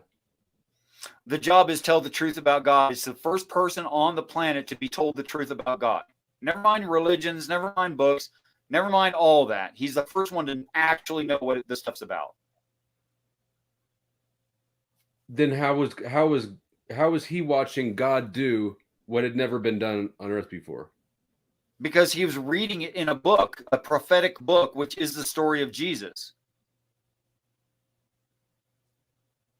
which was written by his Father about himself. Which book? Well, all of them. Okay.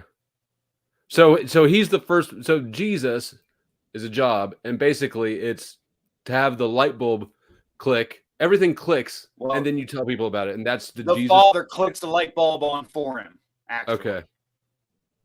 Okay. Why do you think there's been how many Jesuses?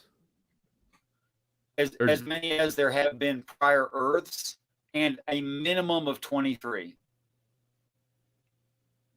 Why?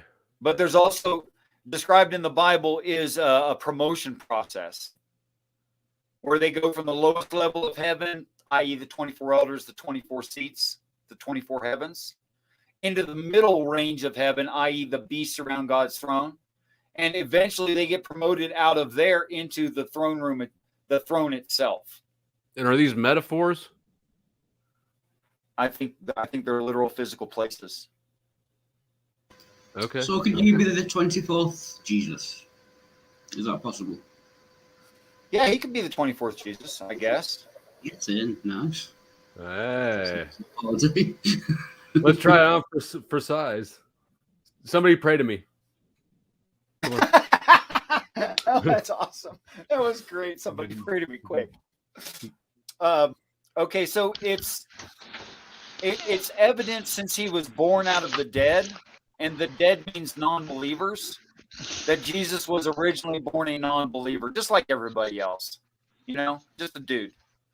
But one day the Father, like he promises, he doesn't promise this to everybody. Remember, there's an intended reader in this view. So when he says, I'm going to come to you and I'm going to force this on you and you're going to get it and you're going to believe it, he's talking to his son. It's a private letter that everybody has. Okay? But it doesn't mean it's intended for them to read or to apply it. And they can't. They'll even tell you they can't do it. But when it says things like, I'll come to you and I'm going to force this on you and you're going to get it and you're going to be unable to deny it. You will not defeat my will. I will defeat your will. It means it. And it happens to him. And then from there, it's his job, you know, to study it out and pray about it and get it right. You know, show yourself a good student, properly dividing the word. Whereas if you talk to Christians, they're like, you're not supposed to divide the word. Well, yeah, you're not supposed to, but Jesus is. I mean, if I had to take a shot in the dark, I'd say the best candidate for 24th Jesus here is definitely you. Okay, fine. If I get the job, I'll accept it and try to do it well. Yeah.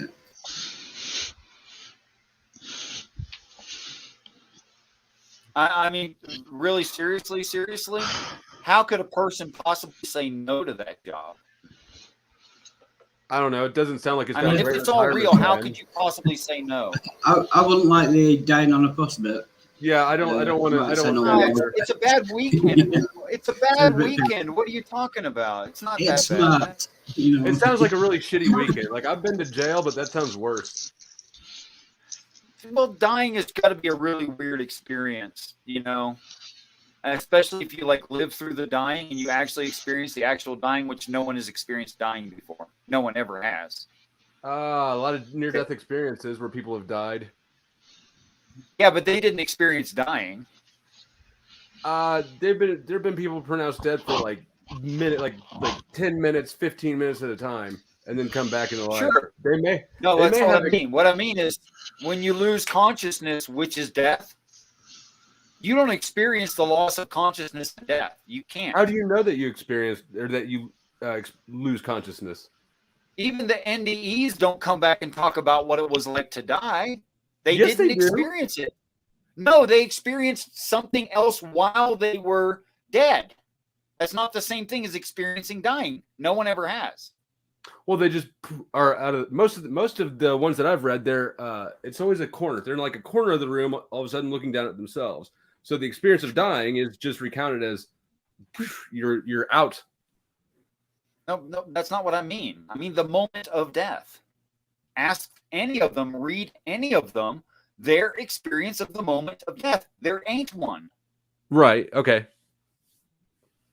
Not what happened after that. There's something that happened after that with them. Okay, Fine. right. There's None a of them moment experienced death. None of them did.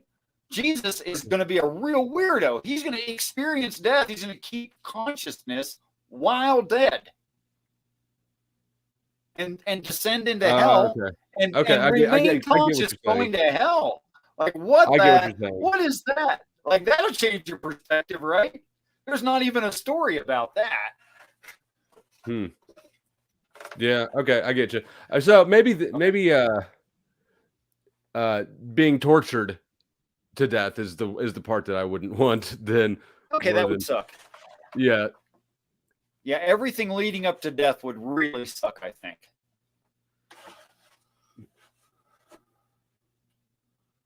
I mean, in the death that's described. Hey, you want to hear something that's really, really profoundly funny to me in atheism? Wild heart, if you could just like mute me or plug your ears or turn your computer off, whatever. No, atheists aren't allowed I'll to take hear it like a man. Okay. the description of the life of Christ is necessarily tells the truth, dead 3.5 days, raised from the dead, tells the truth 40 more days, ascends into heaven. That's the description of the two witnesses. What do you mean? That is, Jesus is being called the two witnesses, which is why Christians have all these crazy stories about who the two witnesses are. And the stories don't match any of the lives they propose. They say, oh, it might be Elijah or Moses or blood. That isn't their life. Sorry. You missed. And the life that it is obvious. And you know the story, and there's no denying the story. It's either there or it ain't, and you know it is.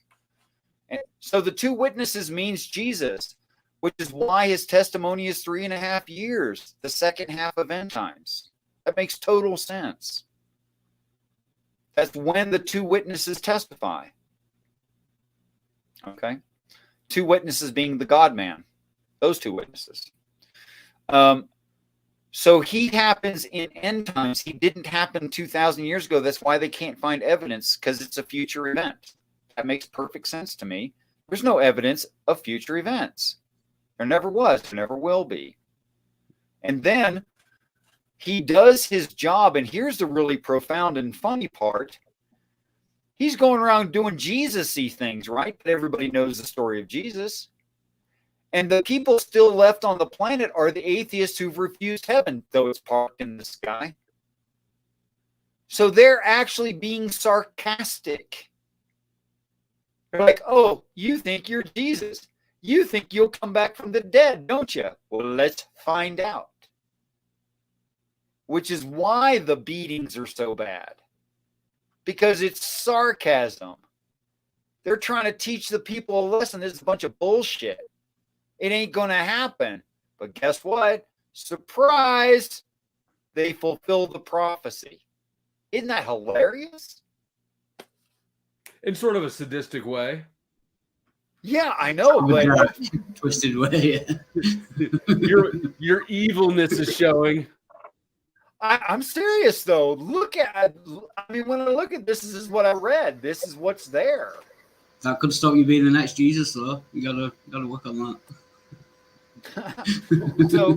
So it's actually more of the prophecy is fulfilled by the atheist and the non-believer, the traditional Jewish, than is actually done by Jesus. I think that's hilarious. That's quite funny, actually. I like it. Do you have videos where you explain your whole bundled understanding of the Bible? Okay, so here's the problem. It's broad. I mean, yeah, I want to fly over. I want the Spark Notes. Okay. You haven't made a Spark Notes video, have you? Good luck. Okay. All right, so here's the overview. Long, long ago in a galaxy far, far away was an Earth-like planet. And the ancient atmosphere there allowed for abiogenesis. It really did. Unlike our ancient atmosphere, which we can't make biogenesis. It's not working out. Okay. But on that planet, it happened. Now, that resulted in a myriad of animals that evolved in different and interesting ways, and one took the lead. That one animal was smarter, more capable than the others. It figured out that it was able to control other animals, and it did. And that made it prosper even more. Like you could say it domesticated some things, right? And it just domesticated really useful things, like some stuff that didn't evolve the same way. But these things that, they had opposable thumbs, they had prehensile tail, they were small enough to control, but big enough to get some work done. And we call those the apes. Well, because they made these slave apes, and they were so good at domesticating and training animals, they really prospered, and their technology got great enough that eventually they found out about things that we call stuff like DNA. Okay. And they started messing with DNA, trying to perfect this slave class. They were trying to make the perfect slave. Now, they had some semi-success, and they had some utter failures. Like the vaccines. And these, well, like anything else in scientific experimentation, you're going to have that, okay? And that's fine. And these more successful ones that didn't have to be like killed off and are of these separate classifications, but are obviously related, and they're all obviously related to this monkey-like creature, is what we are right now calling caveman. But eventually they got the formulation right. And they ended up with something that was smart. It was dexterous. It was independent enough. It could follow orders. They got it real close, and then somebody in the science department went a little bit too far. And they created a batch of all males that had to be killed off. They wouldn't make good slaves. But one of the damn smart. This? What do you mean? This is the Bible. Is that the flood? Is that the flood story? Oh, this is Moses being sent down the river by his mom. He was, and Herod killing off the batch of all the 3-year-olds and youngers. Okay. But this kind of retarded semi-human thing does something unpredictable and sends it down the river. And Pharaoh's daughter picks it up, I don't know, because it's a weird-looking animal or whatever. Don't really know why. Doesn't ask for permission to keep it. Keeps it. What would you do if you saw a baby in the river? It's not even a baby of the same species as I am. Why do I even care? But if I knew my scientists, my dad's science team, and my dad owns the world, by the way. My dad, who owns the world, got a science team, and they've been messing around with these slave creatures. And then I find one. And I know that all the rest of them were killed off. Well, that might pique my curiosity. I could see something like that. But this thing that was intended to be a slave class, which all but one of were murdered, right, is so freaking smart. It's put in charge of all taxation for the world. That's a lot of trust. Okay? So it was evidently really freaking smart. Of course, it grows up and hormones happen. Yes, sir? I have a brief introduction for when you're done. I just thought, would it not be easier? You know, these aliens have got this amazing technology. Would it not be easier just to build robots that could do the same thing as humans? No, robots are not as good as... Carry on, finish first. I just want to... Robots aren't as good as living beings because robots aren't self-healing. And they're not self-replicating. Right, and they couldn't make... That's what they did. Carry on. Ignore me. Okay. It's much easier to affect the biology that exists and tell the thing it's got to make its own food, it's got to take care of itself, and it's got to take care of you. That's the whole idea of slavery. Okay. And all you need to be is smarter than it is. So this one anomalous one that survives because of a weird situation gets put in charge of much of government and apparently all of taxation. That's a big honor. That's a lot of trust. But it grows up and it's horny. Let's face it. So the Elohim powerful beings, which is not the same word as Yahweh, not at all, take from his rib, create him an equivalent female. Of course, they rebel together. And they stole a lot. They told some of the slaves, I'm going to free you, but borrow from your neighbor everything you can.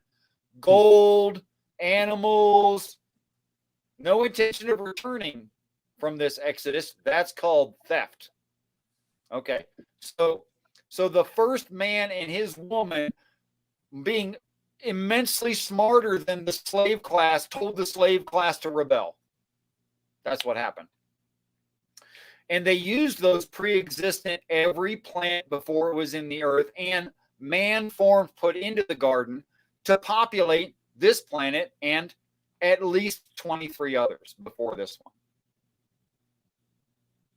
But in order that you leave them some amount of free choice, you can't directly say, look, we're really ancient humans, fully evolved, and we stunted your growth.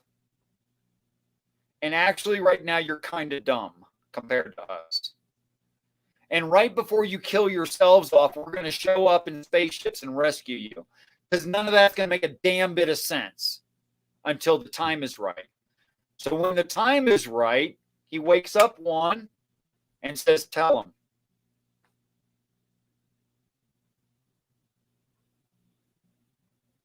That's basically it. So the people making the slaves with the science team, that's extraterrestrials, or that's other evolved from the same apes, basically? Is that other humans? Well, they evolved from the same kind of class of. Well, they evolved on the same planet as the apes did. Okay, but they're separate species. They are not ape kind. They're something else. And so I'm just going to sound kind of stupid. There might be some truth. Yeah, so we're the idiots. Okay. So, do you not have a problem with the slavery part of it? Do you not mind that they're kind of slave owners, the aliens? Do you like the aliens, or do you not like them? It's perfectly consistent to say the Bible endorses slavery, and you'd be right. The Bible also greatly condemns slavery. I mean, there's a whole revolt, the Exodus, the whole thing, right? So it takes both sides of the same issue, doesn't it? But whether or not Richard likes it doesn't have any bearing on whether or not it's true. No, I was just curious. It doesn't matter as to whether it's true or not. I was just curious as to whether do you like the aliens? And we're all slaves anyway to the Federal Reserve tax system. I mean, I guess you're not, maybe. But no matter what, you're a slave. Let's face it, you're not in charge of a planet. You're a slave. Or you're even on, where is there anywhere on Earth where you can go and just be left alone? You don't have to pay anything? Yeah, you can be a hermit, I guess, and some people survive like that. Where? I don't know. The wilderness of the Yukon Mountains in Missouri or something. I don't know where. I live in Missouri, and I can tell you everybody owns it. I mean, it's all owned up. So maybe you could if you're hiding away, but but there's no place where you legally allowed to just exist. Oh, hell no. Hell no. So we're all slaves. I mean, you could hide you could squat in the Yukons, you can hide in the Amazon, something like that. But you're obviously not doing it legally. Everything is owned. And you can't get permission. Don't even try. Can I just address Krishna in the chat? Hello, Krishna. And that is a lot more than I'm worth 75 cents. You're paying too much. 10 years. Yeah, you're getting ripped off 75 cents. That's crazy. But it is 75 cents plus his expenses. So, don't forget that. Slave doesn't pay for their own stuff. The master pays for the slave stuff. So don't forget that. Universal health care. We want to be slaves. Okay, so the question is, if you're going to be a slave, who do you want to be a slave for? Or what do you want to be a slave for? What the Bible is claiming is we were slaves to this thing that wasn't even our species. And because we were able to revolt, and steal enough to survive, including apparently a spaceship, and get off the planet, they did. All right. Ever since then, they've been prospering their own kind by terraforming useless planets and putting a reduced copy, though man that has flesh, his days shall be numbered 120. It means despite the fact that flesh lives forever, his days shall be numbered. That's a genetic restriction. Chapter 6 of Genesis. So we are made, quote unquote, a little lower than angels. It says it more than once. We are angels, but we're reduced angels, put on a planet with a death sentence of less than 130 years. By the way, 3,000 years has passed since that was written down. It's still true today. So the aliens coming back aren't the same aliens that were the slave owners. The no. Right, okay. The name for those are Satan or demon or whatever is what we call them. There's lots of names. Those are some familiar ones. And so they're still pissed off that we got out. But you understand why they think they have a claim. Sure, yeah.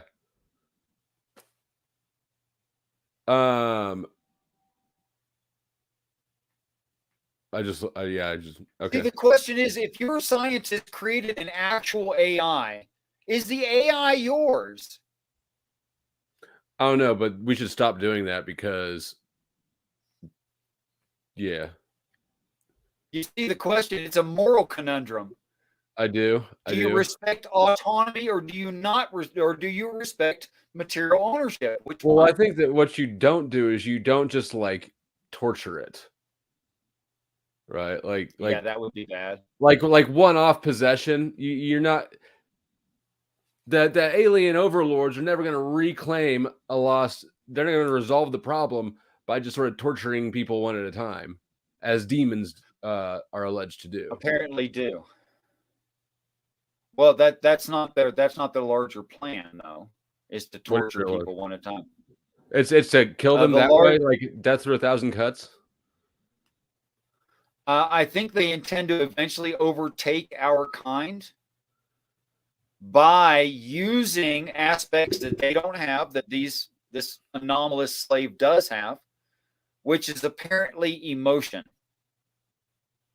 which is why his name is Adam, the one who is red in the face like the red clay of the earth. That is their nice red beard you got. I'm just saying.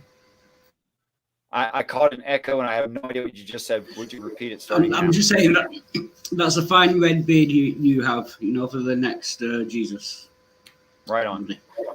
I die it. Okay. So, oh shoot. So our emotions are weaponized against us, which is actually very consistent with how the entire world is. Sure. Yeah, absolutely. In fact, we attack ourselves. We attack each other in very unhealthy ways emotionally. I mean, yeah, that's absolutely the basis of control is triggering people's emotions and then, getting them to implement these totally self-destructive freaking laws because they're convinced that it's being weaponized against the other. Right. And none of it has to be true if we just accept that we're not enemies. Right. Yeah, I totally agree. Okay, so the name Adam means that which turns red in the face like the red clay of the earth. Why we are different from the rest of the animals that we were evolved from, sometimes purposefully, sometimes accidentally, but we were evolved from, which is why that medical chemical science exists. It's real. It actually happened. What makes us different is that our face can turn red. That is, we can be embarrassed. We can be in love. We can be, lots of emotional things turn our faces. Angry turns our face red. Can different kinds of apes, like gorillas and that, do they not turn red? No, none of them. No other animal on this planet does that. Nothing. Did not know that? Good. No, there are hormonal changes that turn skin patches red as a display for sexual contact, but that's not blushing. It's not red in the face. Not the same thing. And ours can change minute by minute. It's changing red in the face, which is why Pharaoh, meaning the Satan or whatever you want to call that animal, right? That's why his heart is hardened to Yahweh. He can't understand emotion. That's why that Elohim names the first man Adam. He's pointing out what's different. He's not pointing out what's the same. That doesn't make sense. So Pharaoh would be a Satan. I'm gonna hop off and listen now because I have in the YouTube chat. Thank you for letting me in, Richard. Always. Cheers. Nice to meet you. Please try to take that for granted in the future. I'll try. So Pharaoh would be a Satan, right?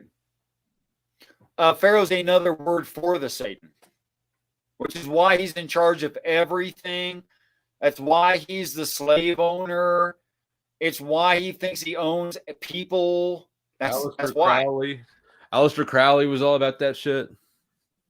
Yeah. He doesn't know that he's like talking about a different species of evolved animal.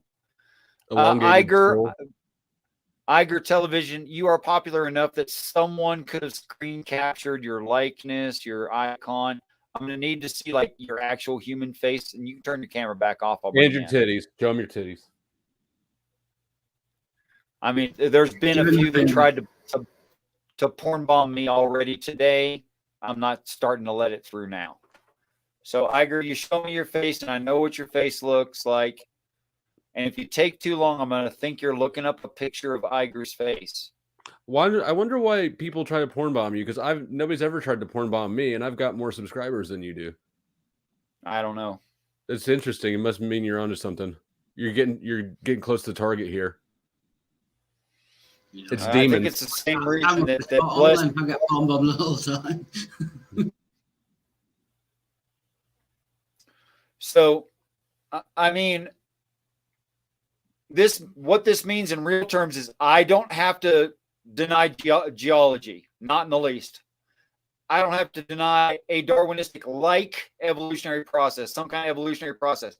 No problem. I see it demanded by the text. I don't have to. In fact, there's nothing of science that I have to deny in the way that I read it. Now, I read it this way in the first place. I didn't already know these scientific claims.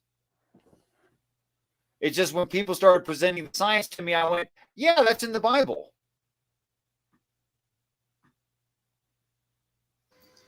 That's 2012. I mean, I'm a construction worker, dude. I've been working my whole life. I've been too busy for this crap. I didn't consider these things important. I didn't care. Me too.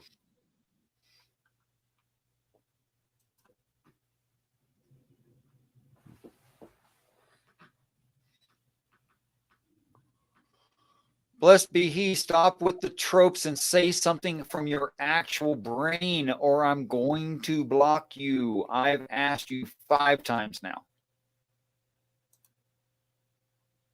Because you're nothing but a disruption. You're not adding to anything. If you're trying to help people come to God, you are keeping people from coming to God by doing this. Stop it. Good job. You sent somebody to hell. Look what you did. Iger Television, I will bring you in when you show me Iger Television doing this with his right hand and his index finger touching his nose. Not 1 minute before that. If he hasn't done it yet, I think that he's probably a porn bomb. If you're trying to troll me, bro, you might as well just drop. Iger knows how to use his camera. Sorry. Nice try, Satan.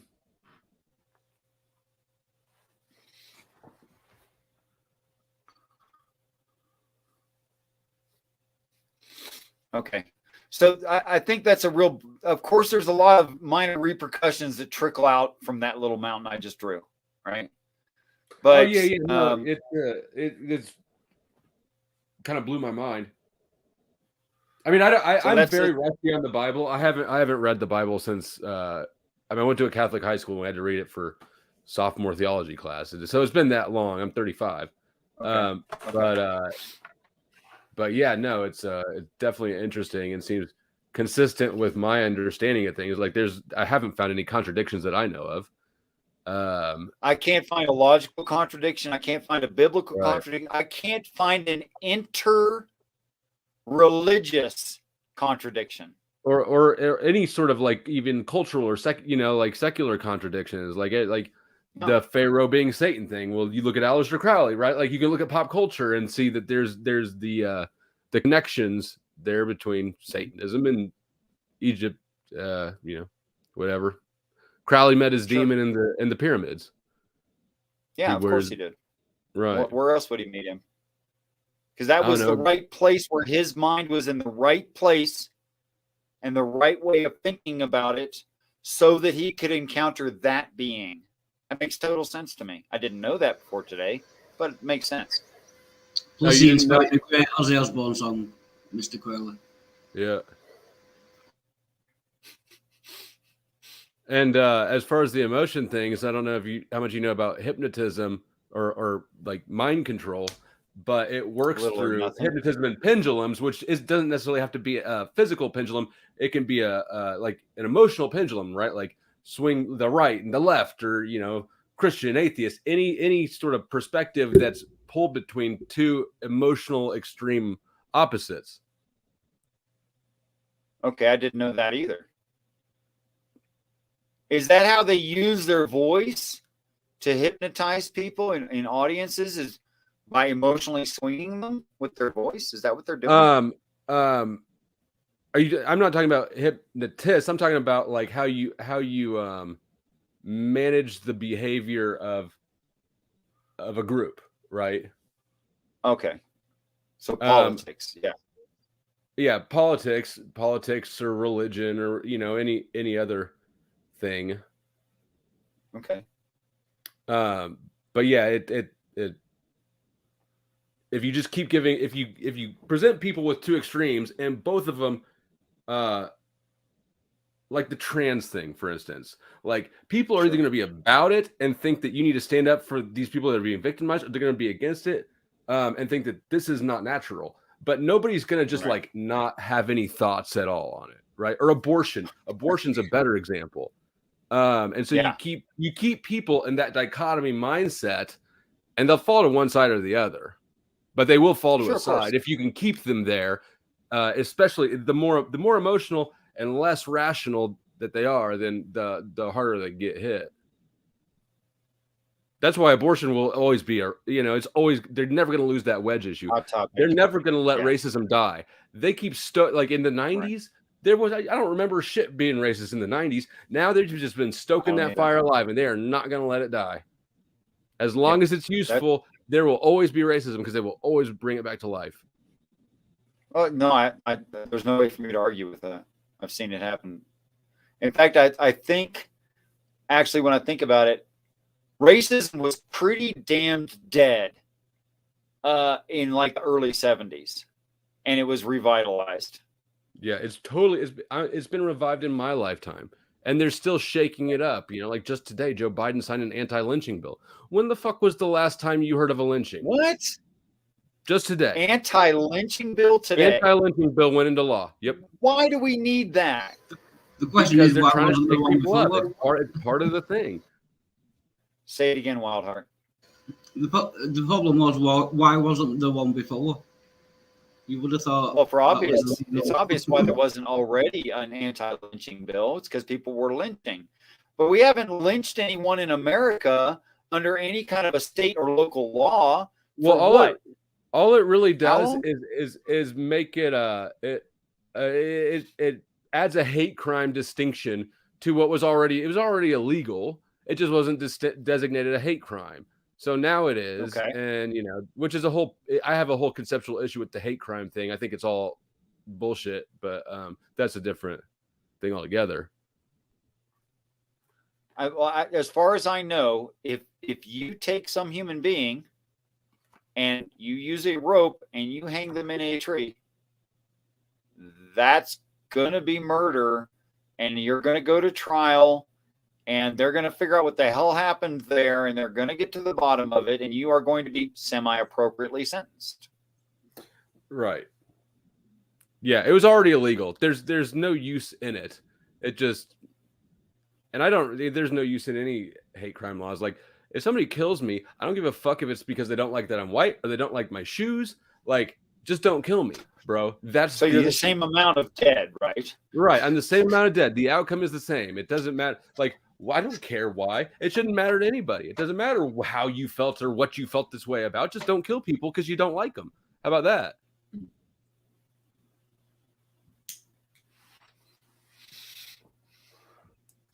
I wish you were Iger.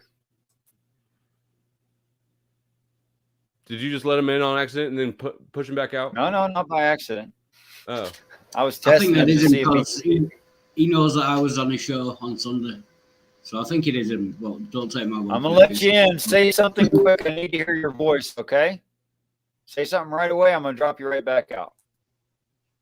Earth is flat, young. Okay, we don't live on no spinning ball. That's Iger for sure. Thank you, Iger. Sorry for testing your patience. The Illuminati's trying to kill us all and stick us with nanobots. All right, that was enough. Oh, wait a minute. That can't be Iger. Hold on here. Okay. The 5G's gonna get us. I wish I was, I try to make fun of it, but it's a sad reality, bro. I know that you are persuaded for what you believe are good reasons, and I'm not even going to try to test you on it, actually. No, but listening to Will Smith, right? Will Smith, limp hand, man, he seems to be on top of. I've only been listening for like 15 minutes or so, but yeah, he from what I heard from him, I kind of flow state, Iger flow state. Hey, nice to meet you, man. It sounds like you think that the government and the corporations and the feds and all these people are working together to enslave humanity. So I kind of dig that about you. Oh yeah, I do. Mm-hmm. Thank you. We're on the same page for that. Where can you go to live?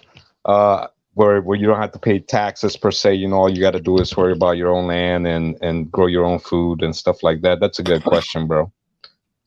That's a good question. I wish I knew the answer, but if you don't pay taxes to them yet, they're trying to figure out how to get you to pay taxes to them. So right. So it was rhetorical because to illustrate, because people have this image of slavery in their mind that is black people in chains, which is, in my opinion, put there intentionally because we're all slaves and we're not supposed to figure that out. We're supposed to be right. The best slaves are the slaves that don't know that they're slaves. You guys do your thing. I'm going to go smoke. Yeah, Richard, you've been at this for 5 hours already, bro. I know. We got shit to work out. Yeah, bro. You know what, too, man? Like domed Earth. Is that the domed Earth? Yeah. If you just look up firmament, it's one of the images that comes up. Okay. I usually have like the stuff where I can share videos on my avatar, but I joined from my phone today, so I don't have my laptop. But it's pretty cool. Show pictures of stars and stuff like that. But for me, man, I woke up to like 9/11 being an inside job like about a decade ago, and then if it wasn't this guy in paralysis. 65-year-old guy in paralysis that used to work for the CIA across the world with a couple box cutters that brought down the biggest military power at the time in the down. And they know this because they found their IDs in the rubble of the World Trade Center apparently. Right. You have to that's kind of what woke me up. That's kind of where my rabbit hole started, right? Then after that, if it wasn't him, who was it? And then the next video was like about the New World Order and the Illuminati and stuff like that. So then that led me down a big rabbit hole to the point that it drove me crazy even at one point. So I didn't want to talk about it anymore or even be about it. But then like 5 years ago again, I heard about the Earth being flat. And then again, I'm like, man, there's no way they can lie to us about that too. And then after a year of getting a couple telescopes and trying to find curvature, yeah, man, they lie about everything, bro. What they tell you is good is bad for you, and then people are just crazy, bro. Nowadays, we're so brainwashed to believe in just everything just because a scientist said. It's an upside down world. I'm almost with you. I'm still new enough to the flat Earth thing that like I've got cognitive dissonance with it a little bit. Takes a while, bro. It took me a year, bro. Break mine. But yeah, if you give it an honest look, it's like I don't know how to hold up this claim at all anymore. Yeah. Which way are you spinning 1,000 miles per hour right now? Can you point me in that direction? Is it to your right, to your left, right. In front of you? Right. so yeah, man, the flat Earth, but I think it was needed for now, because now they tell people masks are good and stick themselves with experiments and so it's needed for you to have complete trust in the scientism per se. In order for them to keep manipulating the population, they need you to just trust everything a scientist says just because they said it without any actual proof. If you can The trouble is somebody... that science works. That's the problem. If science didn't work, then you might have a point. But science works. We know science works because we can test it, and it works. Yep. I'm with you on that. There is good science. There is good science, like building a phone. I'm sorry. Go ahead. I was just going to say Smith. these claims aren't tested. Right. Like the moon landing hoax. We're just taking people's word for it. That's why everything you learn in science class from the youngest age, you learn about dinosaurs, you learn about molecules, you learn about space. It's all shit that you can't test. I'm not saying all those things are fake. I'm just saying there's a consistent theme. No, but the experts can test it. Oh, so right. if you become an expert, then you can test it. They're also the same people who can talk to God, of course. They're the priests. Not sure about that. No, you can test. You can test things about it as well. You don't have to be a scientist to do tests. Have you ever found a dinosaur bone? Not personally, no, but I've never looked for one. Have you ever been to That's space? probably why. Have you ever seen a molecule? I mean, all these things. You, in theory, you could test them. But if I wanted to, I could go out and do that. You could find a molecule under a microscope? Yeah, I presume so. I don't know if you could. I don't know whether. I'm sure I could go to some university or laboratory and they'd let me. The priest. Go for it, bro. Go for it. I want to see that video. If they let me look and I saw it with my own eyes, it won't matter whether they were priests or not. I will say something about dinosaurs real quick. The word dinosaur wasn't invented until 1842 by Sir Richard Owen. Before that, all big lizards were called dragons. So they're all throughout our mythology. There's excerpts of Marco Polo and some other big people in history that claim to have seen big dragons. There's even a painting that somebody made back in the 1500s with not per se dragons, just big lizards, not the winged ones or whatever. And then if you take the biblical creation account where before the flood, everything used to grow bigger. So then it will make sense that even, there's big armadillos as big as cars that have been found. There's clams as big as washing machines. Human skeletons. So, yeah, the human skeletons, there's a big conspiracy behind that where the Smithsonian, basically turned that's where they came up with, just like they do. Check this out, Wahar. Just like they do with all the missing links, where there's been so many missing links that have been found out to be hoaxes, where they just, they figured out that they put like a pig tooth or whatever, and then they create a whole entire animal. So it's the same thing they did. I'm not going to say with all the dinosaurs. We find out those are hoaxes, and they're not hoaxes by scientists. That's the problem. Huh? And we thought they're not hoaxes made by scientists. They are hoaxes. I mean, yes and no. Not all scientists are in collaboration on creating a new hoax, but sometimes the scientists will. And that's you got to have some type of understanding of the secret societies, how they work, and then it all starts to make sense. Like whether they're Masons or Jesuits or any other organization that we don't know about, then a lot of times they're working in cahoots together to accomplish a goal. And the funny thing is, in the case of a lot of these 3-4 letter organizations like NASA, RAXA, Jackson, all the evolution stuff, they get these philanthropies to found the organizations, but at the end somehow they figure out a way for the taxpayer to pay it. So we end up paying for our own deception, and it's pretty crazy. The thing is, if I hear about a conspiracy on the internet, they're bad at conspiracying. It's a bad conspiracy. They're not very good. They're not very secret if I hear about it on the internet. So they're so good, bro, that by you just saying conspiracy, it makes you dismiss all the facts. So you can literally look up Sir Richard Owen, and it'll tell you right there he invented the word dinosaur. So it's not you can just claim anything's a conspiracy theory. But that doesn't mean that dinosaurs didn't exist before. They just where the phrase conspiracy theory came from. I do. I know you do. It came from the CIA because they wanted to discredit because people were catching on to what's his name? JFK. The JFK assassination was bullshit.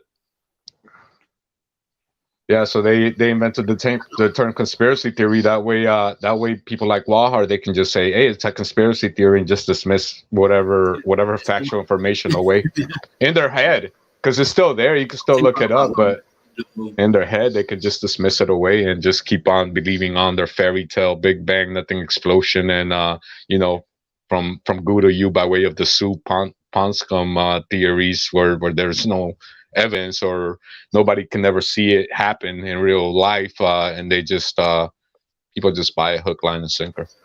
Because she's back. Shut up. Because Rich is back.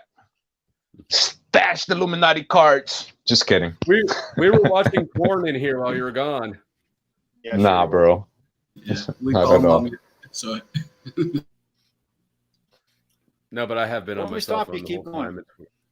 But yeah, man, Will Smith, bro, you're pretty woke, bro. Do you do any live streams, do any content like that? And yeah, they even hijacked that word, bro. Flow State. I'll change my name because it's been throwing people off all night.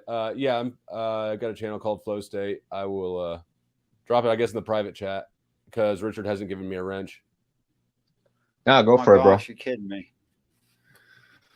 And I do appreciate both Richard and Wahar for coming into my stream the other night because, man, it's always nice to have a different point of view, right? Because not it's like an echo chamber when you go into some of these shows.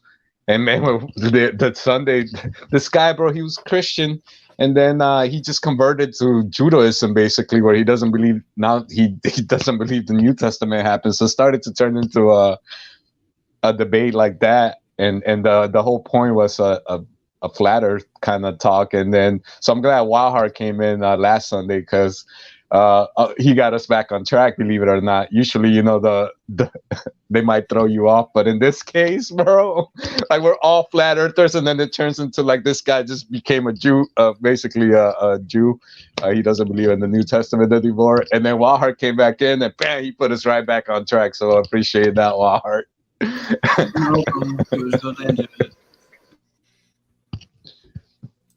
Let me see. Let me make sure I sub to Will Smith. Here, I'm dropping it. But yeah, I feel you with that, man. It's been like the Will Smith thing has been playing left and right in my feed, and I'm sick of it, bro. Like, give me a break, bro. I was gonna make a video about it and capitalize on like the strike while the iron's hot, because there's gonna be, but I'm just sick as fuck of it now. Yeah, I mean it was only 2 days, but it's every day. I mean, it seems like every other person. It was fake though, with his little broken wrist.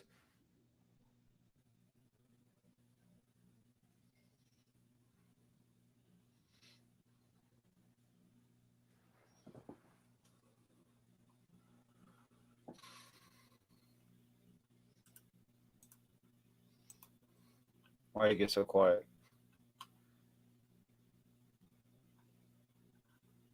I don't This have thing's an still answer working. for that. Oh, here we go. Okay. Sorry, I was switching screens and. Hey, my bad.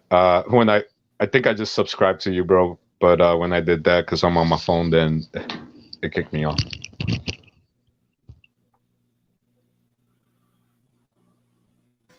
Yeah, I just subbed as well. Right on. Welcome to my channel. It'll be your new favorite. Send a link to your mom. It'll be her favorite. She's probably. What do you talk about over there? Just whatever I feel like. I guess I got my roots in sort of Jungian psychology. If you're familiar with like the MBTI or socionics or any of that stuff. No, I don't even know what that means. Okay, it's a branch of psychology. Okay, I was able to make you a mod under Flow State Backup. I don't know why backup. Oh, I don't either. But okay, that'll work.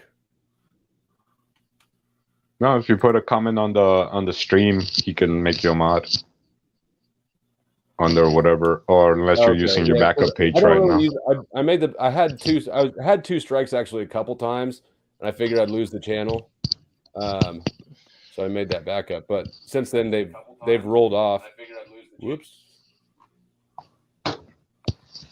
I'm with you on that, bro. Like they were real strict about the mask stuff for a second there. So they gave me a strike for a community guideline strike for talking about the mask, and now you could talk about it. So the channel's gonna change, bro, and their guidelines are very unpredictable. Like you don't know what you can talk about on YouTube. You gotta be like you just guesswork now. That's a problem. Why do they let you on YouTube, Bagger? Surely the secret society should have banned you by now. Well, yeah, this is my second channel. My first channel got deleted in 2019, right when the pandemic started. And then even on my backup channel now, I already have one community guideline strike, and then my videos get taken down constantly. I got like 360 videos, so I don't care if they take one down or two down. But yeah, man, they I might get taken down too. So I already made a backup channel as well. So I've had about 15 or 20 videos either blocked or pulled. And plus, Walhart, I used to think they were gonna come out and get us like individually, one by one, like they did with like what's that once? William Cooper was like a famous conspiracy theorist. He had a radio show. They came to his house.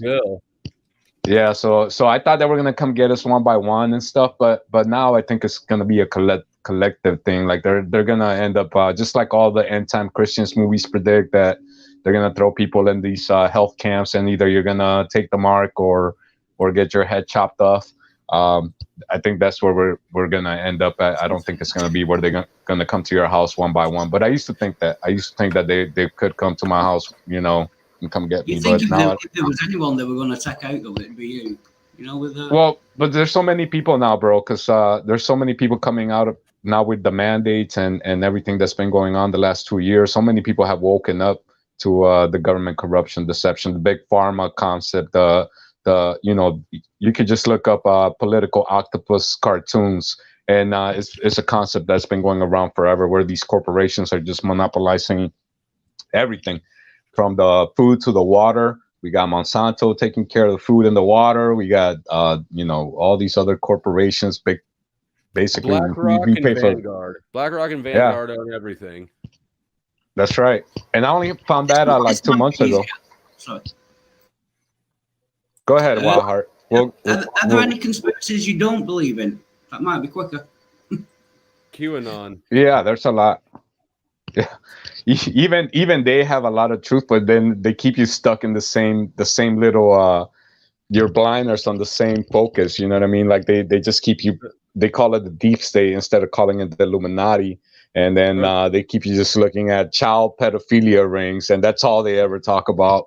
And but they don't talk about anything else. So even like a lot of people came through Q that woke up, but then they get stuck there, and that's what they want. They want them stuck there because they want you just to be either Republican or Democrat, and for you to think Trump's gonna save the world, which he's the one that actually signed the first $3 trillion bill. He made us. He's the one that funded Operation Warp Speed. So he's the one that made this vaccine. Also, the same day that we got locked down, that's when they put the 5G towers up. So he's bringing us closer to this one world government social credit score ID system. But a lot of people are still they still think he's somehow he's gonna save the world. But it's like a WWE show that they play. He pushed all the worst shit through. He did it right under the radar, and Then he Pied Pipered all of his followers out to the January 6th thing, which was just an unscheduled tour that they prosecute the fuck out of. Okay, guys, I found a government website, loc.gov, collections, military legal resources, PDF. You can read it at your own leisure. POL operations.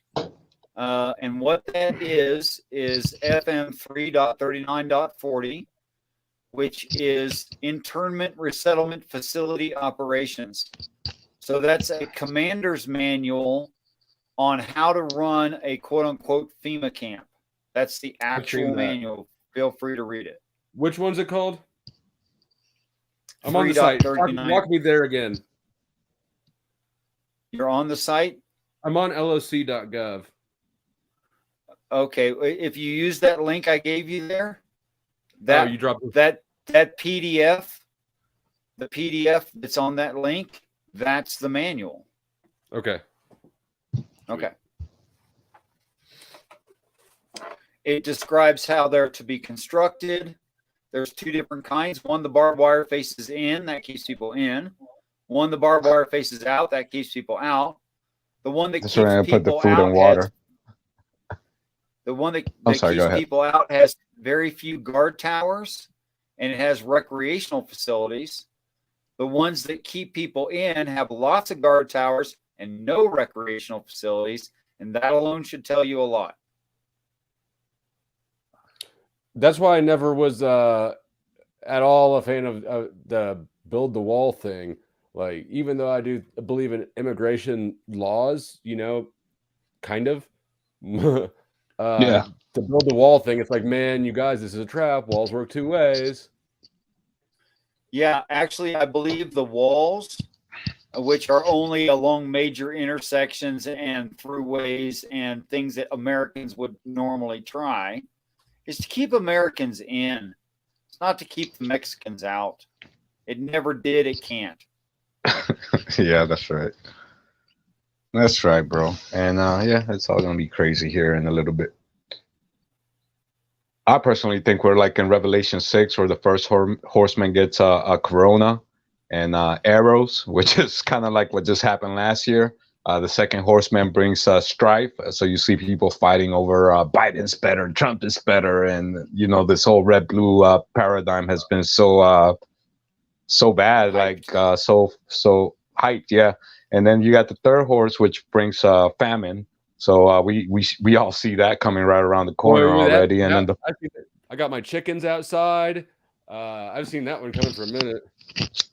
Yeah, there's a lot of preppers, bro. I'm actually watching prepper channels now just so I can get kind of hip to, like, because they got some good technology, bro. They got like solar power generators, all kinds of good stuff. Plus, farming's not easy, bro. It's gonna take you a while to learn it. I've been trying for like a year or two now just to grow a small garden.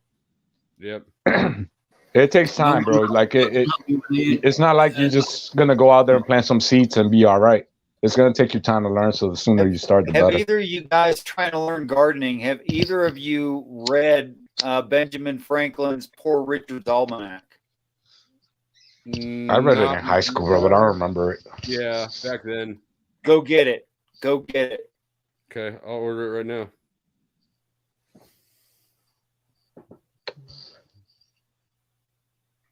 It's like the authority, really. On farming? What's that? On farming? On farming. Yeah, I know it sounds weird, right? I thought it was a financial like advice.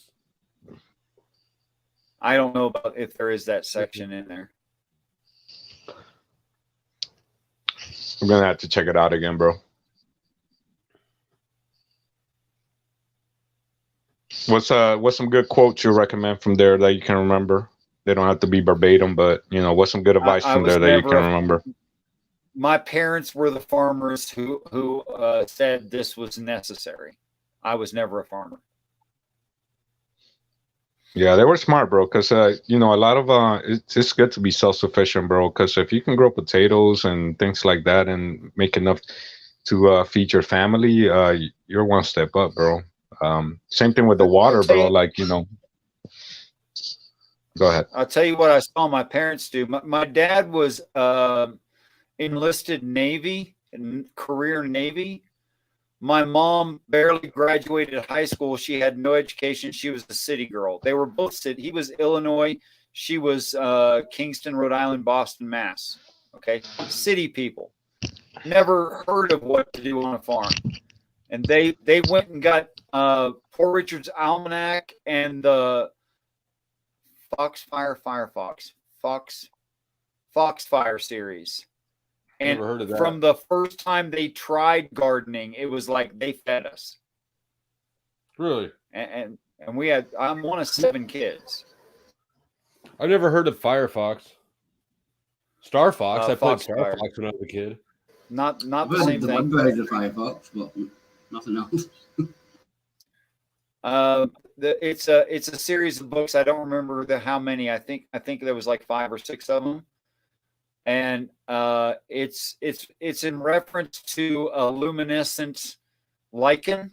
The name of it, Foxfire, and it's about natural things. It's an amazing series.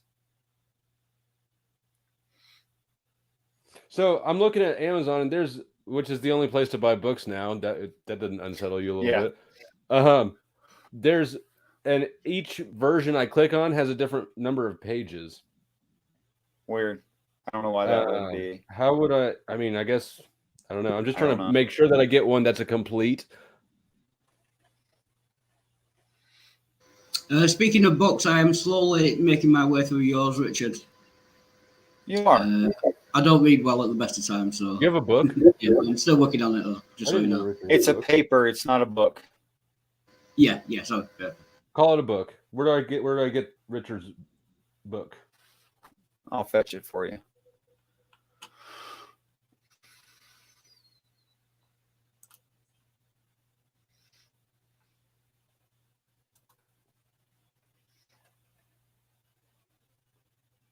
It's what it is, flow state, that I've written here is I said, oh, this is the overall interpretation. And then I said there's lots of details. This is one of those details. I'll let you back in just a second, Iger. I'm on another screen. Bear with me.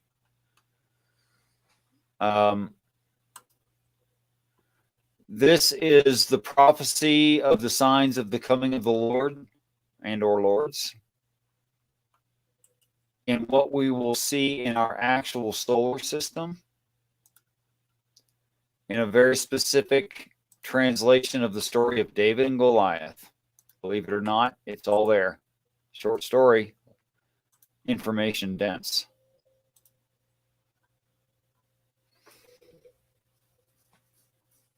I like information dense things. It's crazy. It's amazing. How far have you I kind of miss what you said, bro. How far have you gotten with it, Wildheart? Like three or four. I don't know, we call them chapters, or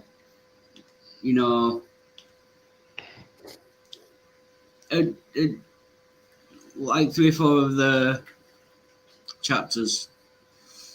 But it makes as much sense to me as any other Bible I've read. At least as much sense, yeah. If that helps.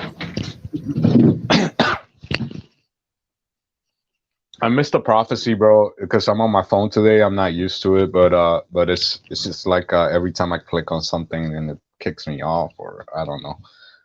But you say I caught the end, like you said something about we're all gonna see it, some constellation or something like that. Oh, Richard Madsen got kicked out. How the fuck does that happen? Usually, when you're on your laptop, you X out of the StreamYard tab instead of Xing out whatever other tab you were meaning to X out of. But what did he say about some constellation or something like that? And I'm not even sure what he was reading. No, I don't know. I don't. If he said that, I didn't hear it. No, like in the end times, we're gonna see some. I don't know. I guess I'll wait till he comes back. Yeah, nice one. Well, that's PP. We'll read when I go for shit.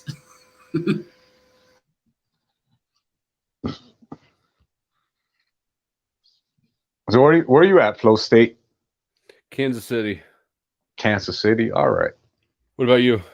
Flatter than the pancake, Florida. Watching the rockets curve into the Bermuda Triangle since 1990. It's crazy how it looks like they curve in the sky and start falling, but that must just be them going around the curvature of the Earth before they go straight up to the moon. Yeah, it is crazy, bro.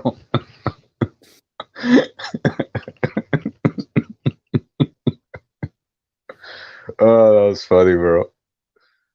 That was funny. Yeah, it's funny too that they went 6 times from 1969 to 1972, and now 50 years later, and we can't go back. We lost the technology. We did lose the technology. I heard about that. That's pretty. Yeah. Tom Pettit, famous astronaut, famous quote. I'll go to the moon in a nanosecond, but we lost the technology, and it's a painful process to build it back up again. You ever watched the Don't tell Buzz Aldrin that they never went to the moon, or else he will punch you in the face. Yeah, they don't handle that well. Don't tell who? Buzz Aldrin. Yeah. Oh yeah, exactly. That was a good documentary. If you've never seen it, it's called Astronauts Gone Wild, which is kind of funny because at the time the Girls Gone Wild was popular. So this guy made a documentary called Astronauts Gone Wild. His name is Bart Sibrel, and you can find that on YouTube still. He's still alive too. He has a YouTube channel, but he goes around interviewing all the Apollo astronauts, telling them to put their hand on the Bible, swear to God that they went to the moon. And only 2 did it. And the one guy that did it, he was so sweaty, bro. And the other guy said he didn't even believe in God. So he didn't have no problem with it. But all the other ones, one ran away, the other one punched him in the face. So it's crazy. That's something else. I think the most interesting part of that is not that they wouldn't do it, but that they all must take the Bible more seriously than you would kind of expect, you know? Yep, it is pretty creepy, bro, how that works out. But there's a video out there where it shows, it's sort of like a montage of the astronauts describing the stars from space. I don't know if you've seen that. And yeah, bro.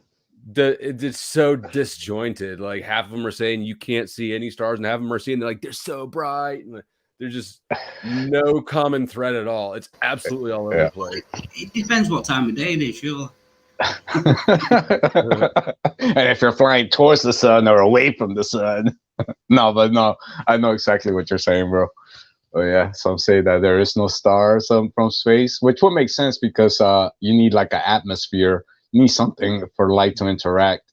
Like I don't know actually. I actually don't know the answer. I'm not being facetious, but do you need an atmosphere to see stars? Well, typically, light travels in a vacuum, doesn't it? Well, typically you will need something like, even if you have a laser beam, like when it's traveling through smoke or mist or something like that, you can actually see the laser beam. But if it's and then you'll see it when it hits something, right? Like if it's the wall or something like that. So yeah. But so typically you need something for the light to hit. If not, it's just a frequency. It's different frequency. But who knows, bro? Light's complicated, man. Light's a complicated thing, bro. And then if it hits something, it could still travel and curve and. But these people don't figure out how fast light is supposedly. But if you get like a $2 laser and you get a $200 laser, you're gonna see that light can travel a lot faster. Depends how much power it has. So I don't think that depends on how expensive it is. Well, I'm just it's got more power and stuff. So. Light speed is light in a vacuum. If it's traveling through anything else, it differs in speed. It's only constant in a vacuum, I think.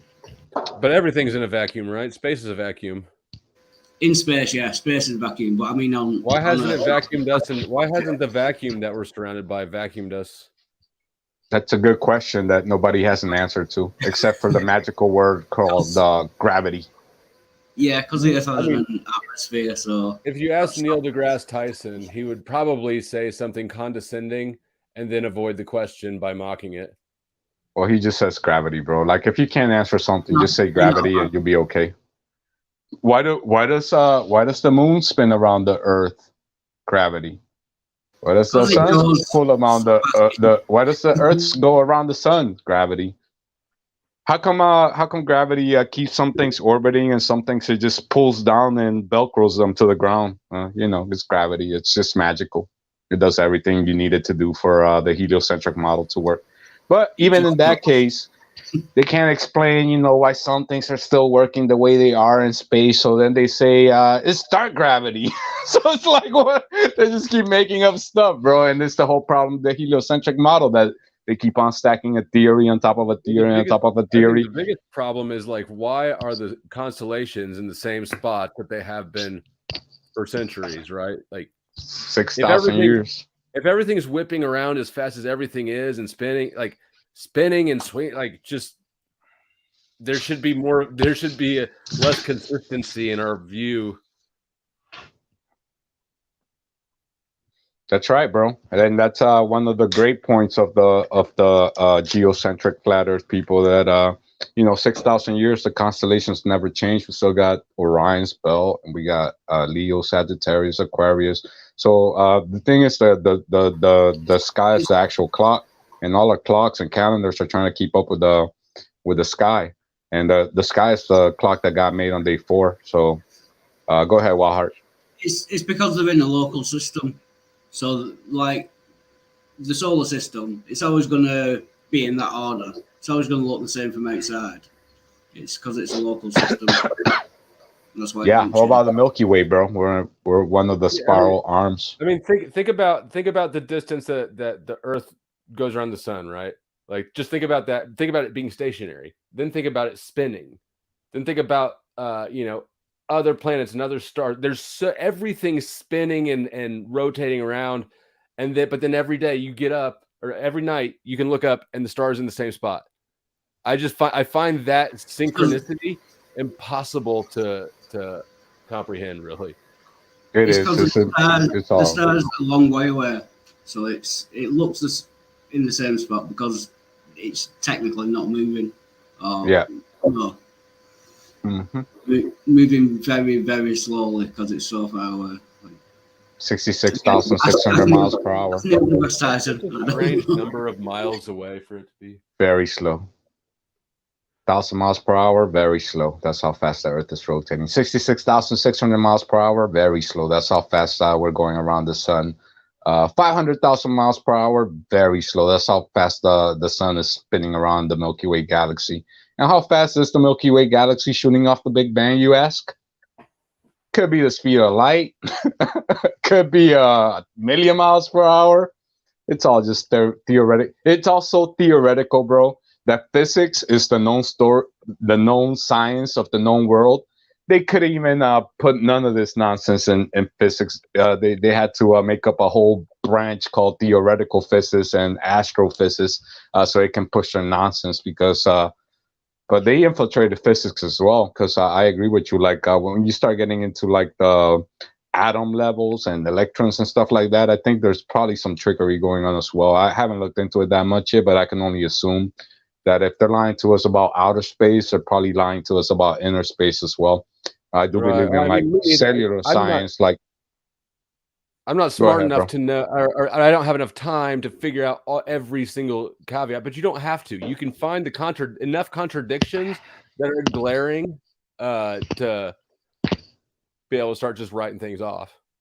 Yeah. What's amazing is we've got every country to agree on the conspiracy, like North Korea. Or does it just kind of confirm a conspiracy?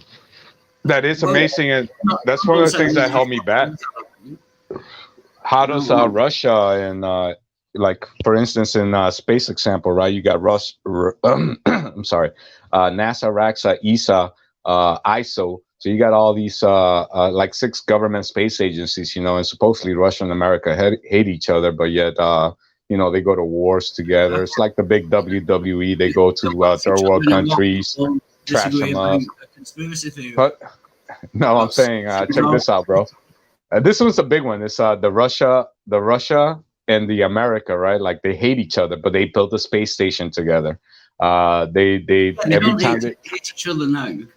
Right. But they built they every time there's a war, bro, it's always Russia funds the one side, America funds the other side. So that what they do is they destabilize nations, and then the banks always win at the end. After the war's over. I've heard that plan before. What family does that?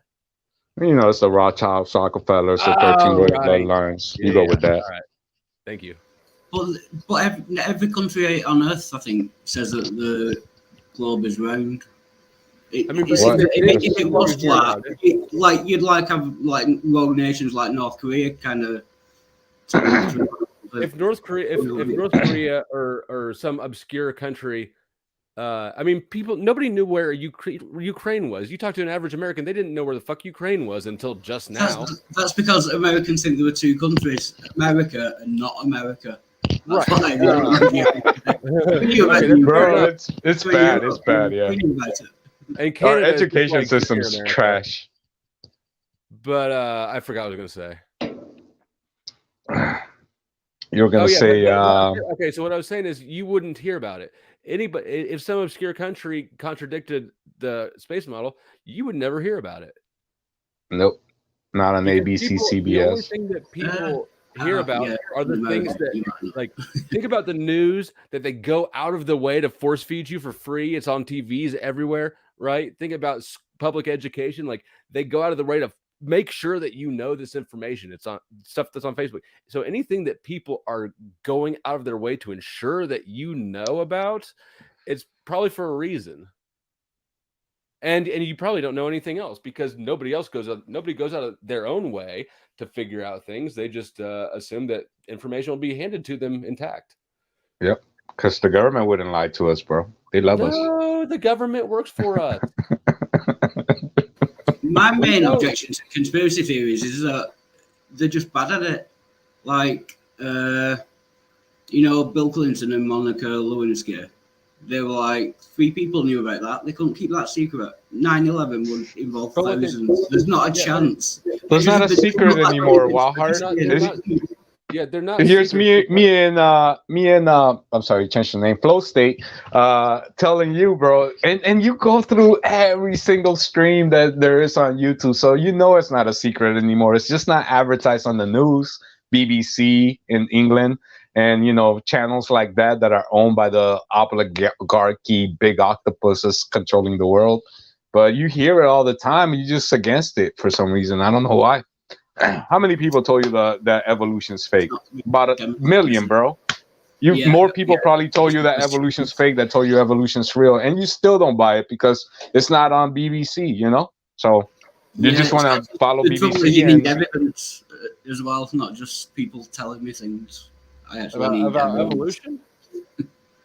To disprove it. Yeah, microevolution, maybe like how you got different breeds of dogs, but you've never seen a rock spring to life. You never heard of anybody who saw it. It takes a long time. Exactly. Of course, it takes too long for anybody to ever observe. So, I mean, that's sort of why it's a shitty science theory. That's why it's a fake. No, but we can demonstrate something that takes too long for us to observe, like bones changing and chromosomes and DNA and stuff like that. I mean, but microevolution in other ways, we don't have to see it with our own eyes. No, we don't. Like macroevolution and microevolution, 2 totally different things. There's no way that you can look at like the process of breeding a dog and go, you know what? This is how life developed. Everything started as nothing, and then we have single cell, and then just draw. You can't just drag it out. You can't drag it out to both ends and then call that science. What that is that's speculation, it's theory, and it's taken on as it's a faith system to a lot of people. No, but abiogenesis is different from evolution. Evolution is another one though. Evolution is just as stupid once you have your mind open to something else. Like you say, why is the whole world on it, right? So how can this be? Is there Freemasons all over the world? Is there Jesuits all over the world? So all you need is a couple of people that are in cahoots together to do it. Freemasons are running North Korea. And people don't need to know what they're doing. Like look at us in America. We're all funding all sorts of terrible shit. We're cogs in the system. Are we conspirators in it? No. Like, do we have any clue? Most of us don't have any clue that we're just being good citizens. We're just paying our taxes. Well, you're part of the machine. Yep. Keep you distracted with Hollywood and music, and you're not paying attention to humans are a conspiracy in that they could, Are you saying there is no conspiracy theory, Wildheart? Like, what conspiracy theory do you believe in? There are conspiracies. It's just that the ones on the internet tend. What is a conspiracy? Define conspiracy. What's the definition of conspiracy? Something that's conspired with more than one person and kept secret from everyone else. So you don't think there's conspiracies in this world? Oh, there definitely is. Yeah. What's not a conspiracy theory? We won't know about them, will we? According to your definition, according to your definition, just two people planning to do anything is a conspiracy. So if I tell Free State, hey, let's go to the park tomorrow, that's a conspiracy. So everything's a conspiracy. The only thing is you paint it in such a negative way, like, oh, it's not true. That's the mind control. Mind control. MK Ultra mind control, bro. You've been brainwashed. They got you programmed to scoff at the idea that they would lie to you. Oh no, they definitely lie. Governments lie all the time. It's just like these kind of global conspiracies about the Earth being flat and not going to the moon and stuff. That's just too much. We won't be that good at keeping secrets. We're not good at keeping secrets. How much does NASA make? Not one person on his deathbed is, told to give the truth. Are you sure about that, bro? There's like 3 astronauts that came out and said that the Earth is flat, bro, that they're lying to us, but you never hear about it. There was a Russian guy, there was a Polish guy, and then Buzz Aldrin, even like half the time, even when he's on the talk shows, he says this is like he was on the Conan guy on the talk show, and the Conan's like, yeah, I remember when I was a little kid, I was watching you go into the moon and landing on there, and he's like, you didn't see us land on the moon. What you saw was a animation, because there was no cameraman. Like he's so lost, bro. He doesn't even know what he's saying right now. He's trying to confess, but he doesn't want to get killed, because if you sign a blood oath, then they can come and get you for that. Yeah. You ever watch the interview after the first moon mission? How they all look like they're like the puppy died or something, like they're like not happy at all. They all look just miserable as shit. Yeah, bro, you got to check that out. The Apollo 11 news brief is still on YouTube.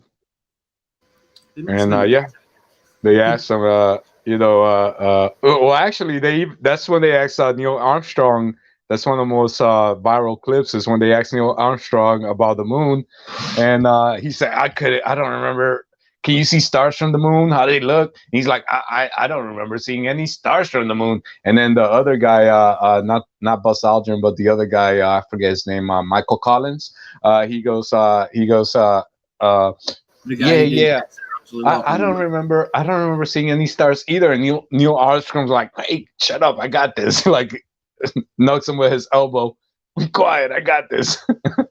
It's funny, bro. You gotta watch it. Freak the fuck out about like breaking the space paradigm too for him.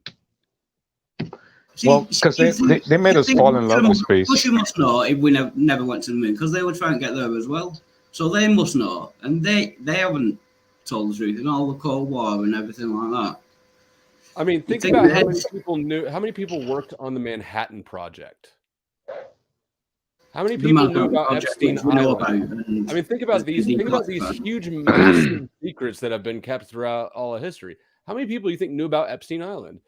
When did you finally hear about it? It's been going on for decades. Think about all the centuries. Yeah, I mean, the point is, at some point we do find out, and that doesn't seem to have happened with the flat Earth. I mean, it happened with the Gulf of Tonkin. There's all sorts of things constantly that are, quote, I'm doing air quotes, conspiracy theories that people wrote off and the government denied and shit that later is like, oh yeah, this is real. But if you find about it far enough away from the fact, like, you don't give a fuck about Gulf of Tonkin. I don't give a fuck about it. When that happens, we are justified in believing it, and not a second before. When the government confirms it, then we can believe it. Bro, here's the other problem with conspiracy theories, man. Like, we got these people with the United Nations. They laid out Agenda 2021, right? To basically make the whole world a communist one world economy. And then that they figured they couldn't do it in 2021, so they switched the agenda to 2030. So a lot of conspiracy theories are just saying what the United Nations wrote out back in the days about what their goals were for 2021. Now we have the World Economic Forum, and they're laying out their one world communist cashless society government. Yeah, they're open about it. We're just telling you about it, and then you're like, "Oh, it's a conspiracy theory, bro." It's right there on black and white. You could literally go up to the World Economic Forum website and look at their map of what they plan to do. They want to centralize everything. They want to centralize. They want to power over the food, the water, everything, to the point where they want to keep track of even your heartbeat with this 5G technology. So it's just out of control, bro. It's getting crazy, and we're telling you what they're telling us they're planning to do, and you're like, "Oh, you're a crazy conspiracy theories, bro." The World Economic Forum is laid out on their plan. That's what they're telling you they're planning to do. It's not a conspiracy theory. This is It is a conspiracy, but it's not a theory. How many times do people have to like say what they're doing before somebody believes that like they're telling the truth? That's fine, so long as they're upfront about it and they go through the correct democratic channels. I didn't hear what you said just there. So long as they're upfront about it and they get elected to do it, and the people want them to do it. You think that matters, really, though? But nobody elects these people, bro. We're giving power to these entities like the World Health Organization. Nobody elects them. The CDC, nobody elects them people, bro. Nobody elects these people, but we give them all this power and all this trust. The government must elect them. No, nobody elects these people, bro. So we create them. The philanthropists create them, and they get the governments to fund them. If you look at the World Economic Forum Young Leaders program, they've got how many do they have? They've got Macron, they've got France, Germany, Canada, New Zealand. I think Putin a World Economic Forum? Yeah, the young Zelensky leaders.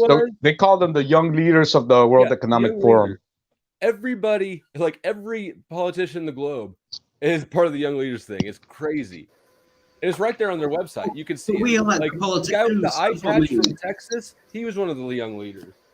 But if we elect the politicians democratically, do we though? Think about it. Do we really? As far as I know, yeah, we have elections. Allegedly, we do, but they've lied about everything else so far. So why would they tell us the truth about the vote? Yeah, but you're presuming that they're lying about everything else, and then saying they're lying about that I've got very good evidence that they're lying about everything else. It's just like whether or not people decide to acknowledge the evidence. But yeah, there's lots. Yeah, they're definitely lying about lots and lots of things. Yeah, I would agree with that. It's just not flat Earth. That's all right, bro. I don't blame you, bro. I don't blame you because that's a hard one, bro. So I think I'm gonna move my channel and focus more on like creation, evolution stuff because I feel like that's not ever gonna get censored because it's like a, kind of like a common topic. You could sneak little truths about end times and things that are going on right now and there. So that's a conspiracy theory. That's a conspiracy about. Yeah, leaking out flat Earth in a secret kind of way. Yeah, but for me, it was a big one at the time, bro, because, but now I feel like we're so close to like the mark of the beast that probably warning people not to get microchip and nanobotted and injected with graphene and whatever other metals they're trying to inject inside of you is probably more important than what shape you think the Earth is. But I do like the whole shape of the Earth thing because it brought me a lot closer to the Bible where I took it literally. That was one thing that kept, like the first page literally says the firmament on day 2, the trees on day 3, and the stars, sun, moon, and stars on day 4. So the Earth was already here before the sun, moon, and stars. So that's kind of why, one of the reasons why it kind of like dug a nail. And Satan wants to discredit the Bible. Basically, their goal is to burn the Bible. Richard explained that before. If you go back and check, Richard explained that before. It doesn't mean. I can't remember exactly what he said, but just check that out. I mean, if you consider yourself a Christian and you believe the Bible, which I don't actually consider myself a Christian, then you kind of have to go with flat Earth, or you have to explain how God made a mistake when describing the firmament, right? It's difficult to see the entire Earth from a tall mountain if it's not flat, which the Bible says. Yeah, I'm with you on that, bro. They speak about the firmament more in the Bible, I think. Yeah, they reference it a bunch of times, bro. They talk about the firmament a bunch of times in Job and Joshua makes the sun stand still. Matthew 24, Jesus talks about all the stars falling from heaven to earth. Revelation talks about all the stars falling from heaven to earth. So, but surely a lot of that just proves the Bible is wrong, because if you know what stars are, they can't fall to earth. So if the Bible says stars fall to earth, then the Bible is wrong. Stars are big suns of gas that have been pulled together by gravity, burning without oxygen because there's a vacuum of space. So how do you get fire to burn in the vacuum? Is beyond me. But anyways, the stars are suns. No, but the stars are not suns burning millions of miles away. There's only one sun, and there's one moon, and there's stars. So we got the wandering stars, which are the planets, which are probably the fallen angels. After the flood, they got trapped and encapsulated up there, and that's why people worship Mars, Venus, Saturn. Even if you look up Saturn mythology, that's Zeus. That's Zeus. I'm sorry, that's Saturn is Cronus, and then Jupiter is Zeus, or vice versa. I forget. But then you got Mars, the god of war. So mythology and New Age has been worshiping all these occultist people that this is their religion they believe in. The people that are leading the world right now. And so how big in mass do you think a star is? Huh? How big do you think a star is in mass? How big is a star? Well, according to your theory, they're all big and huge and even bigger than the sun. But when you look at them, what do you think? When you look at them, and if you assume that they're all about the same distance away, then they're going to be tiny. Like a star looks, like maybe a tenth of the moon or something like that. So, and check this out, bro. The sun, right? Even throughout history, if you look at the history of how far the sun is, if you go back to Copernicus, he didn't put it at 93 million miles away, bro. He probably put it at 1,000 miles away, right?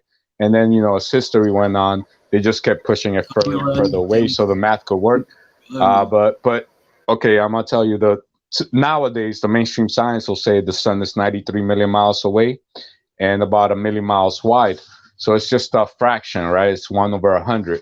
And you can, it's 100 over a million or something like that. Anyways, you could just keep reducing the fraction to where you could come up to, like, let's say it's let's say it's 1,000 miles away. If the sun's 1,000 miles away, then it's only like 30 kilometers, 30 miles wide. So it's all relative, bro. It's all relative. And I don't even like that word because they use it for relativity, but it is all relative because everything it could be closer and smaller, or it could be bigger and further away. But if you assume they're at the same place, so if they're 1,000 miles up or 100 miles up, who knows? I'll tell you this one more thing before I stop my rant. So we must know how to do it. Listen, yeah. So a great scientist figured that out. His name is Anonymous, and he works for NASA. But I'm sure if you look it up, if you put the effort in, I'm sure you can. Go for it, bro. Because I don't know, but go for it, bro. Look it up, bro. It's funny, like, scientists discovered the new planet, but it's all anonymous, bro. These people discovered the new planet, and it's all anonymous, and we see it happen every day. They sign the papers. I think they're quite proud of them. No, bro, you just see it. NASA discovered the new planet today with their I forgot what the new telescope is called. It used to be Hubble, but they just put another one up. I forget the name of the new one, but yeah, man, they just come up with bullcrap all the time, bro. Might be with the quality of US television and news reporting. I think that might be one of your problems. Yeah, I don't follow them no more, bro. But I'm saying I used to follow them daily when I was trying to dig through the hole to see if the Earth was flat or not. If the NASA was really lying to us. I used to watch them every day. Caught them on some mistakes personally, where their CGI started messing up. And then, I was like, okay, yeah, the flat earthers were right. This is all, the Earth is flat. And here I am, bro. One thing for sure is NASA is lying. Like, that's, if you start researching it, like, that is undisputable. Like, so many lies and slip ups and contradictions, and just like it's just riddled with bullshit. I haven't looked into it enough to. I mean, and most people haven't. That's no fault, but I'm just saying if you get curious about it, just start looking at NASA and the moon landings, and there's just so much bullshit in it that if there wasn't a whole system supporting the NASA lie, like if you watched it from neutral, you'd be like, this is bullshit. Yeah, it's bullshit, bro. Imagine trying to convince me now that we live in a spinning ball, bro. Like it'll be impossible, right? So that's why they got to get you when you're a kid, because then you can't formulate an argument or anything like that. So that's why they indoctrinate us since birth to believe in things. So Christianity must be as well, because they indoctrinate kids with that as well. If you went up to an 18-year-old and told them about the Bible and Jesus walking on water, they'd say bullshit. That's why you got to get them young. Religion does the same thing. I mean, I think that scientism is a religion. Yeah. That's why people do this. People defer to scientists the same way they say God told me, or the Bible told me, or the priest told me. You know, like it's the same mindset, it's the same thought process that's happening. It is, yeah. It's a religion, bro. So then why are you Christians then? I'm not. I am. I'm a Christian, but yeah, I'm a Christian, bro. You realize it's the same thing. Well, because I was pretty much an atheist, where I believed in evolution, the Big Bang, and then I got the contradiction story that I used to think was a fairy tale. And then after examining the evidence, like deeply, I'm talking about I spent a year looking into this stuff before I came out publicly. And so I was deeply studying this stuff every day, getting telescopes, looking at stars, learning how the planisphere works, how all the stars rotate around the North Star, and but you realize that scientism is a religion and religion's indoctrinate, then why are you religious? Why am I a Christian? Yeah, because I decided to take more the biblical account as opposed to the mainstream media account. And then to me, Satanism is obvious, bro. It's blatantly obvious. Why did you do that? If Satan is obvious, I agree, bro. If you trust the Bible over other things, then you will come out. But why did you choose to trust the Bible? As opposed to like the Quran or some Hindu type of belief, as opposed to anything else, as opposed to the truth. Well, everything fits with the Bible. Like when you look at the giants, right? They're in the Bible. When you and a lot of times people just read a verse and take it out of context. So you got to read like the whole book and see what's going on to really understand that you can't just read a verse and then just say whatever. Back up the Bible, and the Bible backs up the conspiracies. Just because everything in my worldview seems to fit with what happens in the Bible, like the whole Genesis 6, where the angels came mated with mankind. Now a lot of people are talking about mud fossils and things like that, where things were petrified instantly and everything used to be bigger. So there's a lot of things, bro. But really, because I was already in the whole creation evolution kind of mindset, I guess, when no, actually I didn't even know about the young earth. I didn't know about the young earth too after I heard about the flat earth. So it's been kind of like a transition for me, where I accepted Jesus Christ as my Lord and Savior. I think he's gonna come put an end to this mess one of these days, and we're all gonna live in peace for 1,000 years. But yeah, it's because I grew up kind of like an atheist. I wasn't really an atheist. I was a Catholic growing up, and now I think they're the same thing, same difference. I think they're I think they're Satan, bro. I think they're the Satan's church or whatever. They mix paganism with Christianity. So when people, it's so evil and twisted, it's funny. Right. So I fell away because at the time back in the early 2000s, all this pedophile stuff was coming around with the Pope. So I fell away from all that. And then I was kind of like an atheist for a little while, where I believed in evolution, Big Bang, even where they tell you that Jesus and Horus and Buddha, it's all the same story, it's all in the stars or whatever. I kind of was buying all that nonsense, and but I will say that Satan, the devil, because nobody can plan this stuff so far in the future, right? So that's why the devil became real. I always saw the devil as real, people worshiping the devil as real, like after finding out about 9/11, like the Bushes and the whole New World Order, all that stuff. But yeah, man, it was a fun journey for me, bro. I like it, and I feel like it brought me a lot closer to God. I'm not 100%, I'm not a preacher or anything like that. I'm just a normal dude, right? But definitely coming to a geocentric conclusion. And I didn't do it from just because the Bible said it. I had to go out and test stuff for myself, and then it's hard to dispute the Bible, bro. That's why you out here every day trying to debunk it. Because I do it all the time. It's you do it all the time, but there's a lot of people that believe in it. That's what I'm saying. Like you're out there every day debunking people because the Bible rings true to a lot of people because it can be historically backed and accurate. The books are like 3,000 years old. According to the creationists, the earth is only about 6,000 years old.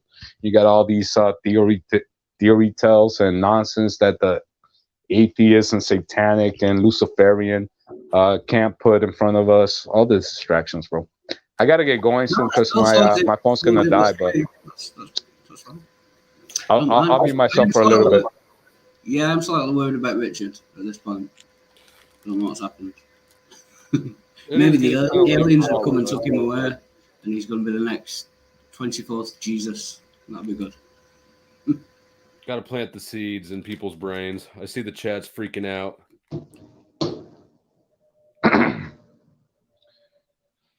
Well, I'm gonna do another live stream either Sunday night or Monday night, man. You guys are welcome to come in. Like I said, Walhart at first. Sometimes I enjoy when I'm talking to people that are on the same page as me. But then even the way I figure it now, the devil has figured out how to even divide Christians. Like after 2,000 years, he's got all types of traps set up for Christianity and religion and stuff. So yeah, he's everywhere, bro. So yeah, bro. I don't know what to say. Go ahead. No, I'll try and catch it. It was good. Yeah. You don't want an echo chamber. People always agree with me. Hey, leave a comment on one of my videos or something so I can subscribe to your channel. Yeah, if you look it up, it's just Iger Television, bro. Just the way it's written out. Because I'm on my phone, bro, and every time I click on something, then I subscribe, bro. Yeah, it'll kick me out, and since Richard ain't here, I don't wanna risk it. Like I did it twice already. Oh yeah, if you could do that, yeah. Walhart subscribed to me, so he could put a link to my channel. Thanks, Walhart. Good looking out. But I'll do it either Sunday, Monday. In the chat, you should subscribe to my channel too, and his channel. Yeah, man. I do my streams late night because I work nights. So when I get home, sometimes I do my streams. It could be random, but I'm gonna try to do one either Sunday or Monday every week nights for 2 hours. I like to keep them short so people watch them. I feel like if they go on for like 6-7 hours, then not many people sit there for 7 hours and rewatch it. If you're gonna sit there for 7, Sanchez. I have, bro, but again, he's the only one whose long ass streams I'll ever start to click. He's good because he covers a lot of the but he's kind of like a new ager to me. You know what I mean? Like where he doesn't believe Jesus. He's kind of like that, like where Jesus Christ is the sun and the constellations are the 12 disciples. So they call that when you start to say that, they call that astrotheology, where you think all the religious books are actually talking about the stars. And but he's cool. He has a lot of great stuff for flat Earth. But then when they start talking like Jesus didn't exist and he's for me it kind of like turns me off. And I feel like that's gonna be the ultimate deception. It's gonna be whether you think the Earth is flat or round. It's gonna come to do you believe in God? Do you believe in the Messiah? You believe he came down, died for our sins, rose from the dead in 3 days? I think that's going to be the ultimate battle that devil's trying to debunk. Do you believe he's an alien from a different planet, from which his point of view? If you believe in something you don't know, and you're supposed to know Jesus or God, right? So you Say it again? If you have to believe something, then that's a sign of ignorance. Then you don't know it. If you know, and you're supposed to know God, if I remember correctly, right? So you kind of got. So then, why would you believe in? Why would you need to believe in something if you already know it? That depends on your definition of no. I think no just means really, really, really believe. It's just a like Walhart knows the story about Jesus. He's been in almost every Christian channel on YouTube. So a lot of these atheists come on the streams and they know about Jesus, but they reject them, bro. So I think that's ultimately the goal. The devil. If you ever read the book of Enoch, bro, it talks about how the devil and his legion of angels, fallen angels, sent Enoch up to heaven to ask God for forgiveness, and then God told him, "No, you're done. That's it. You're bound for the pit of for the lake of fire and Judgment Day, basically." Well, there's a difference So between the devil's trying to bring down as many people with him. There's a difference between believing Jesus existed and believing he was the Son of God. That's the distinction that makes an atheist or not. Oh, someone who's not a Christian. You can believe Jesus existed, but not think he was magic. Yeah, and that's another great debate because, like I said, I had the guy on my channel when Walhart joined in, and he's been a Christian flat earther for a minute, but he started following this Israel. I don't know who he started following really, but I'm assuming it's some type of Hebrew guy or something. Where they got him convinced that the New Testament was made up, and I'm like, then who wrote it? And it's like the Illuminati wrote it, and I'm like, okay, so the Illuminati, and I could see, with the Council of Nicaea, the Council of Hippo, where maybe who compiled it, right, where maybe they took a book out and might have slipped a book in. I could see that, but just to dismiss the whole thing as it's all maybe leave and it never happened, and then you can visit the sites, right? I'm with you on that, bro. I don't know, if you look at what you're doing is the same thing as what he was doing with scientism earlier. Like the scientists, you can test fossils.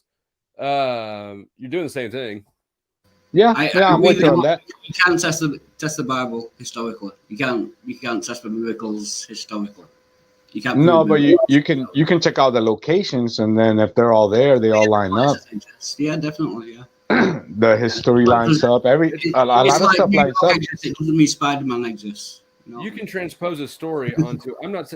I think the Bible is true, but in a weird way that is not at all the conventional interpretation.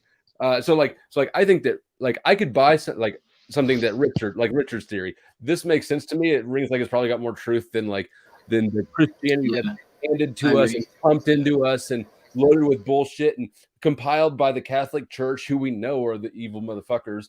Yep. And of course, if the New Testament, we all agree. Astrotheology, it sure has a lot of similarities, coincidentally. So you've got religion, you got mainstream religion, that's got some astrotheological, at least looking components, and you've got scientism that is supposed to be the opposite, but ultimately you can see how both of them would revolve around sun worship. Yeah, I agree. I think Richard's theory is more believable than any other. I haven't seen Richard's. What does Richard believe in? Because you just said you can kind of see what Richard believes in. I'm kind of curious. I can't possibly begin to recap it, but you should a little bit before you jumped in, kind of scan around there, and you should find it because it's pretty interesting. Basically, 24 Jesuses, 24 different planets, and 24 Jesuses. I'm the 24th Jesus. He said so. Yeah. He's the 24th Jesus. No, I said that. I labeled him as that. Yeah. Well, I mean, but either way, it's true. So pray to me, motherfucker. Yeah. Send your tithes. Sorry, Richard. You ever see that? Yeah. 24 different planets, 24 different Jesuses. Alien spaceships are coming back at some point in the future to take us all away, except if we don't want to, then we'll die on this planet. That's basically it. Nothing supernatural. Supernatural doesn't exist, according to Richard, which is, at least he's right on something. Which, I mean, supernatural just means we don't understand it. So conceptually, the supernatural would just become natural, right? As we understood the process, just like anything, just like any sort of wireless technology would be supernatural to somebody 100 or 200 years ago. It's not anymore. Yeah. So supernatural is just it's the same thing as ignorance, basically, in my mind. Everything's natural. And any advanced technology is indistinguishable from magic. I think Arthur C. Clarke. My whole problem with the whole astrotheology thing is, you know, like if you never read the Bible, that would make sense because people could quote like a passage like, here's the sun walking on water, and they'll say the sun is talking about the sun, not a person. But then you're denying like you never read the Bible. Does it say the sun? And I haven't read the Bible. I'm 35. I haven't read the Bible since I was going to a Jesuit high school, and it was assigned for, you know. So I'm very rusty on actual Bible, but I'm pretty damn familiar with like conventional Christian beliefs.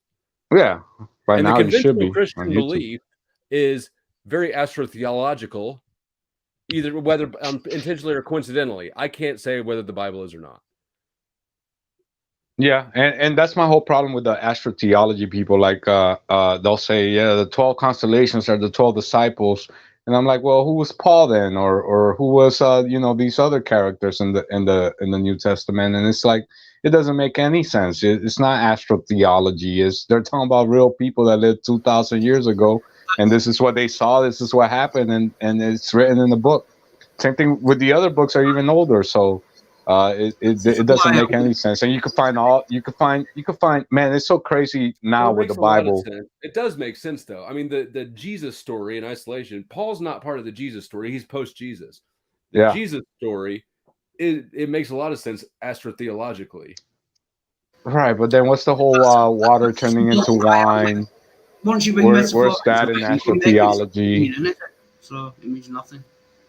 Once you bring metaphor and similar, if it's all metaphor, then you can just make it say whatever you want, and most people do, as far as I'm concerned. I will say there's been corruption in the Bible because you can't copyright a book unless you change it somewhat. So, you know, the older the Bible, the better, I would imagine. But other than that, bro, even if you read the newest Bible, you get a good story of the summary of what's going on there in the Bible, and it's pretty good. Good story, good history. I don't. Good history for like the last 6,000 years. Yeah. Okay. I don't know. I think that there's. I think it's historically accurate except whether it's not. It's scientifically accurate except where it's not. Like all books. Where is it not scientifically accurate though? Can people walk on water generally? Does God exist? I mean, you got to believe it or not. You can't piecemeal the word of God. Why not? But because that means that God is wrong, and it's not the word of God. So either, and see, you're doing exactly the brainwashing thing. You're choosing to believe scientism over the word of God. So your real God is the scientist. No. Your real priest class is the scientist. No. You've got to recognize that about yourself. I'm not believing the word of God until more God has been demonstrated to exist. I'm not believing God exists until it's been demonstrated. And as far as I know, it's not been demonstrated. Demonstrate it, and I'll believe. I'll believe in a second, but that's not belief. That's not happened. Yeah, I mean, yeah, you're for. I don't know how to say it. Yeah, I don't know. You're not sounding very Christian to me. What you're sounding like is somebody who believes scientism and claims to be a Christian. That's Wahar. There's nothing to do whatsoever with science. Wahar's an atheist, bro. I'm the Christian. Wahar's an atheist. Wildheart, what are you? Are you an atheist? He's a full-blown atheist where he goes on every Christian streams and tells them that God's not real. Atheist just means don't believe in God. It doesn't mean believe God doesn't exist. There's a subtle difference. That's agnostic. Wait. What do you say? Is that I don't believe in God, but it doesn't mean I don't believe God exists. That's called agnostic. Yeah. Yeah, I'm an agnostic atheist. Agnosticism is about knowledge. Atheist theist is about belief. The answer to different questions, so you can be both. I'm an agnostic atheist. Wait, so you're like on the fence. So do you think that God could exist or not? Yeah, good. Okay, then you're agnostic. Yes, and agnosticism is different from whether you're a theist or an atheist. An atheist has agnosticism is an absence of a belief. Atheism is a positive belief that there is not a God. No, that's wrong. Then the answer to different questions. Gnosticism, it's about knowledge, whether you know claim to know something, and theism, atheism is about belief, whether you believe something. So the answer to different questions. Fair enough. He's an atheist, bro. There is a great dispute about it, though. And what's a nihilist, bro? You're almost a nihilist because you just kind of want to destroy any belief, right? Yeah, I've never been sure what nihilist is. It just means everything's going to end and it's all going to be shit, I think. Something like that. I don't know. Hey guys, I gotta get going because my phone's at 4%. I don't want it to completely die, but it's been. I gotta go eat something. I'm starving. I'm gonna say, I don't know where Richard's gone, so we best just leave it. Yeah, I'll leave stay here after we leave and just play some pornos for him. I'll do some karaoke. Okay. I mean, I'd listen to you all eat some Fruity Pebbles. I can't share screen with Richard. Be good, guys. All right. Have a good night, brother. God bless. Later.